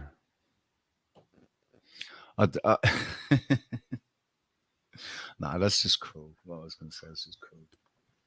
Cruelty is all right here. Didn't you see me handle the doctor? It's also like a low hanging fruit kind of. Speaking of low fruits, I need 7 more likes. 7 more likes. Is that for 100? Yep. What do you want to see? 93. Show what? It is true, isn't it? We need to remind people to like it. I didn't. I should have been the first thing I did. Well, normally I do. I like it when I come in. YouTube doesn't like unclick it sometimes. So I don't know. Not men. Not men. Not men. Not men. I might jump down, making my seat available for someone else. Go Oh, ahead and start looking at some dinner. I was muted for a second. I was responding to "Are We Not Men" as well with my mic muted, but I was saying like no one ever sits on there with Jim Bob like that long, and it don't turn into a screaming match or someone get kicked. Like I've watched him for way too. I've not seen it yet, especially with Andrew jumping on like that and then jumping off. No, man, it's time to come to terms with the reality that I might be the best. Maybe you're the benevolent king they've been looking for. You may never be fully recognized for that flow. It'll take them a minute to wrap their heads around it, but they'll get there. One thing I was gonna go monarchist on us. Best at whatever. Choose something.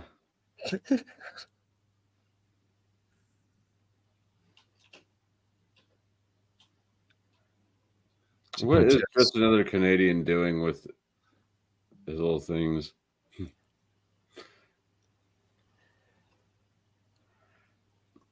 you play chess? Yeah. I did. I forget what the channel was called, but I went on there a couple of times. We played chess, like live on the. You can do a. Hey, Argument Arena. I think you dropped a W in the wrong spot. Watch this. Boop. Ah, damn! What happened to him? Where did he go? Where did he go? Don't pick it up, not men.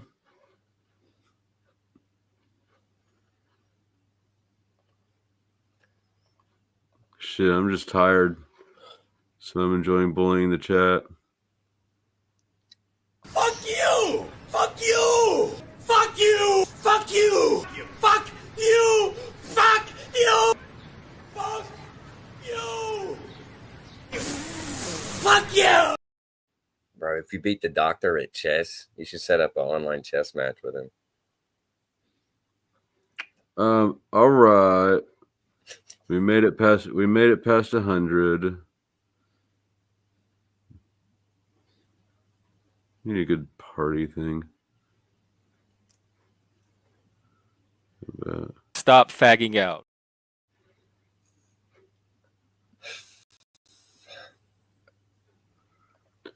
Will not men have a W?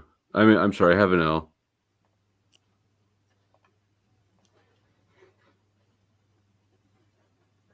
If you say the guy's name, if you say the A word, they just flock, dude. It's just like poof. It's like What A word? Andrew. Andrew? Yeah. God. They're just like poof. It's No. like speak of the devil. No, Jim Bob was winning. I think Andrew jumped in because he wanted to do a little dunking too. Thank you, Politica Unplugged. I agree. Oh, slow state. I see what you did there. Oh, is this the little trickle of Jim Bob trolls he was talking about? That was so original, slow state, man. I've never heard that before. Mm-hmm. Wow. Shout out Ricardo. See, the way I see it is it's like oh shit. It's like I don't even know what I was talking about now. No. Kind of resets the brain, doesn't it? A spiritual gaslighting thing where, like, if it seems to me, now I could be wrong, but it's like Andrew's got Jim Bob under his thumb, and now Jim Bob's trying to put other people under his thumb, just like Andrew did to him. I mean, that's what I see happening. I could be wrong, but You're not. No, I'm just kidding. I wasn't paying attention. Thanks. I appreciate that.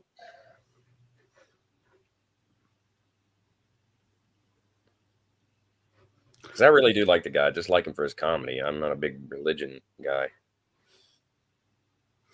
I think they're interesting debate things, but I can see why people get tired of them. I truly don't understand the point of mixing the comedy and the debate like he's doing. It almost seems so opposed to each other that it's like a way to hook you in for an ulterior motive or some shit. But I'm a conspiracy theorist, so whatever.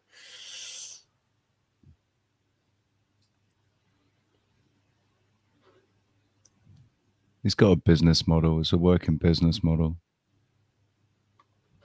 It's making him money on YouTube. It's getting him attention. Yeah. He's getting on panels with Tim Pool and fucking like big high number. I've even said it before. I think I would get along with Andrew in real life. Like if we went and fucking had dinner somewhere, I imagine he wouldn't analyze every fucking word out of my mouth like he does to everyone on panels and shit. But oh, he probably would. I know I would. Yeah, I don't think he would get along with him in real life. You don't think I would or he would? It would be on Andrews. I know exactly what his analysis of me would be immediately. What is his background? Where did he come from? Nowhere. I have no idea. He came from nowhere. He popped up out of nowhere. all I've heard is a blood sports thing that used to be big, which basically means screaming over people. is what I've Yeah. heard. Which he does very well. Yeah. It's not a debate. It's a I need to. He's a my next microphone. I need to get a new microphone, and I want to get one that is like that has that capacity to just shut out all the others. Yeah, Richie has a really good one. Yes, Richie does have a really good one. I'm sure that it's outside my price range. Is it too loud? Is mine too heavy? No. It's just it's good. Your quality. Here's the is good. effect you're looking for. I want to be the. You know how some mics will just clip out other ones. Oh, so if like I start talking while you're trying to talk, it'll make me quieter. Yeah. I mean, yeah. Basically, like however StreamYard chooses, it chooses to prioritize some mics over others when they're going at the same time. I want to be prioritized by StreamYard.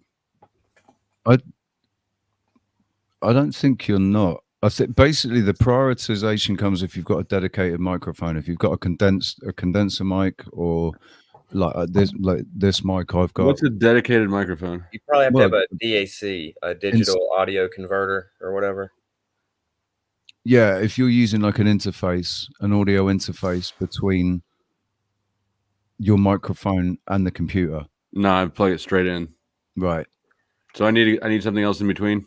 A quarter inch, or not quarter inch, whatever the XLR things, the big plugs for the microphones, Just- like a musician's microphone. You just if you're going to get a different, if you're going to do that, you need to get a different microphone. You need to. Yeah, I'm going to. So go to a music store and get an SM58 or a Sennheiser. You get, I mean, mine. I've got the cheapest. This is the cheapest Sennheiser money can buy. It's like $80. So about 90. You could probably get it in America for $60 or $70 or something. Sennheiser, I don't know if I'm pronouncing it right. They're the best headphones I ever had, the HD 280s. Sennheiser's pretty good, man. The German, I think. HD 280 Pro. I still remember that shit. This is what everybody gets, right? The Shure 4. The snap-on of microphones, huh? Yeah, that's expensive. The Shure is fucking. That is the microphone to have, man. If I want it, it costs me fucking 350 euros here. You'll be able to get it for way cheaper than that, probably $200 or something. Get a copy off Temu for $5.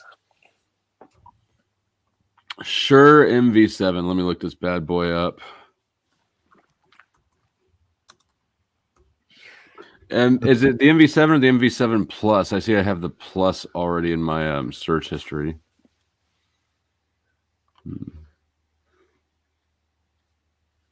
It would be my guess that if you're going that high end, that neither it would get the cheapest one, would be my suggestion. That they're both going to do the same thing. But Well, I mean, listen, I've got the cheapest one. This is the cheapest mic, and I've got a wind guard over it, like a spit guard over it, that fits over the microphone. I've got a spit guard to put in front of it as well, but I don't use it.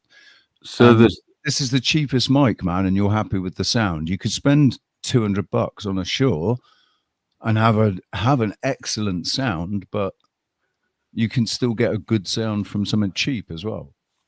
Just the MV7. You think it's better than the Plus, huh? Because the Plus is $100 more. The Plus has got the XLR on it. I think that's the difference. How you got cancer from headphones? What? It's worth the investment, I think.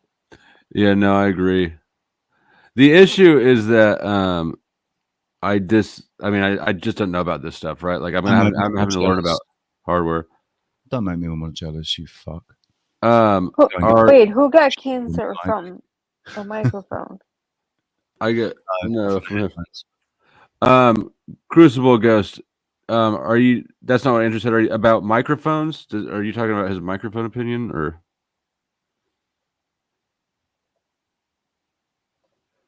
Okay. Yeah, the MV7 is just with the USB, and then the Plus has got the XLR on it as well. Oh fuck yeah! If the USB plug-in works, then yeah, I'm down with that. But you might still have the same issue if you're having an issue with you don't think your mic is overriding. I mean, if Andrew seems to override people's fine. Yeah. And let's see. Oh no, that what's his name from that channel? That's just more proof that you're trying to be like Andrew, dude. Smoke cigarettes like him, have the same phone as him. If you know that his works, then yeah, get the USB. I was thinking that the interface did that.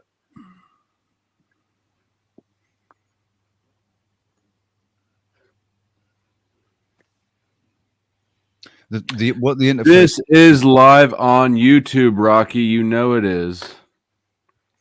Oh, shout out to brother Rocky. Shout out to Rumble and the Rumble viewers. Probably one or two of them. What the audio interface does over the USB is the audio interface reduces the latency. Right, with the USB, there'll be a little tiny bit of latency because of the cable and everything. What is a blue icicle?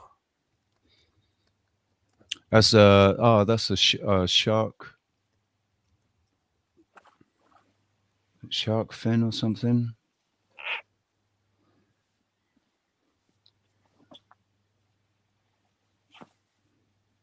So USB, not XLR, right?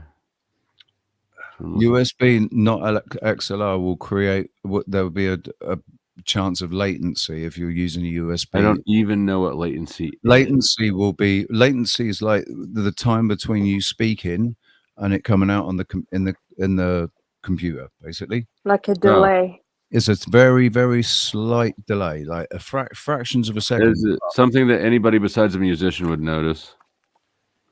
No, I would say no. Probably not. Yeah.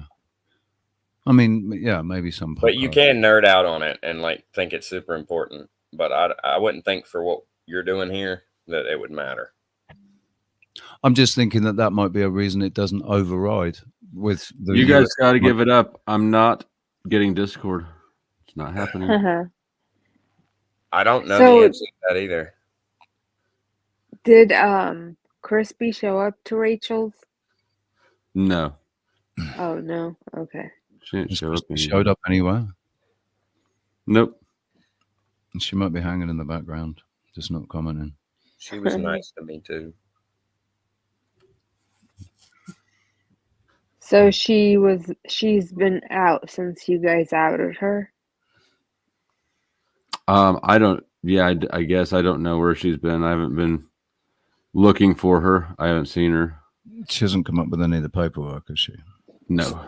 And what's the deal with? I heard there's a picture of her beside a bed. Oh, Is I that don't know. Old or something? I have no idea. I mean, but at this point, like, what the fuck? I mean, she's lied enough times about the thing she sent. It doesn't matter if there's a pic. There could be a picture of her and Jesus in bed, right? Like, it doesn't fucking matter. Like, Yeah. she's gonna have to do more than provide paperwork. At this point, she's just fucked herself entirely. Yeah. Do you think she will return the money? No. Jeez.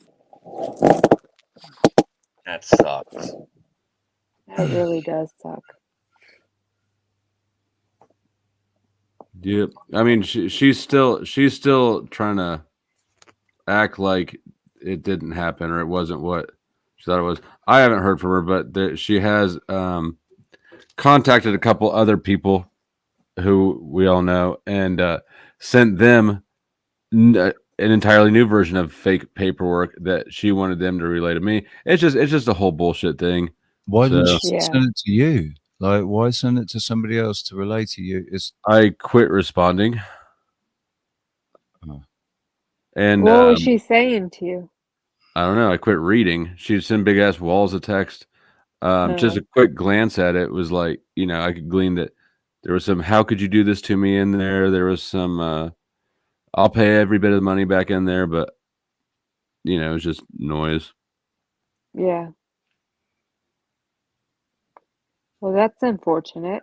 And earlier in your stream, I heard her husband is actually alive. Yeah, I didn't know about any of that. Yeah. And I It's don't, wild. I can't confirm that. I mean, it's just, it may be true. I'm honestly, I would not be surprised at all. No, it wouldn't surprise me either. Yeah. That was Jen White, wasn't it? Who? Was it Jen White? Was saying about that? No, it was Nicolina. Oh. One big pond. I'm glad that your internet is back. Big up. One big Yeah, I mean, there's definitely some room for that to go either way. Sort of like Richie does. Yeah. I'm sorry, I was responding to the comments. Agreed. What's that? He asked me if that was my piss bottle.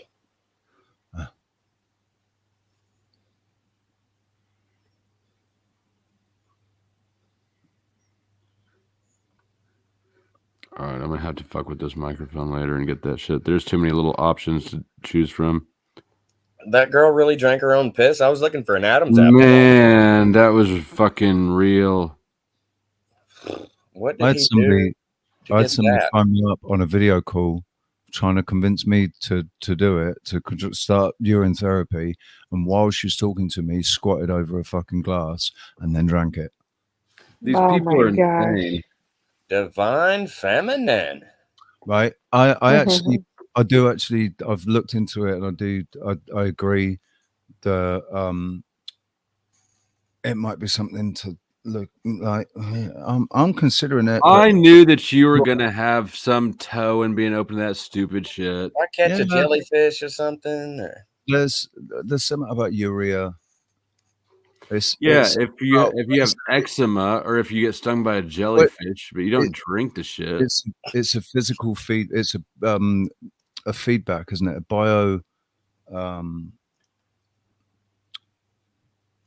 bio something feedback.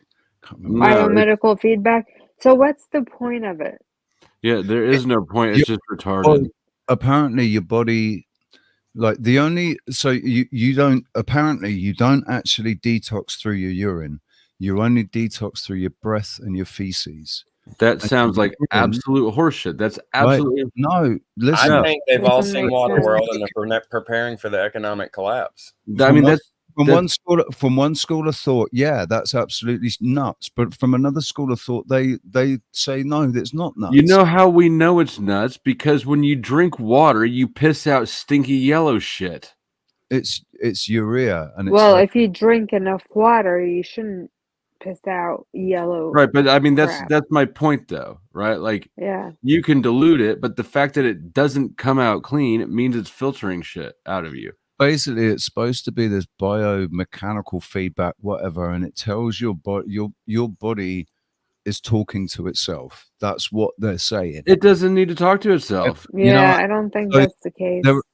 There are I think all other animals do it. They drink their own urine and they take. No, I've never seen a cat drink its urine. Wait, We have 2 cats. name one animal who does it. Dogs do. They eat their own shit, but I don't think I've never seen a dog drink pee either. Same. Some dogs do eat their own shit. Actually, Kanito has. I've never heard of any animal drinking pee. Actually, that's about protein. They understand that their shit still got shitloads of protein in it, so that's why they eat it. That's why animals eat shit, because it If has. they're low on something, but they don't just go there and drink piss, right? No, they lick. Well, they do it because they're idiots, especially if it's dogs. I don't believe that's what it is. There's they've got the same biofeedback thing going on. It's just a natural thing that some animals do. It's not, urine is not right, it's sterile. It's not. Wait, all we the need to pee look drinkers that I've up. ever known are a little wacky. You know? yeah, this bitch is naked and standing like, I don't even know how. Like, what sort of mental gymnastics do you have to do to convince yourself that drinking your own piss is a good idea? I've not managed to do it yet, man. Fucking hell. I'm just. I mean, the fact that you're entertaining this insanity as if it might be a smart decision shows that you've already done the mental gymnastics. You just haven't overcome your gag reflex. Lied about enough as far as health is concerned. They've lied about enough for me to say, do you know what? And you have overcorrected so hard that you're actually giving consideration to drinking your own piss. Do you know how stupid it is? I'm going to consider. I'm going to see what the basically what other people say about it. You deserve to drink your own pee. I've come across a lot of people that swear by it. No, yeah, you should do it. Cockroaches over here. You should do it. I think that you deserve to drink your own pee at this point. It'll be healthy for you. I'd love to see that. You know what? The problem. I've never had anyone drink a glass of their own pee on my stream. That is quite the accomplishment. I wonder what I know, but like, I'd like one, Richie. If you would be the first, you'd have to pay me an extreme. I would never pay you for that. Why would I pay you for that? It's you. You're the one who's looking into this for your health, and this is for your own good. Yeah. Don't you want to be healthy, Rich? You can all suck my cock. No, you're gonna have to suck it yourself to get the pee out of it. And you know what's crazy? Her urine was so yellow, like she's not been drinking Oh my any god, water. I know. It was disgusting. Okay, so I just looked it up, and I'm on WebMD. It says there are absolutely zero health benefit to drink urine. Kelly started a movement, didn't he? What is it? What is it? You're looking on thingy MD. I'm pretty sure that they probably told everybody that the jab was a good idea as well. So I'm not going to listen to any. Well, hold on. I'm going to find another user. How are you sussing out what's a good information source then? People with personal experience. Okay, but how do you know which is personal experience and which is just marketing? Well, I've not met that many people that fucking.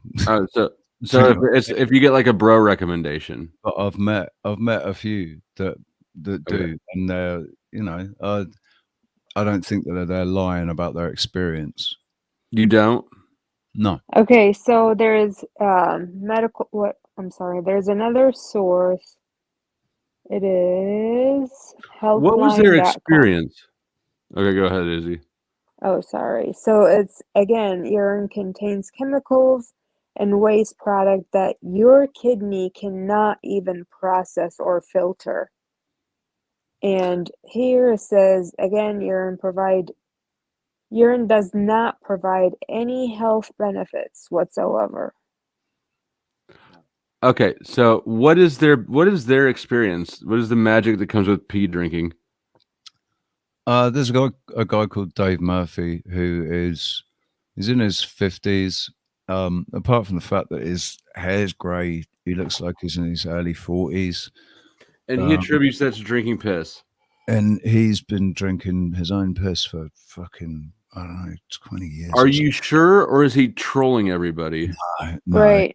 He's not trolling anybody. Sounds like he's a The guy's for crazy. real. No, the guy's for real. Like you can. All right, so, but what does he say? What does he like? Not- So I he don't- so he looks young, right? So what? Why is that? Dude, he swears by it. He says he doesn't get sick. He's like he's like he's Okay, swears by it, man. And he is the picture of health. He is the picture of good health. Well, I don't drink my All own right. pee, and I get the sniffles maybe once a year. I feel like you could be coaxed into anything now, Rich. Yeah, it's Dave Harbour. I it's think not you good. probably do know who Dave Murphy is. He does oh, Flo, you'd love him anyway because he does the sovereign citizen. No, I don't love him. He fucking drinks his own pee. He does the sovereign thing like free man. I love him as a little cow. You know, here's another source says it's a myth that urine is safe to drink because 95% of it 95% is water. The other 5% contain waste and chemical product that could cause a big issue. Yeah, that's how they drug test people, right? They look for it in the urine. Exactly. The waste is. I'm gonna have to see what ChatGPT has to say about this. ChatGPT is Satan. People need to start using their brain and stop outsourcing thinking. Thank Oh you. my god, you're gonna ask Thank the ChatGPT. Fucking Yeah. hell, man. That says it all. I mean, Rich. I'd almost rather drink piss with Richie than stop thinking and outsource it to ChatGPT. That's a hell of a point. Yeah, you should look it up online because right now everything I'm looking at says do not. I'm not looking it up now. I'm gonna take Flo's advice. You know that you have to look a little bit deeper than the first 20 things that they suggest to you. You have to dig a little bit deeper than that because Google Too deep. You're going too deep, Rich. You need to stop Google going loves deep. to suggest what they like. Pull the back. fact to Pull be. back. So, you know. You don't want to end up with a muffin and a what? Damn it! I ruined my joke. Yeah, he still has a channel. It's still 007. Well, black don't crack. That's why he looks fucking young. Dude, blacks and Asians, dude. I don't know what that is. Asian. Hey. You can see an Asian chick from like across the room and not know if she's like 12 or 70 until you're right up on her. We worked Hey, on a technically, 50-year-old I'm Asian Asian. lady's house, and I hit on her thinking she was my age. How old was she? 50? Did you bang? No. Negate what I was about to say. She looked at it and she was like, I thought you white, baby. It's supposed to be big. Somebody did it. This wasn't me. It was your mom. You know what? Me too. Ole. I feel like I got an overripe Asian though, like or something. Her name was Judy, and she smoked Marlboro Reds. How American is that? She's An Asian named Judy that smokes Reds. from St. Louis. Yeah, Not naughty. maybe Izzy knows her. Some kind of inverted. How would I know her? I don't know. Jesus, you're an idiot. I know. I wouldn't know anybody, but technically I am Asian. Yeah, but sorta. Yeah, it's in the continent. Like the dogs do. But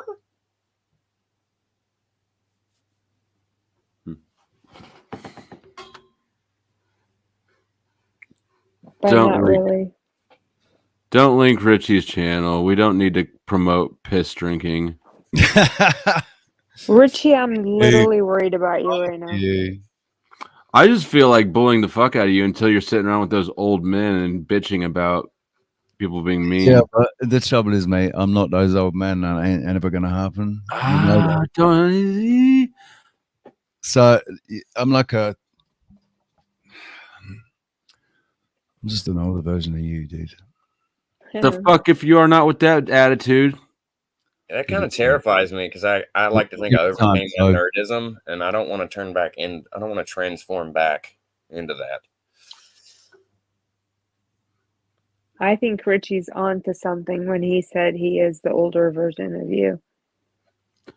He just also said he entertains drinking pee. So I reject both claims. And I'll tell you what, Flo, when I was 37, I felt exactly the same way as you, my friend. You just wait 10 years and you wait. But I'll have to say, Richie, don't do it, please. I'm worried about No, your I think health. that Richie should do it. I'm gonna listen. There's I'm looking forward to Richie drinking a big glass of his own hot urine and then trying to cope with it by trying to convince me to make the same mistake that he did. I'll say the same thing to you. Misery loves company. I said the same thing to you as I said to the girl that peed in a fucking cup in front of me and said, no, but it's so, look, it's so, you get used to it. And I said, yeah. That doesn't mean anything. No, I don't feel that I need to do that just yet. Thanks. I'm good. I'm not drinking my pee for, maybe, like, I will consider it if there is absolutely zero water on earth. I'm going to tell you this right now. I can fucking wet my whistle. If you ever decide to get adventurous and drink your pee, I will torment you till you self-delete. I promise it. Oh, dude, listen, if I ever actually decide to do it, you can guarantee I will come on your channel and I will drink it in front of you. Someone said you've already have. Hey? Someone said you already have drank your pee. And Rocky wants you to know that shit has protein in it. Harmon. It does not. I just wanted them to eat it. I don't care. In my opinion, Rich is already drunk his pee. No, listen, my pee tells me that I need to go to the doctor at some point about my kidneys. So I'm not going to be drinking my pee. Yeah, good call. Unless it's if you have to, make sure it's like super clear. Listen, I'm thinking in fucking dystopian post-apocalyptic situation. Bullshit. You were not looking into it because you thought the world was about to end. You were looking into it because some black guy looked young. I'm looking into it because society's on the verge of collapse, and there might actually. Fuck if it is. Where I'm living on a fucking island where the only water you can drink is the bottled water. Everybody has always thought that society in the world is about to collapse. The bottled water That's true. I think it's only a disaster for these rich people who are invested already and have a lot to lose. I think that's what's going on. Because the same people predicted the 2008 thing, the gas price. For me, the gas prices went up a couple bucks. They're going to be wrong again. That's the way I see it. I agree. And again, it can go up, but it'll also go down. And every generation, you're such an idiot. And every generation, have said that. Yes, I am. An idiot. Yes, it does. I mean, I was in this group with people who were talking about this is the apocalypse and shit like that, and I overcame the fear of all that shit after being in it. So I just don't even like hearing that shit now. It's near. You're just in time for final words. We're getting out of here. I'm getting out of here. I'm going to sleep. All right.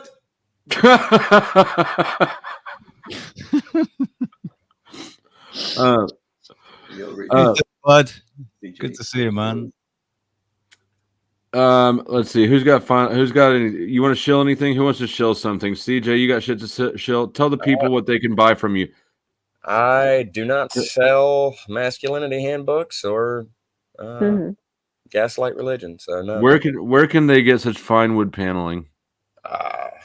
You can't. It's gone. I used the last of it.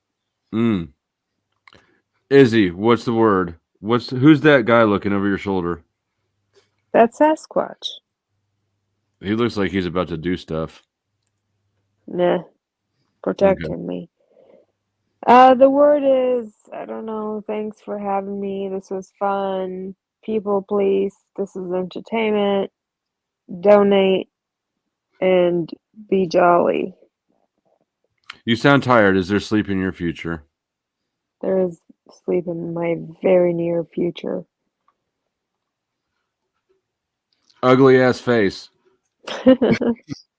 Tell us what you got coming up, where people can find you. When are you going to drink your own piss? I will drink my own piss when Flow State pays me 150,000 euros. And I will be playing live on the best live music performer on YouTube. So I'll be playing live from 4 p.m. Greenwich Mean Time, which is in about 6 hours and 40 minutes. 6 hours and 40 minutes. Fantastic. Whoops, wrong button. And Argument Arena. You can come to my channel, man, but I doubt you're going to last long. Nir, you're looking beautiful today. Oh, thank you. I just woke up. I had a nice discussion with the guy from the kiosk downstairs. And yeah, he's an ultra fanatic religious guy, and it was a good morning exercise. Yeah. Final word. Wait, is it 10 o'clock in the morning there? It's 11 to 11. 11. Okay. 11:20 in Israel. And we are now approaching to the second holiday of Sukkot holiday, which is called Simchat Torah. This is the holiday that concludes the Tishrei holidays, the holidays of the beginning of the year. And Simchat Torah, it's the holiday which is known that we begin and finish reading the Bible, the Torah. And and last year, if you remember, on that day, there was like the hideous attacking over there in Israel. So it's going to be kind of like a loaded holiday, I guess, for lots of people over here. But anyways, yeah, cheerful.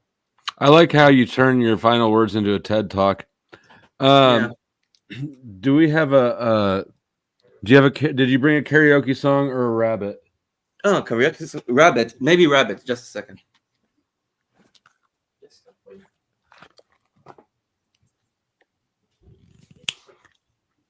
You know what? I really do like that the whole panel of Yeah, we like got Jets. people. Yeah. Oh, yeah. This is Jess. Yeah, Yeah. yeah. She's quite upset because I intervened there in the middle of the chasa. Good, right. Oh, shit. Okay, bye from Jets. If you can't walk straight, Delicious. look 'em in the face. You just got a rabbit running around in your house. I'm gonna hate me all day. But okay, I will deal with it. I just really can't seem to get enough. Fuck with me. Hey, last night drank a waterfall. If you think I'm playing, you can check the Tylenol. Mile high, what the pilot for? Got the G4 coated in armor raw. Yeah.